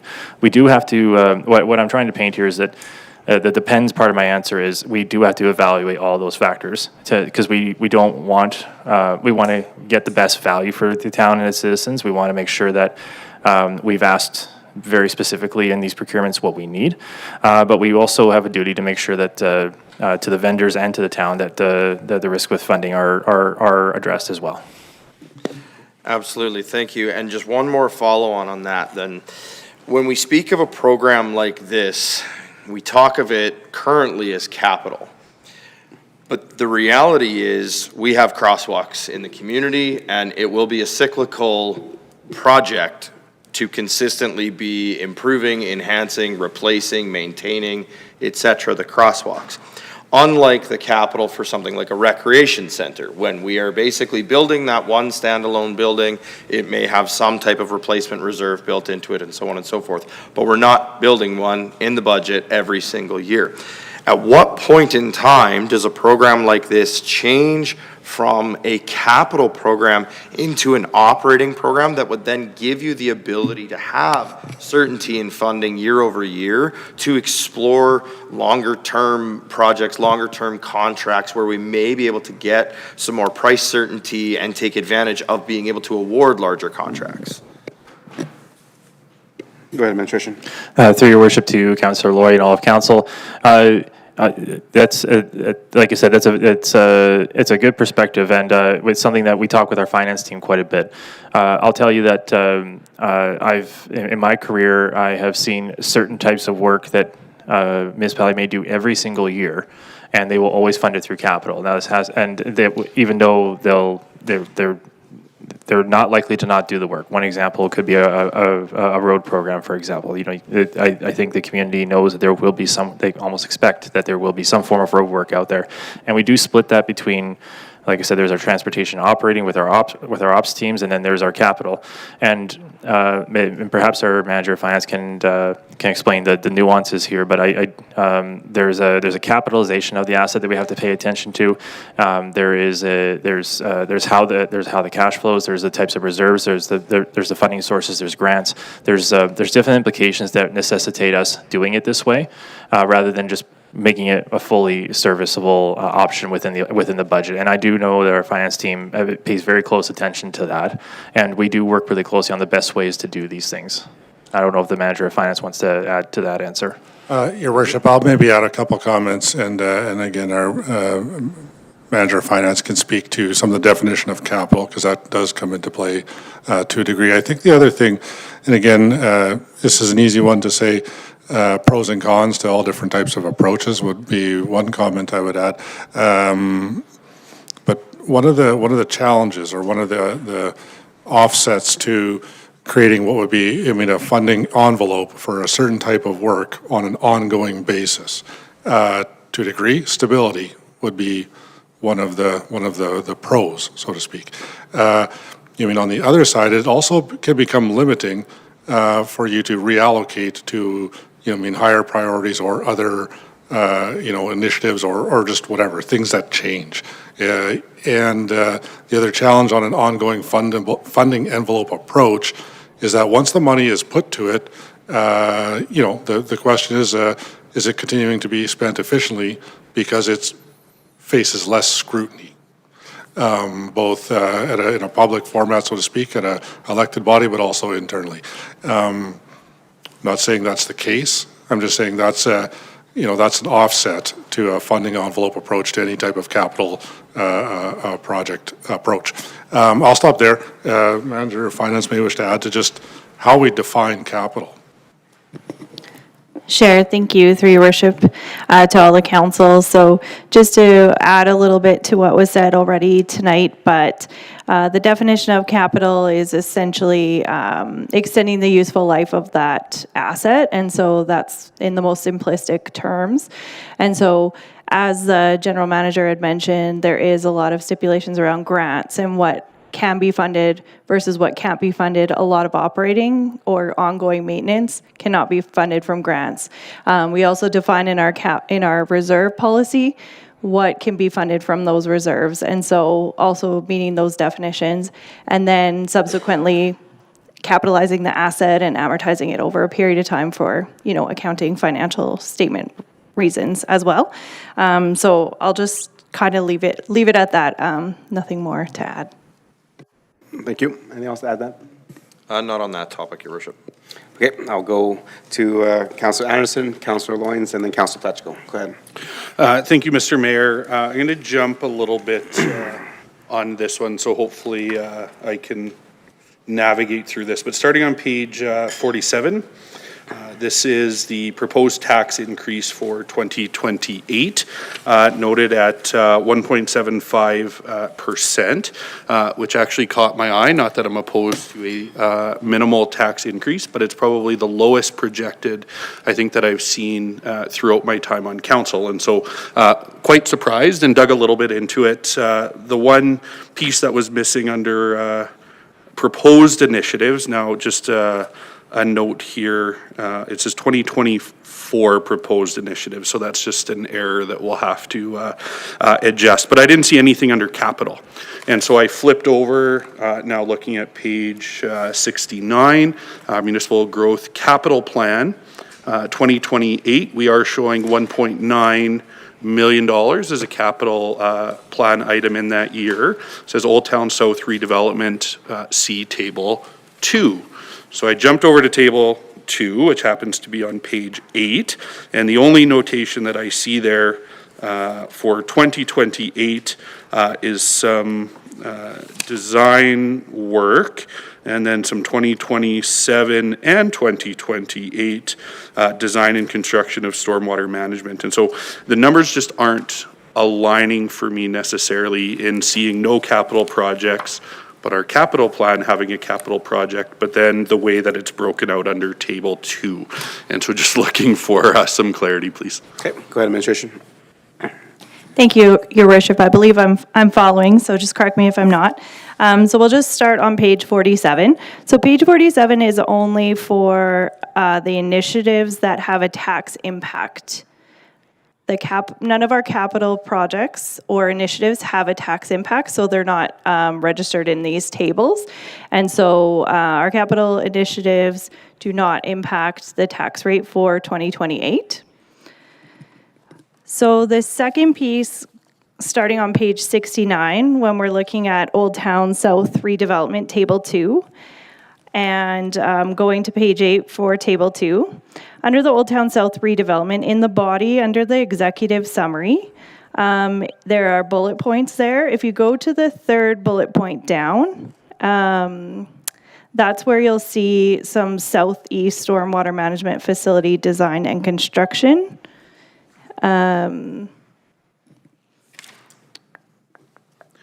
See, I think, if I'm not mistaken, I'm trying to go back now, I thought that was on our utility growth capital plan. So the Old Town South redevelopment initiative is shown under municipal growth, Okay. not under capital, or not under utility growth.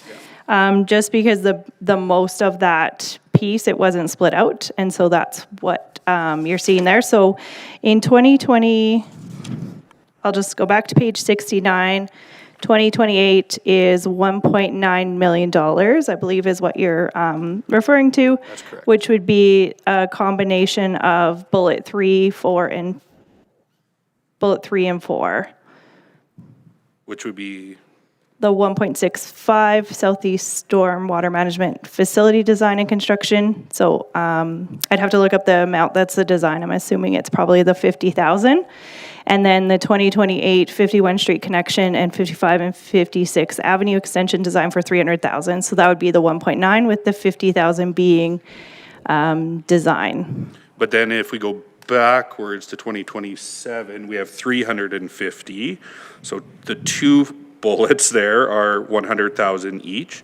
And so there'd be 150,000 missing. So I'm assuming then we're taking 150,000 from the third bullet, dropping it into 2027, with the remainder jumping into 2028, none of which shows up in our 2028 fiscal plan because it wouldn't show up as a capital project.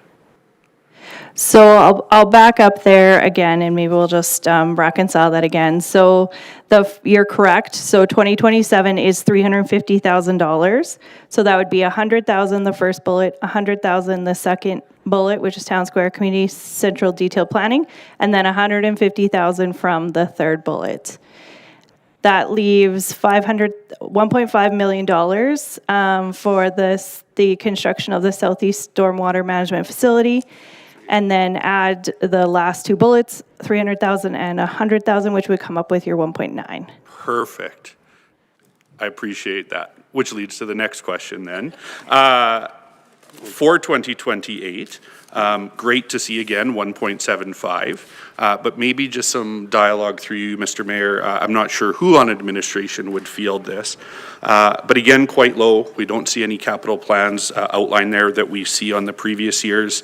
Very little, and certainly I think it's easier for the public to stomach to see a little bit of a higher number that we bring down through growth or efficiencies and synergies found than to bump that number back up. And so part of me thinks maybe this is related to where we are with our debt limit and so on, and our ability to fund additional projects, but just looking to administration maybe to provide some insight why we're seeing a projection of 1.75 there. Again, not opposed to it, was just a surprise to see, and just some thoughts as to what's gone into that proposed increase. Yeah, thanks, Your Worship. I can speak to that.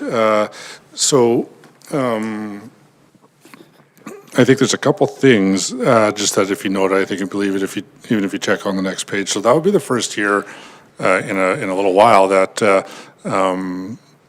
there's not a specific note for a tax increase for debenture bylaw for the rec facility. So right off the bat, there's a 2 or a 3 that's coming out of play there.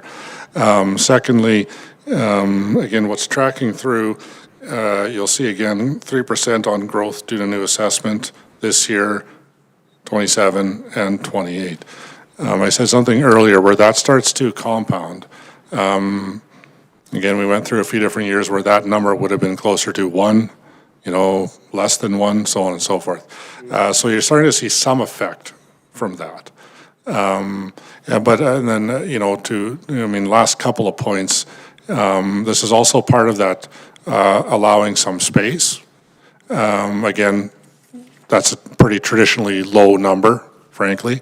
But a piece of it is also allowing some space to see, as the community and council dialogue continues through a strategic planning process, is there other things that will move into that, and that number goes back to what I'd say, frankly, a more historical reality of 3 to 5 kind of projection. I think I'll just stop there. Those would be what I would say are the main contributors. It's not, I think I heard a comment, sorry, Your Worship, inability to fund or to borrow, or so to speak. I don't think that's in play in that particular number.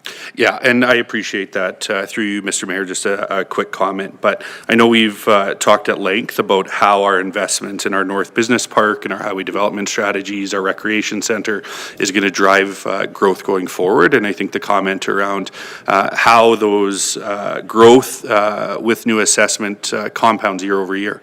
And we're going to start seeing the fruits of that as we move forward. And, a little bit scary to see some of the graphs and conversations around exceeding internal debt limits and so on. But, the proof is in the pudding, so to speak. There's good things on the horizon for our municipality. Thank you.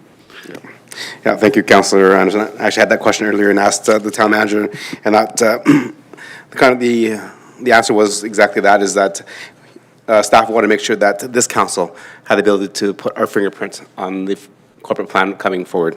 Because if there is a whole list of projects already outlined for 2028, 2029, then this council is more handcuffed than going forward. So I think there's a few things that we're carrying over to make sure that we complete the other council's work. And then going forward, I'm looking to, as mentioned, looking at some initiatives that this council will put their fingerprints on to forward on. Then therefore, 28, 29, 30, 32 will actually have our fingerprint on. So definitely looking forward to that conversation in corporate planning, strat planning. Now we're going to Councillor Loynes, Councillor Pechko, Councillor Laurie, and Councillor Meyer. Go. Perfect. I have two questions, Your Worship. Go ahead. Two-ish. Two-ish. Starting on page 40, looking at table 36, the central trunk sanitary sewer upgrade. I'm all for consistency, which is amazing, but I'm also noticing compared to last year's budget, the executive summary is literally the exact same. The only difference is last year it was a capital project for 2027 at $720,000. It is now a capital project for 2028 at $579,000. We're looking at a difference of $141,000, but yet it still says the project is being designed in 2027 in preparation for construction. So with no changes having been made in the executive summary, I'm curious as to what caused the $141,000 difference, as well as if it's being designed in 2027, should it not say it's scheduled for 2027 and not 2028? Go ahead, Administration. Through your worship to Councillor Loynes, so you're correct. That is a typo. It should say 2028 in the executive summary. And I'll give some overview on the cost estimates. As I mentioned a couple of times tonight, we do take a look at costs every time they go into the program. So you are right, there was a change here, and I'll take your math on that for what you just did. Some I guess a high level is going back to my previous answer is we're looking at this project to keep it in the plan because we've identified it to council and we're looking to keep it where it is. We want to keep eyes on it. However, we are doing that update with our utility master plan as well. The cost that's presented here is still for the design. There's like I said, there's there was a couple of answers that I've given to this, but we did do some preliminary work which has given us would have been part of that original scope that you were referring to last time. So that some of that preliminary work is complete, and we now have the detailed design to move forward should we need to. So again, we're trying to pare down to what we need to do to make the project successful, and we do make sure that we're updating these costs to be appropriate. So this is another circumstance where the costs have gone down, but there could be circumstances where they go the other way, and we just try to make sure that they're representative for success. And if I can, my second question. Councillor Meyer brought it up earlier in regards to the snow storage site. I had marked that as a question as well because it isn't in the corporate plan. I understand it got moved to 2029. However, my question is in regards to this because I thought it was Alberta Environment that made the changes to what our storage site was allowed to be and what it needed to be, and that's why it was coming forward for 2026. With it being moved to 2029, is that saying that the province is actually giving us more leeway on our storage, or the environmental plan's changed? Go ahead. Through your worship to Councillor Loynes and all the council. So again, just coming up a bit here, so there are changes with Alberta Environment on snow storage sites. And what I mean by that is that if you were to go and build one right now, there's very specific requirements that we have to adhere to, and in addition to long-term groundwater monitoring and other items that we have to maintain for those for a site like this. The town did undertake a report and understands that we do need to address the site. The timing of that is still within the town's purview to prescribe. Now, we do want to keep eyes on, this is another project, not unlike the Central Trunk question, that we want to keep eyes on and keep in the plan. This is another, call it a facility that we monitor and show council that we would intend to action it. But again, when we consider other requirements in the plan and where the risks are right now, this one looked like it can move out a little bit to give us some room for some other things that we're doing right now. It doesn't mean we couldn't pull it forward if needed, and it does show that we do have eyes on it as a project as you've outlined.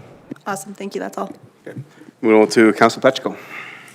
Yeah, thank you, Your Worship. I'm going to refer to page 58, and I'm going to refer to this year's corporate plan as well as last year's. And what I'm looking at is the water variable rates, fairly consistent from 2024 to 2027, as well as 2025 to 2028. Where my concern comes is the wastewater variable rate has substantially increased from 2026, from the projected to what it is currently. And I'm wondering if administration can speak to why the rates have gone substantially up. Is there an alternative for our residents to look at? And is this rate negotiable with the contract that we have in place today? Okay, go ahead, administration. Thank you, through your worship. I'll start the answer and then move it over to my general manager if he has anything to add. So the first question is, why was the big variance from last year? So the wastewater variable charge has increased by 80 cents for residential. 75 cents of that is directly correlated to the wastewater commission and the rate that they're transposing onto the town. Currently, there is a review that is going to be done to see, there's some work being done on the wastewater commission to see the validity of that. At this time, we've put it into the corporate plan as it's been presented to us. I'm going to just move it over to the general manager that can expand on that. Thank you. Through your worship to all of council, in addition to what's been said, so the manager of finance is correct. That's a rate that is passed through from Arrow to the town, and it is being reflected as a wastewater increase. We do have staff and representatives that speak to both the technical staff as well as we have a board member that speaks with the leadership there. So those are I understand that there are a number of projects and initiatives being done by the Wastewater Commission to move it forward. Ultimately, from the town's side of things, when these rates come to us, we have to discuss with finance how to present them to council and how they will affect the utility rates. As the manager mentioned in her overview, that the utilities have to be self-funding. So ultimately, the choices were how to present this into our utility rate model, and those have been actioned in this budget. Okay. Thank you for the question. I can add to that as the representative for the last 2 years in Council Pacheco. You as a representative for the last 6 years prior to me. This is the same issue that we've come to with many municipalities and commissions, is that the commission was built by the provincial government in 1985. It was turned over to the Regional Wastewater Commission. At that time, because it was brand new and shiny, nobody had the forethought of saving money for repairs and line replacements and production facilities. I think one of the few reports coming back during your tenure, Council Pacheco, was that the commission is doing really well. We have the lowest rates. We're cheaper than EPCOR and everybody else. But yet there was the lack of hindsight from administration to provide those reserves to replace them. I think right now in our last budget, we had budgeted $5 million for repairs and breaks, and as of the last update, I was there, so prior to the election in September, we were already sitting at $16 million in line break repairs. As you know, as the system's getting older, as the ground shifts, the breaks are getting more intense, so that increase is based on that as well, and also we had made a motion to direct administration to come up with a 10-year asset management plan, because for the last 40 years, there was no asset management plan.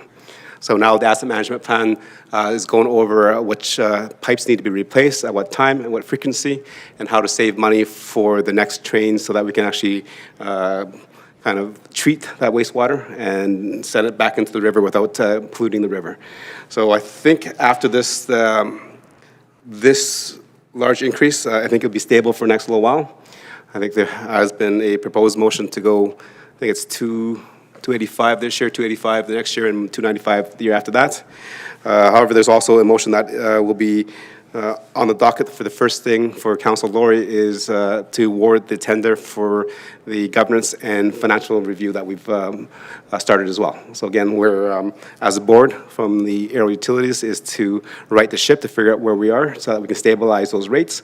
And sometimes, as we all know on council, you have to raise the rates just to safeguard the interests of the future. And I think some municipalities have missed that boat, and Aero Utilities missed that boat as well.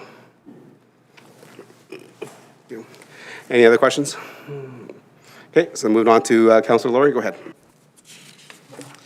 Thank you, Your Worship. Referring to page 30, table 18 and table 20 in regards to our fire service, and I know there were some questions asked on this earlier, mulled this over a little bit and do want to ask it. There's two initiatives proposed, being the fire lieutenant and the 2 firefighters. There's also a position no longer included, which was a 0.5 FTE admin.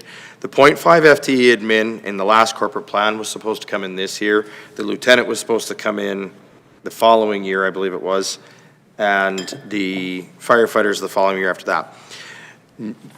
These have now been pushed out a year each with the disappearance as well of the 0.5 FTE, I believe, if I'm remembering it correctly.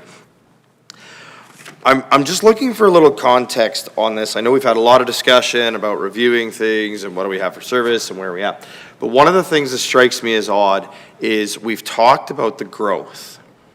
And we've talked about what we're seeing when it comes to the North Business Park. We're getting larger high-value assets. And I can't help but feel that pushing these out is getting us to a point where when these assets and things are being built and when they're coming online and when they're opening, we're not going to be at a capacity to service, and we're going to be building that capacity after. And I'm just wondering, especially when it comes to emergency services, should we be looking at the reverse on that? Should we be looking at adding that capacity as we know of these things coming online, so that when they do come online, when they are in the community, we have the increased and enhanced service? Maybe just some comments if there's any around that. Go ahead, Administration. Your Worship, through to Councillor Laurie. Certainly the 0.5. So again, as has been mentioned this evening, we've absorbed that component into our operational budget. So that's why you would have seen that come out of this particular corporate plan. So certainly we've got a 0.5 right now. And through our budget, we're looking at how can we manage that internally versus coming through. Do appreciate that in order to make it a 1 FTE, we still have to bring that initiative forward to council for them to authorize that 0.5 FTE, and the funding allocation would be from our budget. So we're still doing some massaging of our current budget to determine whether or not that's possible through that particular endeavor. The other is the particular person that we have hired is quite capable, and right now at a 0.5, it seems to be keeping up with where we're at and what we need at this point. So still some conversation, new chief, new things and new processes. Certainly when a new person comes into a position, sometimes they look at things a little bit differently, and there's a little bit of that happening at this point. With respect to growth, certainly there is a North Business Park, as you mentioned. There's the anchor tenant that we're aware of that is coming, and typically speaking, they bring other people along with them, and there's potential for large growth in that particular area. Certainly, I think we also have to appreciate that a lot of those buildings come with their own suppression systems and their own codes that they also need to build with. Definitely, we think with the sequencing, had conversation with the chief, certainly pushing them out to the 2 years that we have pushed them out in this current plan, again, sequencing the overall need of the organization, rec facility coming on, and those types of things, certainly the priority level, we debated quite a bit with respect to that. And I think the plan reflects where we're at, where we're going, and the strategic priorities of council related to cemetery, rec facility, and public works building. So certainly talking to the chief, the current program, current response model, quite comfortable with. Having the lieutenant come in 2027, comfortable with that with respect to framing that person, getting that person online, and then the 2 firefighters coming in 2028. We've got that officer structure in place in order for us to start to move to that. What we're trying to achieve is a 12-hour a day, 7-day-a-week program where we've got firefighters at the hall responding directly from the hall for that duration of time, with supplemented after that 12 hours with the casual pool of firefighters. So still having that hybrid response, but certainly increasing our opportunity to respond from the hall more frequently with a full-time truck, quicker.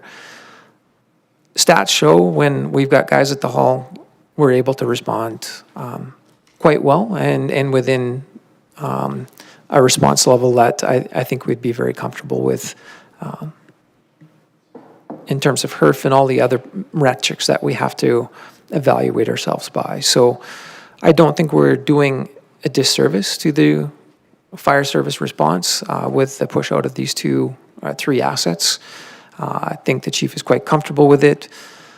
Again, it's 2026. If we see something different, then I think the plan allows us some flexibility to perhaps change that perspective and present something different next year if our community is suggesting that's the case. But I think we're pretty comfortable with what's in the plan at this moment. Go ahead. Thank you, and I appreciate that. I mean, you touched on a lot of, the factors that clue this into me, because you touched on the recreation facility, the public works, the Costco, English Bay, et cetera. And while those buildings themselves have suppression systems and their own internal protections, it also comes with a significant increase in housing. It comes with a significant increase in traffic. We know that year over year, including this year, we continually see higher and higher call volumes. We're back at record call volumes again this year. The operating model that you talk about, again, a 12-hour day, 7 days a week, is a very good operating model as we move into that transition, because we also know that there is a large number of calls that occur in that shoulder time right now, where we're staffed, I think it's from 8 or 8:30 to 4:30 or somewhere in there, but we do see a significant number of calls a little bit earlier than that and a little bit later than that because of typical commuting times, people cooking and all of those type of things. So, I wouldn't go as far as to say I'm disappointed to see these pushed out, but it's challenging to see that, because I think that having them where they were in the plan last year showed a recognition of being prepared and ready for that growth, and being prepared and wanting to make sure that we were protecting the community essentially before these assets were in place, causing the increases. And so I'm curious, and maybe a question I'll have, and I don't know whether this would go to yourself or maybe to the GM in finance, are we able to roll positions in mid-year? And so the way that a FTE position is typically put in a corporate plan right now is usually January 1, it's funded for a full year. If we were to say take the fire lieutenant position, would we be able to put in $60,000 in 2026 and $60,000 in 2027 with the intention of having that be a mid-year hire rather than a January 1 hire? Yes, the answer is yes. We've done that in the past. So I think, you made some good comments there. I think we'll keep the questions for clarity and understanding. I think you're almost in defending your case to make a motion to. So let's keep that to minimum, and you can add those comments when you actually decide to make a motion or not. Okay, before I go on, Councillor Loynes for the motion, please. Town Council extend past 9:30. I think she's messaging me that we do need one, so do we need? 5 hours, unless we're done. Teresa's excited that somebody knew that? All right, to call the question, all in favor? We're not Okay, done. that is passed. Move.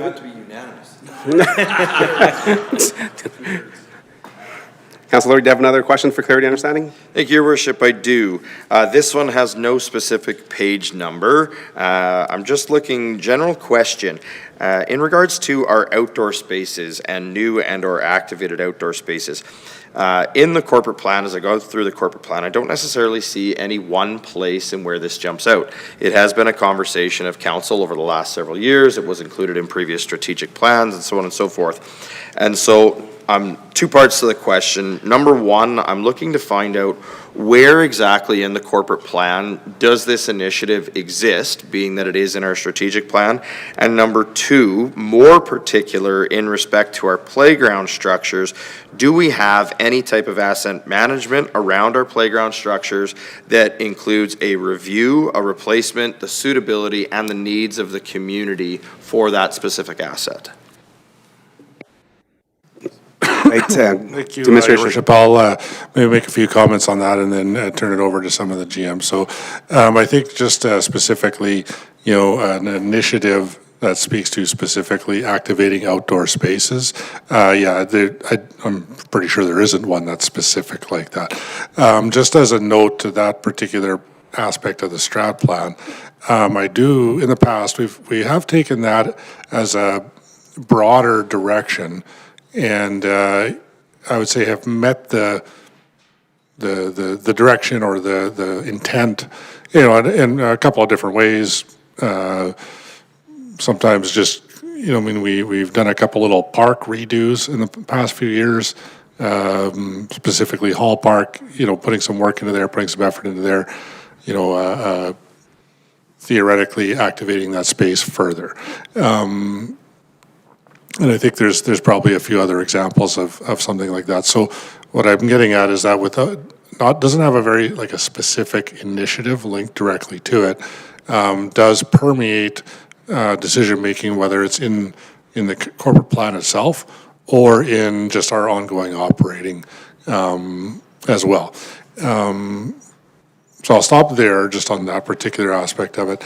I believe the second part of the question was just along the lines of asset planning for recreation or playgrounds and structures and so on and so forth. So I think the first thing I'll say is that if I'm tracking what you're asking, so there's a structure in Westera, it's 20 years old or it's 10 years old, is it scheduled to be replaced in a certain time? So that's just going to look at you and say, is that the part of that question? That is part of that question. So again, it's understanding the entirety of our inventory.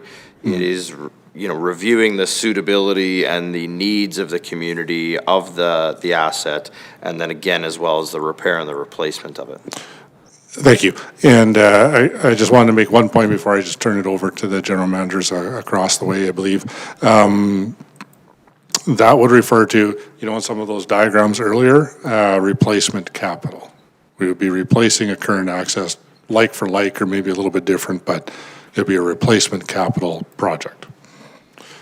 I'll just throw it over to, looks like the general manager of planning and infrastructure turned on his mic. So. Through your worship to Councillor Laurie, thank you for the question. So, in addition to what the town manager has provided, that we do regular inspections of our playgrounds, and we do have ongoing amenities repairs that we do as a result of those inspections. So, what that does do is if there's a section broken, if there's something that needs an individual section needs replacing, we do that. We do repairs to the existing structure. What is currently not there is a plan for when the last part you were getting at is a full replacement of not just put the same playground back, but I heard you say reflecting the community needs. So we haven't initiated that part yet. It is it's something I'll say that I only recently started discussing with with the manager of our infrastructure operations about how do we start getting to that next step. So we currently don't have that fully fleshed out yet, but like everything else, it's steps. So we know where our parks are. We do regular maintenance. We make sure that they're safe to use for what they are right now. But planning for that next amenities upgrade, so to speak, and betterment, that's something that we will have to develop. Excellent, thank you. If I can continue on that. Your Go ahead. Appreciate it. So I want to drill down just a little bit more specifically and try and understand how community engagement turns into specific initiative. So a couple of years ago, we undertook significant community engagement in regards to 2 parcels of town land in the northeast section over by Westview Health Center. There was a determination about a potential rezoning and sale of land versus keeping the land. Part of that public engagement included asking the community in that area what they wanted to see in that area. There was some fantastic feedback that was gained from the public, tons of information, tons of opportunity. Council made the decision to keep the land for the town's use, but then no initiative has come forward with all of that information. So how does that public engagement and those decisions of council, I guess without a very detailed specific ask, how does that turn into an initiative in the corporate plan in respect to activating outdoor spaces? Okay. Administration? Your worship, if the question is how does an initiative get created, it typically will be created by some member of staff, in recognition of a need that's coming out of the community or, from the staff or a master plan or so on and so forth. That's the short answer. Yeah. So I think the follow-up is, has staff followed up on some of the recommendations when we engaged the residents regarding that area for recreation? Sorry, Your Worship, the question again? So the question to this administration is, has the staff engaged internal planning of how to activate those areas?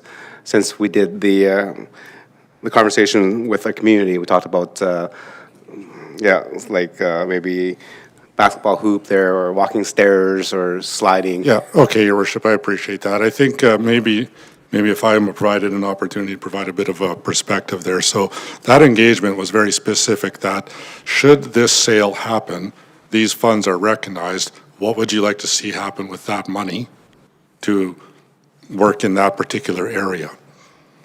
Not having that project approved then led to a, no particular funding mechanism to provide some of that project to be reviewed, to be initiated, to so on and so forth. So at that time, it was just simply put to the side. It wasn't advanced. It was left left as it was.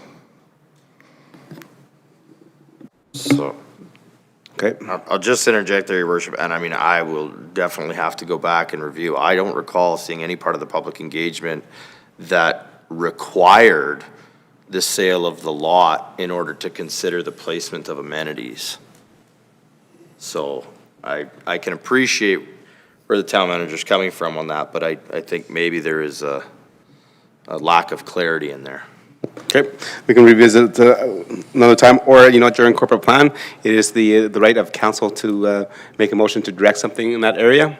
However, through the conversations that we've had, one of the reasons that we had that engagement was looking at the possibility of the sale to complete the road and to connect the things. As mentioned, those dollars are no longer on the table, so we have to look for different funding models. So therefore, it does get pushed back a little bit. Understand? But again, council has the ability to make a motion to direct administration to do something there this year, next year, or the year after. Looking at that, do you have any more to add? Councilor? Just one more question, Your Worship, and refer to page 46. Okay. You made some comments on this earlier when I had brought a different matter forward that included this in the comment, and I'm just looking for administration, again, to provide a little bit of background and clarity in respect to the 2% tax levy stabilization reserve transfer removal due to low reserves.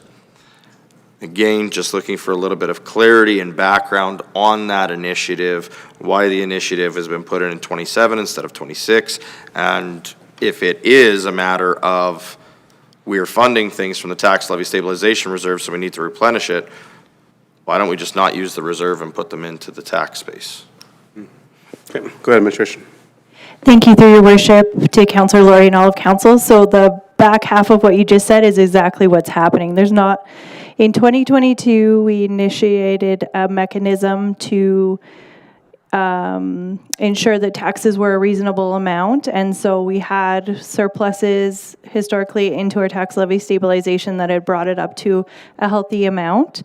And so at that time, a motion was made to transfer 2% from the tax levy stabilization into operating, basically as a revenue, to reduce the tax rate by 2%. That has stayed in there since 2022. And so the reason why it's not out in 2026 is because the reserve can still handle that. Based on the projections and what's put forth in this plan, it is projected that 2027, the reserve can no longer handle that reserve coming out into the tax base to supplement the tax base. And so as a result, that basically that 2% has to go back into the tax base that has been supplemented. As mentioned before, things change all the time. We may have surpluses, we may have other things that happen that do that. That is a normal strategy that multiple municipalities do engage as well as a mechanism of exactly what you said. Some years we actually haven't used it.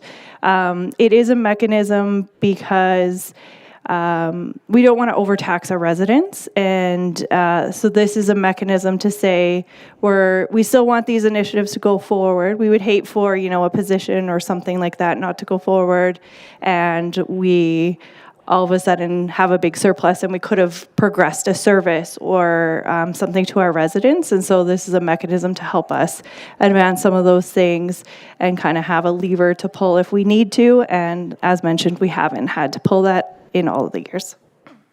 Thank you. And then, so for clarity on that, as we get, and I'll use the term better at budgeting, and we start to become more finite and we're sharpening our pencil on numbers, the likelihood of that surplus conversation maybe becomes a little less likely, which is then where this is no longer viable. Is that what I'm understanding? Thank you, Your Worship, to Councillor Laurie and all of council. So just to clarify, it's not that our budget process is hindering this. It's just we've utilized the reserve, the tax levy stabilization reserve, for other projects, which has now depleted it down to a lower level. And so if we do see gains and surpluses that go into there, we could still use this as a mechanism. Otherwise, we will no longer be able to utilize it. When you say utilize it as a mechanism, would you be inferring that more as like singular uses as time goes on? Or would you be referring back to this type of a model where we would constantly have a consistent, say, 2% draw year over year? Thank you. Through Your Worship, to Councillor Laurie, I think that would be evaluated at the time, and it is evaluated each year based on what's going on and what the levels of the reserves are. If you look at your reserve policy, and that's something that we will visit at that time too, the definition of this reserve is tax levy stabilization. So it is that mechanism to stabilize taxes so that we're not having large increases or decreases in given years. And so there's mechanisms to put money in and also put money out. And so in 2022, that's when that initial implementation of that 2% transfer was in there. And so as mentioned, we haven't used it every year. It is there as a tool to ensure that our residents' tax is stable. Excellent, thank you. And just my final question on that then. You mentioned 2027 is kind of the tip over year where it is not able to fund that. Would it be able to fund 1%?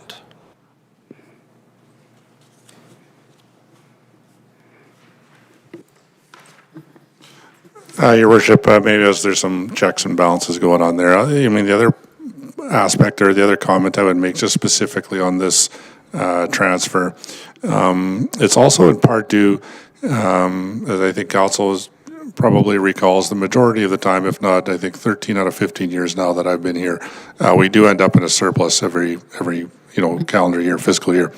And to a degree, it would be, I don't know if I'd say frustrating, but just a little concerning in that we would make decisions, either administratively or council, in November, so to speak, and then find out the following December that we were actually had a surplus of $800,000. And we had cut things out of the budget, so to speak, either, again, administratively or at the council level. And this is a mechanism to just blend that a little bit. It's almost, in my mind, having early access to what has traditionally been surpluses. Does it have a bit of risk? Yeah, it does have a bit of risk, but again, it's a mitigated and understood risk going into it. I'll just stop there. That's a perspective on it. Thank you, through your worship, to Councillor Laurie and all of council. So the projected ending balance for that tax levy stabilization at the end of 2027 is $472,000. So 1% right now is $240,000. However, that tax levy stabilization reserve is also held for, we transfer money in there for council taxable benefit every 4 years, for election, for compensation review. There are other things that are going into that reserve that we need to hold funds for. We wouldn't want to drain it completely. So at a very high level, could we do the 2%? Yes. Would a 1% be more reasonable? Yes. Okay. That's all I have, Your Worship. Thank you, and I definitely look forward to the conversation that council will have with administration about the reserve levels. I think we've had that conversation a few times. It's like, what is an adequate reserve level at our committee meetings and also here at the council table is what is a healthy level to have, because it is taking tax dollars to add it to a reserve. And another thing, just want to provide some history, because I think most members of council were not around when this happened. So back in 2013, the town of Swing and Plain went over the 15,000 population mark. So at that point in time, the RCMP, our cost for the municipality was 70%. So that's how we budgeted our budgeting for our RCMP costs. Once we hit 15,000, our cost jumped up to 90% cost within that 1 year because of the federal census.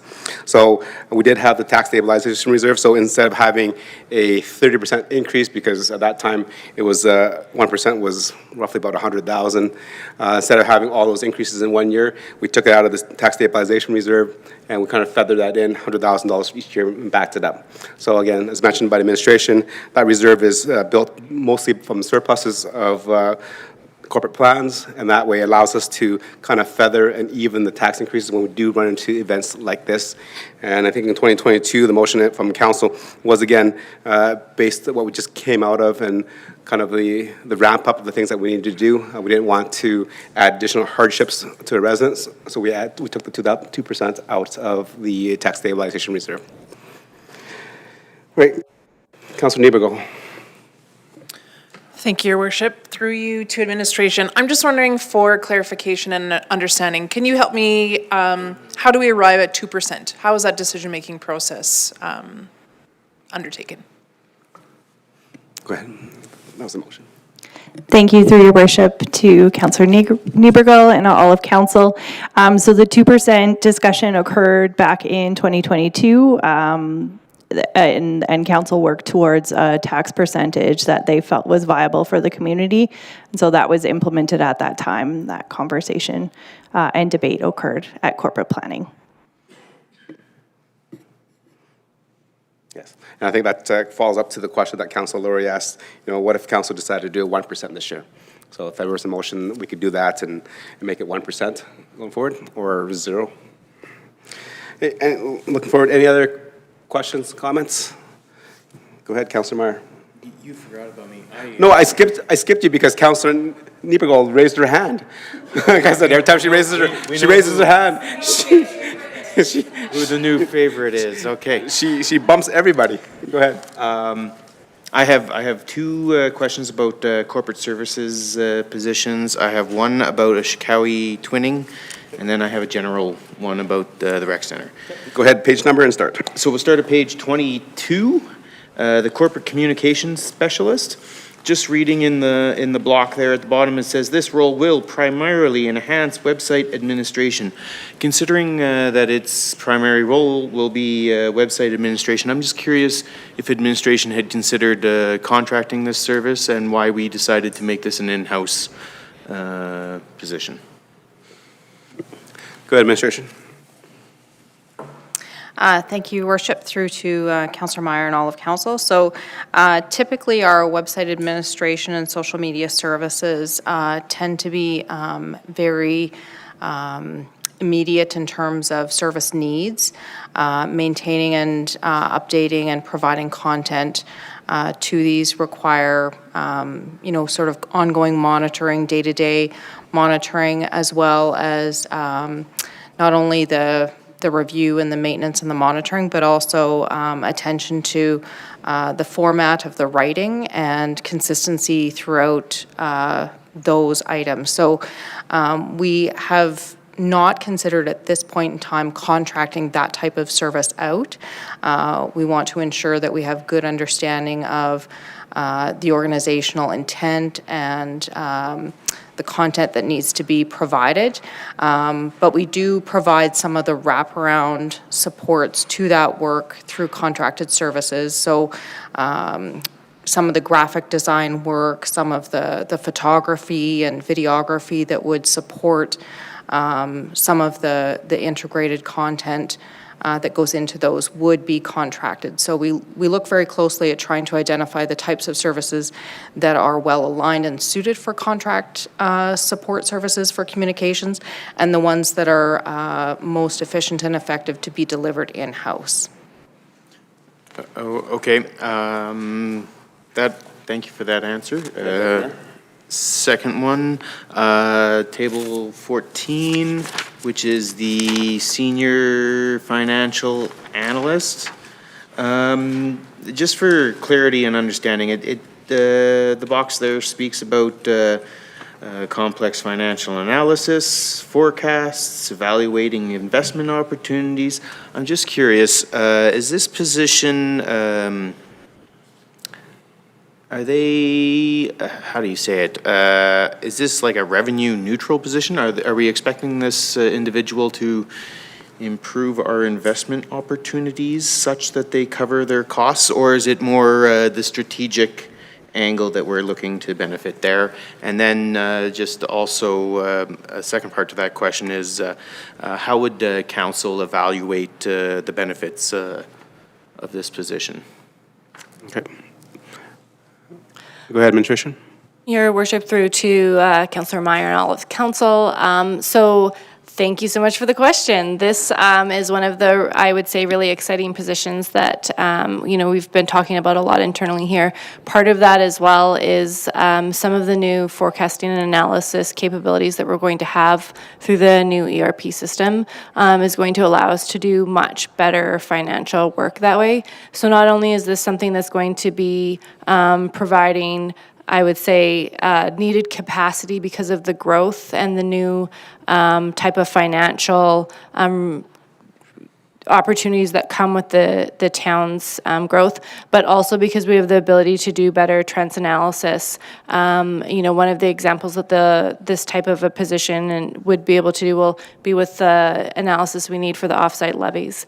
So it's here to provide a different level of understanding for forecasting, better understanding of our revenues, expenditures, those types of things that are going to make us allow us to inform you better about financial decisions and how we should be looking to utilize those types of things. I will give one opportunity if our manager of finance wants to add anything to that.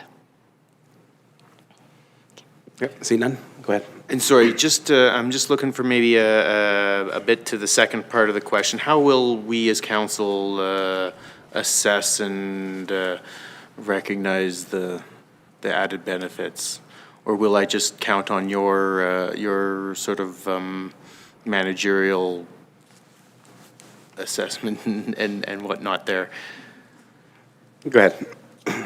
Thank you, through your worship. The benefits that this position will bring to council is increased analysis and reporting, timeliness of the reporting, the intensity of the reporting that is available, and also just understanding and doing some more of the cost-benefit analysis behind the scenes for things like the initiatives, for just any of the services that we're offering.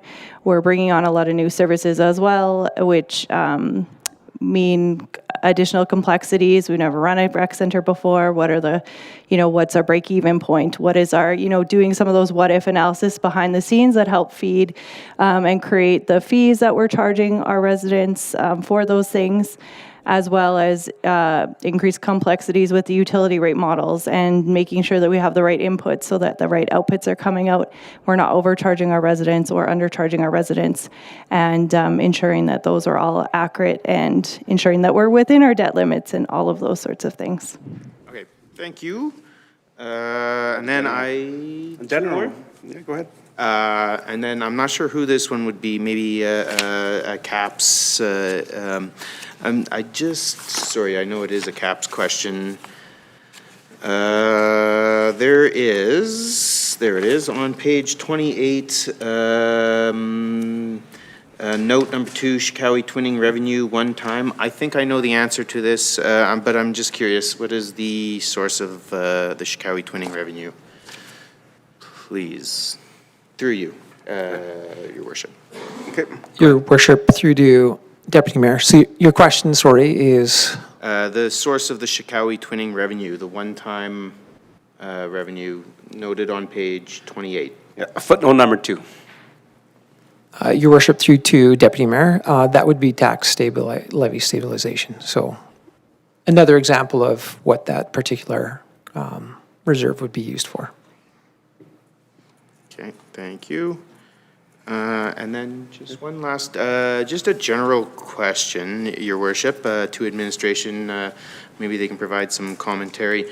I understand that our neighboring communities are having discussions in regards to aquatics and possibly their interest in meeting the aquatics needs of the region. And I'm just looking in our corporate plan.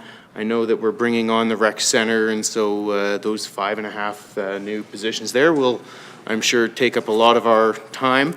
But I do note that there is no further plans to look at phase 2 mentioned in this corporate plan.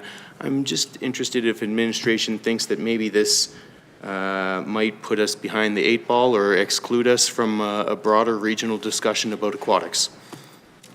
Go ahead, administration. Yeah, Your Worship, thank you for that question. I can provide some perspective and maybe just a bit of a, I'll just say perspective to council on that particular question. So, quick question, is there something in this corporate plan in the 10-year capital that specifically says aquatic in year X? The answer is no, as I believe.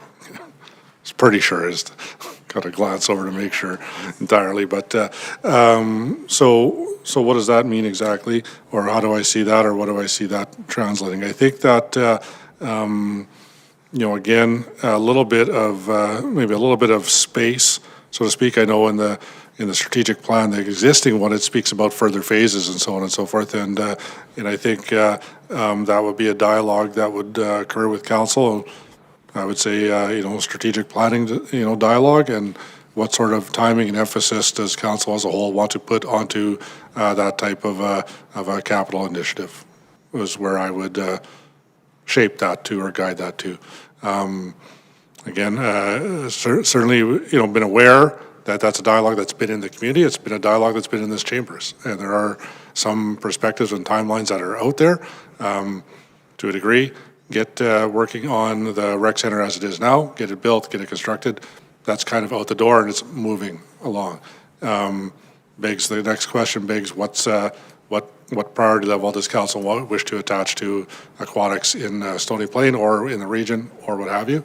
I would expect clarification and direction from council, I would say shortly, within the next few months. Thank you for that answer. Okay, and thank you for bringing that up, Councillor Meyer, because that's been an excellent conversation at Strat Planning in January. All right, Councillor Anderson. Thank you, Mr. Mayor. I'm actually going to take a page out of Councillor Meyer's book, if I can, and I'm just going to rapid fire my last few questions and then take my name off the board, if that's okay. One at a time, though, so we can answer them. All right, yeah, great joke, second time. Love it. Still just as funny. Yeah, it's still just as good. I laugh every time I look in the mirror. No, I'm supposed to be quick here. Page 22, this one is just a note for consideration at Alberta municipalities. One of the things that, actually I think it was Councillor Palechko and I saw, maybe other members of council as well, was a new app developer that focuses on municipal communication and talked a lot actually to some of the issues we've been having. And so when I look at a position like this, think that maybe there's an opportunity there.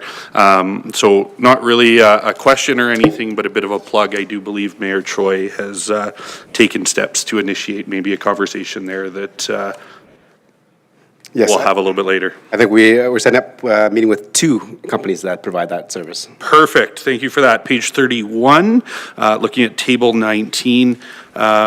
Jumping back to ATS just really quickly, we see that this is a service change to meet unmet demand currently.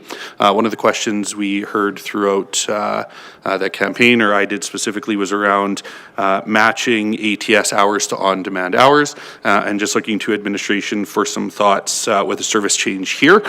Is there some consideration given to matching on-demand?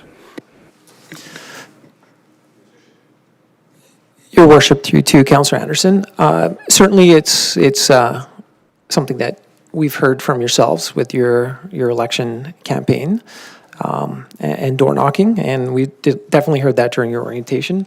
Certainly some internal conversations have occurred related to it. Some changes that we're making with the current ATS service, we're trying to automate more, which we don't know what the efficiencies will be with that automation. So again, we're a little bit like my peer next to me. Some plans are coming and being written and reviewed, and that might help make us more efficient with stuff down the road. So certainly with our automation, we're wanting to see what that will do and what impacts it will have on the service in terms of, will it create more capacity?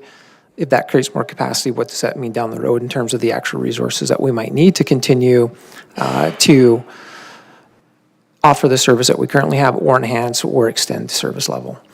This current is a projection from staff related to, at this point, we believe we'd need another driver and another vehicle just to maintain what's currently being asked of us. To move beyond that, to go to 7 o'clock, or if on-demand goes later, to extend to mirror those hours, certainly would be something we would have to go back and cost out. There's some nuance to it. Also, weekend, you're talking about special events and being able to get people to it. Again, is it one bus? Is it 2? Is it 2 drivers? What does that look like? We estimate that might be about 25 hours per week that we would have to add to the overall service in order to accomplish that. So we can do some quick math on what that might look like. We can certainly do that and look at it. It's not something that's in the immediate future, but it's certainly something that we're costing out related to a couple of other things that I mentioned earlier. I certainly appreciate the thoughts there, and every time we hear, costing out additional dollars leads me to think strategic plan conversation. So I appreciate that and look forward to that discussion with council in January. Flipping over to page 48, this is the unconsolidated statement of operations, Mr. Mayor, so I'm not sure where we want to jump with this one. Under revenue developer contributions, we see a significant increase, nearly $700,000 from budget 2025 to proposed 2026, and then we see it leveling off. I can make some guesses as to what accounts for the significant increase, but just looking for a couple of quick quick thoughts, my apologies, from administration on that one. Thank you, through your worship, to Councillor Anderson and all of council. So what the developer contributions revenue portion is the servicing of the debentures that are front-ended for offsite levies. So if you point to page 51, as mentioned before, the offsite levy front-ended projects currently are community recreation facility, arterial road network, water main network, and the Meridian Heights Reservoir upgrade. So those amounts will be the ones that are being funded there. And so those are sequencing in. You can see the Meridian Heights Reservoir comes in 2027, which is why you see another jump in 27. Most of those are coming in 2026, which is why there's a significant jump from 25. And then it just continues with the normal debenture payment in 2028. Okay, so just for clarity, this goes back to my earlier question around debt that's, ours versus debt that's supported in other ways, and this would fall under that sort of same idea. Perfect, I'm with you. If we jump down under rentals, this was a surprise for me. A minor increase, but with the Yellowhead West Pickleball being, I think, our greatest single contributor to our rentals at Heritage Park, and the development of the private pickleball facility was pleasantly surprised to see rentals go up. But just a quick thought, potentially losing Yellowhead West and the revenue we get from them. Where does the increase come from? Go ahead, administration. Your worship, through to Councillor Anderson, we have ball hockey that currently takes place in our facility at this point, and they're very active, and there's a number of hours. So when one leaves, we replace with others, and certainly our building is getting more known throughout the region, so we're just getting busier with respect to the trade shows, funerals, weddings, you name it, it's happening in that building. So I think we're just getting busier, so the loss of that certainly is not as impactful as we thought it would have been to start with. Yeah, great to hear. Appreciate that. Thank you. And thank you, Your Worship, if I may just add, other items that are in there is lease revenue. So we did lose the lease revenue from the Forest Green sale as we're not renting that facility anymore. But yes, we do see some increases in the Heritage Park rentals, as well as Ball Diamond rental uptake, a little bit of non-ice and arena board rentals. Any, if I may, Mr. Mayor, through you, any inclusion of the community recreation center rentals factoring into that, or is it too early to project that out? Or would that be revenue as opposed to rental? Thank you, through your worship. At this time, it is classified in user fees. Okay, perfect. Thank you. Two more, if I may, and then I'm all done. Page 60. Looking at the waste management table, we see a reduction under actual 2025 rates for all three categories here, residential, seniors, and apartments.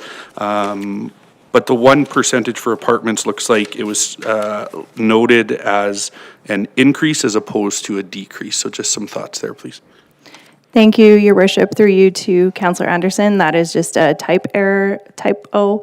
The percentage should be a negative 4.3%. Okay, perfect. Thank you for that clarity. One final one, and this is flipping over to page 64 and 65. This was spoken to a little bit earlier, but I'm going to ask for council and administration to indulge me briefly. Bottom of 64, we see increases that were noted in the presentation for 2026 that have not been captured, calculated into this proposed corporate plan. I do remember most of these, but we do have a new member of council as well, and public members tuning in.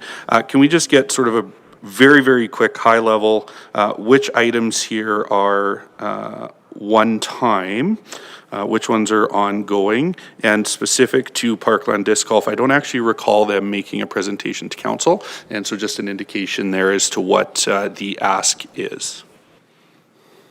Okay. Go ahead, administration, pull up the fiscal plan. Or maybe I can just rapid fire them, because some I think I know, but TLC, 121,000, I believe, is on top of the air exchange unit, 300+ thousand. This was an operating grant for ongoing costs. Okay, thank you. Saw a nod from administration. Stony Plain Library, similar. This is an overall operating increase for 112,000 and change. Yes. Yeah, That's correct. Yeah. thank you. Community Pantry Society, I think I know this one, but I'm going to get a couple of sentences from administration, please. Yes. When they're here for the presentation. That was the request. Thank you, Your Worship, through you to Councillor Anderson and all of Council. So the Community Pantry Society is asking for contributions from all three municipalities to support the facility that they're trying to create, where they will put together lunches and other meal programs for youth and provide perhaps some work experience space for youth in the community. Perfect. And if I remember correctly, this was connected to some federal dollars for sort of a school breakfast lunch program. Your Worship, that's correct. Okay, perfect. Thank you. Heritage Ag, Red Brick Common, this one was spoken to, 20,000 for the roofing project. That's great. Parkland Disc Golf, please, for 10,000. I do not recall that one. Go ahead, administration. Your Worship, through to Councillor Anderson, yes, this is a new ad, and it would be anticipated this would be an ongoing, similar to the ones that are listed in the chart below, the paragraph that you're referencing. Okay, and what are they anticipating doing with the $10,000? So they would maintain the course, basically, so the repair, replace any signage that would be damaged. They would mow and replace baskets and those types of things at the course. So basically eliminate the town having to do any maintenance at that facility at all. Which frees them up to do the other work that Correct. we want them to do. Perfect, thank you. Pioneer Museum, 9,500, and then Search and Rescue, 2,000. Just a couple of sentences there, please. Your Worship, through to Councillor Anderson. Sorry, there was a couple there. Sorry, not the Pioneer Museum. Search and Rescue. They did come in and do a presentation to council. They were short about $2,000 on their annual.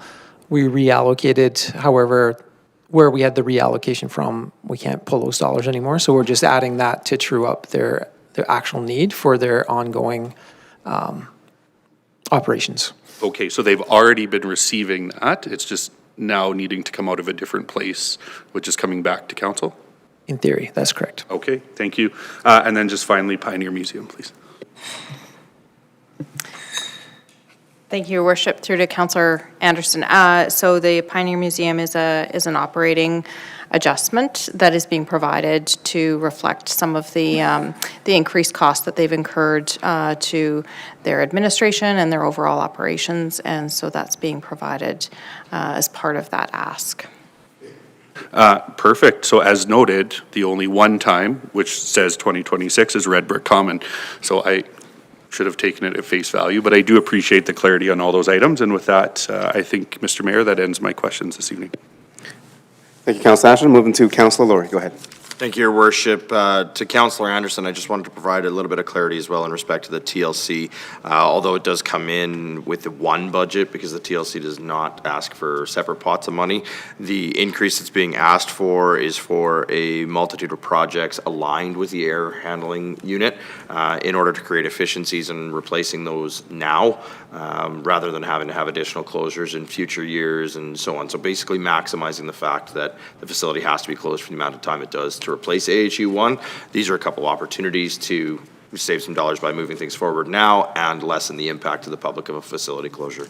I do appreciate that very much. So does that suggest then this is a one-time cost, or is the 300,000 the one-time and this is an ongoing? The AHU1 funding is a one-time, obviously is a for sure on that, because that was approved separately. This is a budget approval, but it is part of balancing of the capital plan. So if you remember previous presentations from the TLC, there was quite an ebb and flow in respect to the capital plan. So this will be part of the future balancing of the capital plan to prevent that kind of ping pong effect. Perfect, thank you. Thank you. Councillor Laurie, I'll stick with you. Anything else to add in questions? Nothing this evening, Your Worship. Okay, move on to Councillor Pletchko. Anything to add? Yeah, just one quick question. I'll refer to page 30, table 16, the RCMP Municipal Services. I see we have a request for one for 2027 and one for 2028. Has there been any consideration that one of those be enhanced policing? Your worship, through to Councillor Palaczko, the two positions are based on the regular members that the city of Spruce Grove would like to add to their police service contract, and based on the 2.5 to 1 ratio, administrators to regular members, based on their staffing plan, it requires the two staff to be added, one in 27 and one in 28. If I could, your worship, just offer that a tiny bit? Yeah, go ahead. So my understanding through discussions with the local RCMP is that we have well-funded what is there currently, and there's more need for the other communities to be doing that. So is there any consideration for enhanced policing for our community specifically that we could look to maybe work in conjunction with the addition of those two people? Okay, so I think it's a department clerk, and it's not a full member RCMP member. So through our conversations is for every, when we had the meeting with the RCMP, is for every 3 officers, they prefer to have one municipal clerk to help do all the paperwork so that we can free 1.5 versus then having the RCMP officer do it to free up their time. So this is in reflection to Spruce Grove's addition of their RCMP members. So when they add additional 2, we add an additional municipal clerk, which is split between on a 60-40 rate. So if we want to add additional services, then that's a conversation for council to add RCMP members. We can do that. But this is a clerk that's based on a ratio. So if Spruce Grove had 1 and we added 1, well, then that initiates having one municipal clerk to do all the paperwork. Okay, is that correct? It's for clerks, not for RCMP then? Your worship, through to Councillor Palaczko, yes, those are 2 clerk positions, so administrative positions, not, sorry for that, my miss on that. They're not RCMP members. They're actually administrative clerks that we hire on behalf of the detachment to operate the detachment and the administrative duties at the detachment. Thank you for the clarity. Thank you, Councillor Palaczko. Anything else? Okay. Councillor Meyer, Deputy Mayor? No, I think I have more or less asked all my questions. Thank you. Thank you. Councillor Loynes. Councillor Niebergall.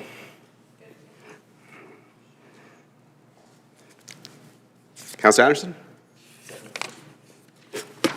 All good, thank you. All right, definitely appreciate the questions and answers. It actually covers a lot of the questions that I had. It's very, very kind of satisfying to sit around here to chair this meeting when we have 3 members of council that's entering their third term on council, and then 2 that's entering their second, and definitely yourself, Councillor Niebergall, for your first term. A lot of these questions have already been asked for clear understanding. Again, when we finish this, I think there's only one item that's supposed to come back, and I believe that is what is the 1.7% COLA increase for council for tomorrow. And once that comes back, probably tomorrow afternoon, when we meet back tomorrow is our chances to ask for some more questions for clear understanding, but it's also the opportunity for mayor and council to make the budget ours. As you can see, reading through the corporate plan, a lot of stuff that we have talked about through our strategic planning, through our municipal development plan, are showing up here right now. We have the opportunity to make some adjustments by pulling things forward in a 3-year cycle or pushing them back. Even though it's a 3-year cycle, 2026, 2027, 2028, the main focus is on 2026. The other years we can move it if council believes it is important to move a position forward or initiative forward. Definitely make that motion, and that will be debated, and we'll pull it, make that motion. If it passes, then we move it back and forth. What else? Okay, with that, I'm going to ask my questions that have not been asked. You have a question? Go ahead. Sorry, thank you, Your Worship. It's just in relation to information coming back tomorrow, and maybe it wasn't explicit in asking for it because there was some information that was available tonight. I'm wondering if we can get a bit of a memo in respect to transit. So the current contributions and revenues, et cetera, from the commuter route, what service it provides, so on and so forth, as well as I think there was a reference to a cost that was already known for a specific route. I think it was from Heritage Park to West Winds. If we get that information. And then as well, we heard some information about an initiative on respect to the on-demand transit from the city of Spruce Grove, in where a request was received after our plan was finalized. Just wondering if we can essentially get a bit of a memo that, you know, addresses all of those various things to make sure we have clarity on all the different dollars and services and information. Okay, thank you. So that's weekly reliability. That was 177 in the Spruce Grove budget, and then 132 as extra municipal, so that's part of ours. That's 380 per year for the extended service from Heritage Park to Westwind, and then the cost of our current commuter is 14% at $275,000. 295.5, I believe. But again, there are some other factors in there, such as revenues and so on and so forth. So I just want to make sure that we have some good, clear, flushed out information in our hands tomorrow evening. Okay, thank you. Appreciate it. My question then to administration on page 30 in terms of the full-time equivalent staffing. You know, we do have contingent about 15 to 16 RCMP members on average, even though we budget for 19 and a half. And the question, why doesn't the RCMP show up on our full-time services? Sorry. Your Worship, just to clarify, you're asking why the RCMP members that we have under contract don't show up as a full-time employee? Yes. I think simply because it's a contracted service that we have. They're not our physical employees. They're employees of the Government of Canada, and we contract them to provide the service for us. Similar to why we don't have the TLC lifeguards showing up. They provide contract service to us for the pool for the summer months, and we don't have them on our employee either. Okay, thank you. So my cost, I need some cost estimates. What is the annual cost for an RCMP member? Do we have that handy? This would be a rough number, sorry, Your Worship, this would be a rough number, about 245,000. 245. Okay, CPO, level 1, level 2. Your Worship, we don't have level 2s anymore, just level 1s. I can get you that information tomorrow. I don't have that. Okay, and bylaw officer. Again, we can get that information for you tomorrow. Okay, thank you. Moving on to... Right, moving on to page 36, looking at table 24. I think council asked some good questions down there, but I do have one that is not checked off, and that is the one for 2027, where it says it's the partial construction of High Ridge Way at $1.9 million. So that's partial reconstruction. What is the additional to fully complete that reconstruction, and what year is it in? Through your worship, of council, thank you for the question. When we call something a partial reconstruction, it's not to say we only do part of the road. It's actually a construction term. So when we do a full reconstruction, like we're doing on Meridian, we generally we're taking everything out down to all the services, all the utilities, everything's coming out. When we do a partial, the road itself will be completed, as well as those enhancements to the traffic safety that I mentioned. And there'll be some very specific utilities that will likely be done. And specifically, I think there's we've identified that there's a need for us to look at the wastewater line, but we won't necessarily rip out all the utilities there like we're doing on Meridian. So the road will look new, and we'll be only pulling out what we need out of the ground as noted. So that's why it's noted as a partial recon. Okay. Thank you for that clarity. So with that, so that 2027 for the High Ridge Way, so that will be included on the High Park safety improvements for 280, all that. What is the actual cost of that? So when we divide, that's 280 for those 3 projects. What is the actual cost for the High Park, so I can add it to the construction? Sorry, Your Worship, you said 3 projects? Yeah, under you have, on table 26, you have 3 projects under the curb extensions for 280. And one of those projects is the High Park School safety improvements. So I'm going to take that number and add it to that to figure out what my full cost is for that area of town. I can look that up in a moment, if you would afford me one. Okay. And I'll go on to, when you get that, the next question on page 38, and that is table 28. I think we had a good conversation in terms of active transportation. Looking at that, so my question in terms of that is, we talked about trails and connections. We finished a major trail up last year. So what is next for our trails maintenance plan? Is there a number of kilometers that we're looking to fix or another major connection that we're looking to do? And my next question is that is actually coming from grants. So what happens if we don't get grant funding for trails and active transportation? Do we just not do them? Your Worship, I'll maybe handle that first question. I think the GM is maybe still looking after the last question, but also trying to find some locations maybe. And I'll, our manager of finance can correct me, but I think when we're referring to grants on this one, we are speaking to those grants that are essentially known, like our LGFF or our gas tax / Building Canada's Community / Building a Strong Canada Community Fund now that it's called. So I believe those are known grants, not application-based that are up for adjudication. Okay, so we're going to do those projects through those known grants. But does that still allow us to apply for other grants that may fit?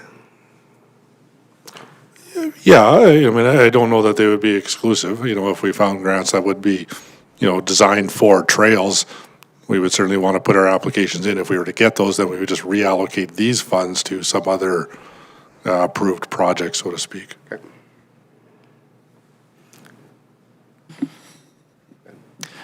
Through your worship to all of council and to town manager, thank you for your patience. I will have to dig up the email, the first part. The costs are blended together, so I will have to take some time tomorrow morning and just break them out. They are here. I just need to make sure I've got the numbers right, so I would like to just be afforded a moment to make sure I get that correct. To your second point, to the town manager's question, so yes, we are looking at doing some active transportation improvements, and pardon my pause. Sorry.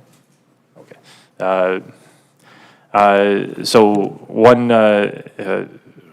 dialogue that the town manager and I've had on this subject is trying to where can we put the betterments into? We do have as presented to council, we do have through our asset management processes and our team's efforts, we do have a good identification of inventory where our poor our sidewalks and trails are. We also do want to action some of that. So being proposed is that we're going to take up approximately $200,000 to catch up on some backlog sidewalk work that we have through Public Works. So these are reported issues that are coming through our Public Works department, and cross-referencing that with our sidewalk condition data, and just trying to really target at those really serious issues. So those don't really, I don't have a list of specific locations for those because there can be many of them. So we're just going to chew through the top offenders in that list and get through them. The next part is the trails. So there are two trails that we've identified through our work. There's one, and it's hard for me to. It may be hard to visualize. I'll certainly do my best to describe the locations. But if you go off of, if you're off a golf course road, and at the intersection of fairways, and there's a crossing that goes across golf course, and then there's a trail that goes, forgive me, I don't know the street, but it goes through the woods, or through some trees, pardon me. That's one trail that we've identified. The second series of trails is just north of John Paul II. So there'll be some trail rehab that's along the creek that we'll be looking to do along there. Okay, thank you. Okay, page 42. And in terms of the conversation regarding the reduction in government transfers, and that was mentioned, that is the reduction of the Parkland County grant for FCSS. So, and I think the general manager mentioned that we can look at recovery models as charging a nominal fee for Parkland County residents. So based on the number of events that we've had over the last few years, what could be the cost recovery amount. Thank you, Your Worship, for the question. At this point in time, I don't want to speculate what that is. We haven't run any numbers or potential costs for that, so I'm not able to give you any details. Okay. All right. So looking at page 51 on the fiscal plan. I know typically the town of Stony Plain has been just borrowing from the government of Alberta in the 20-year debentures.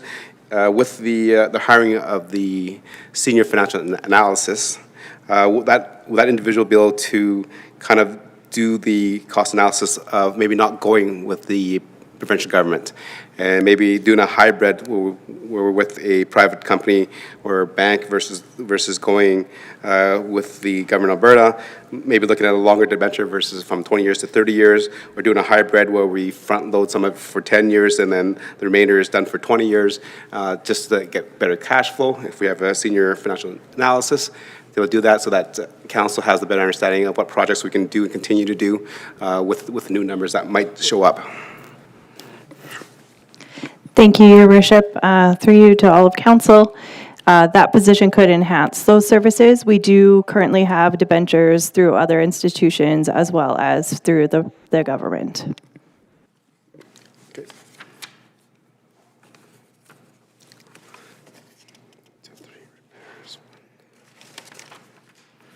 Okay, and I think that's all my questions.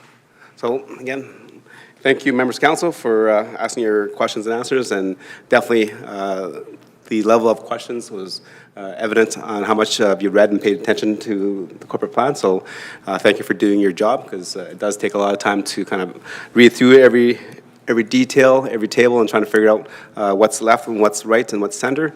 And then definitely looking forward to that conversation amongst members of council when this council gets to make this plan ours. Okay, with that, we will postpone the meeting until tomorrow at 4:30. Thank you. 4:30. Good job.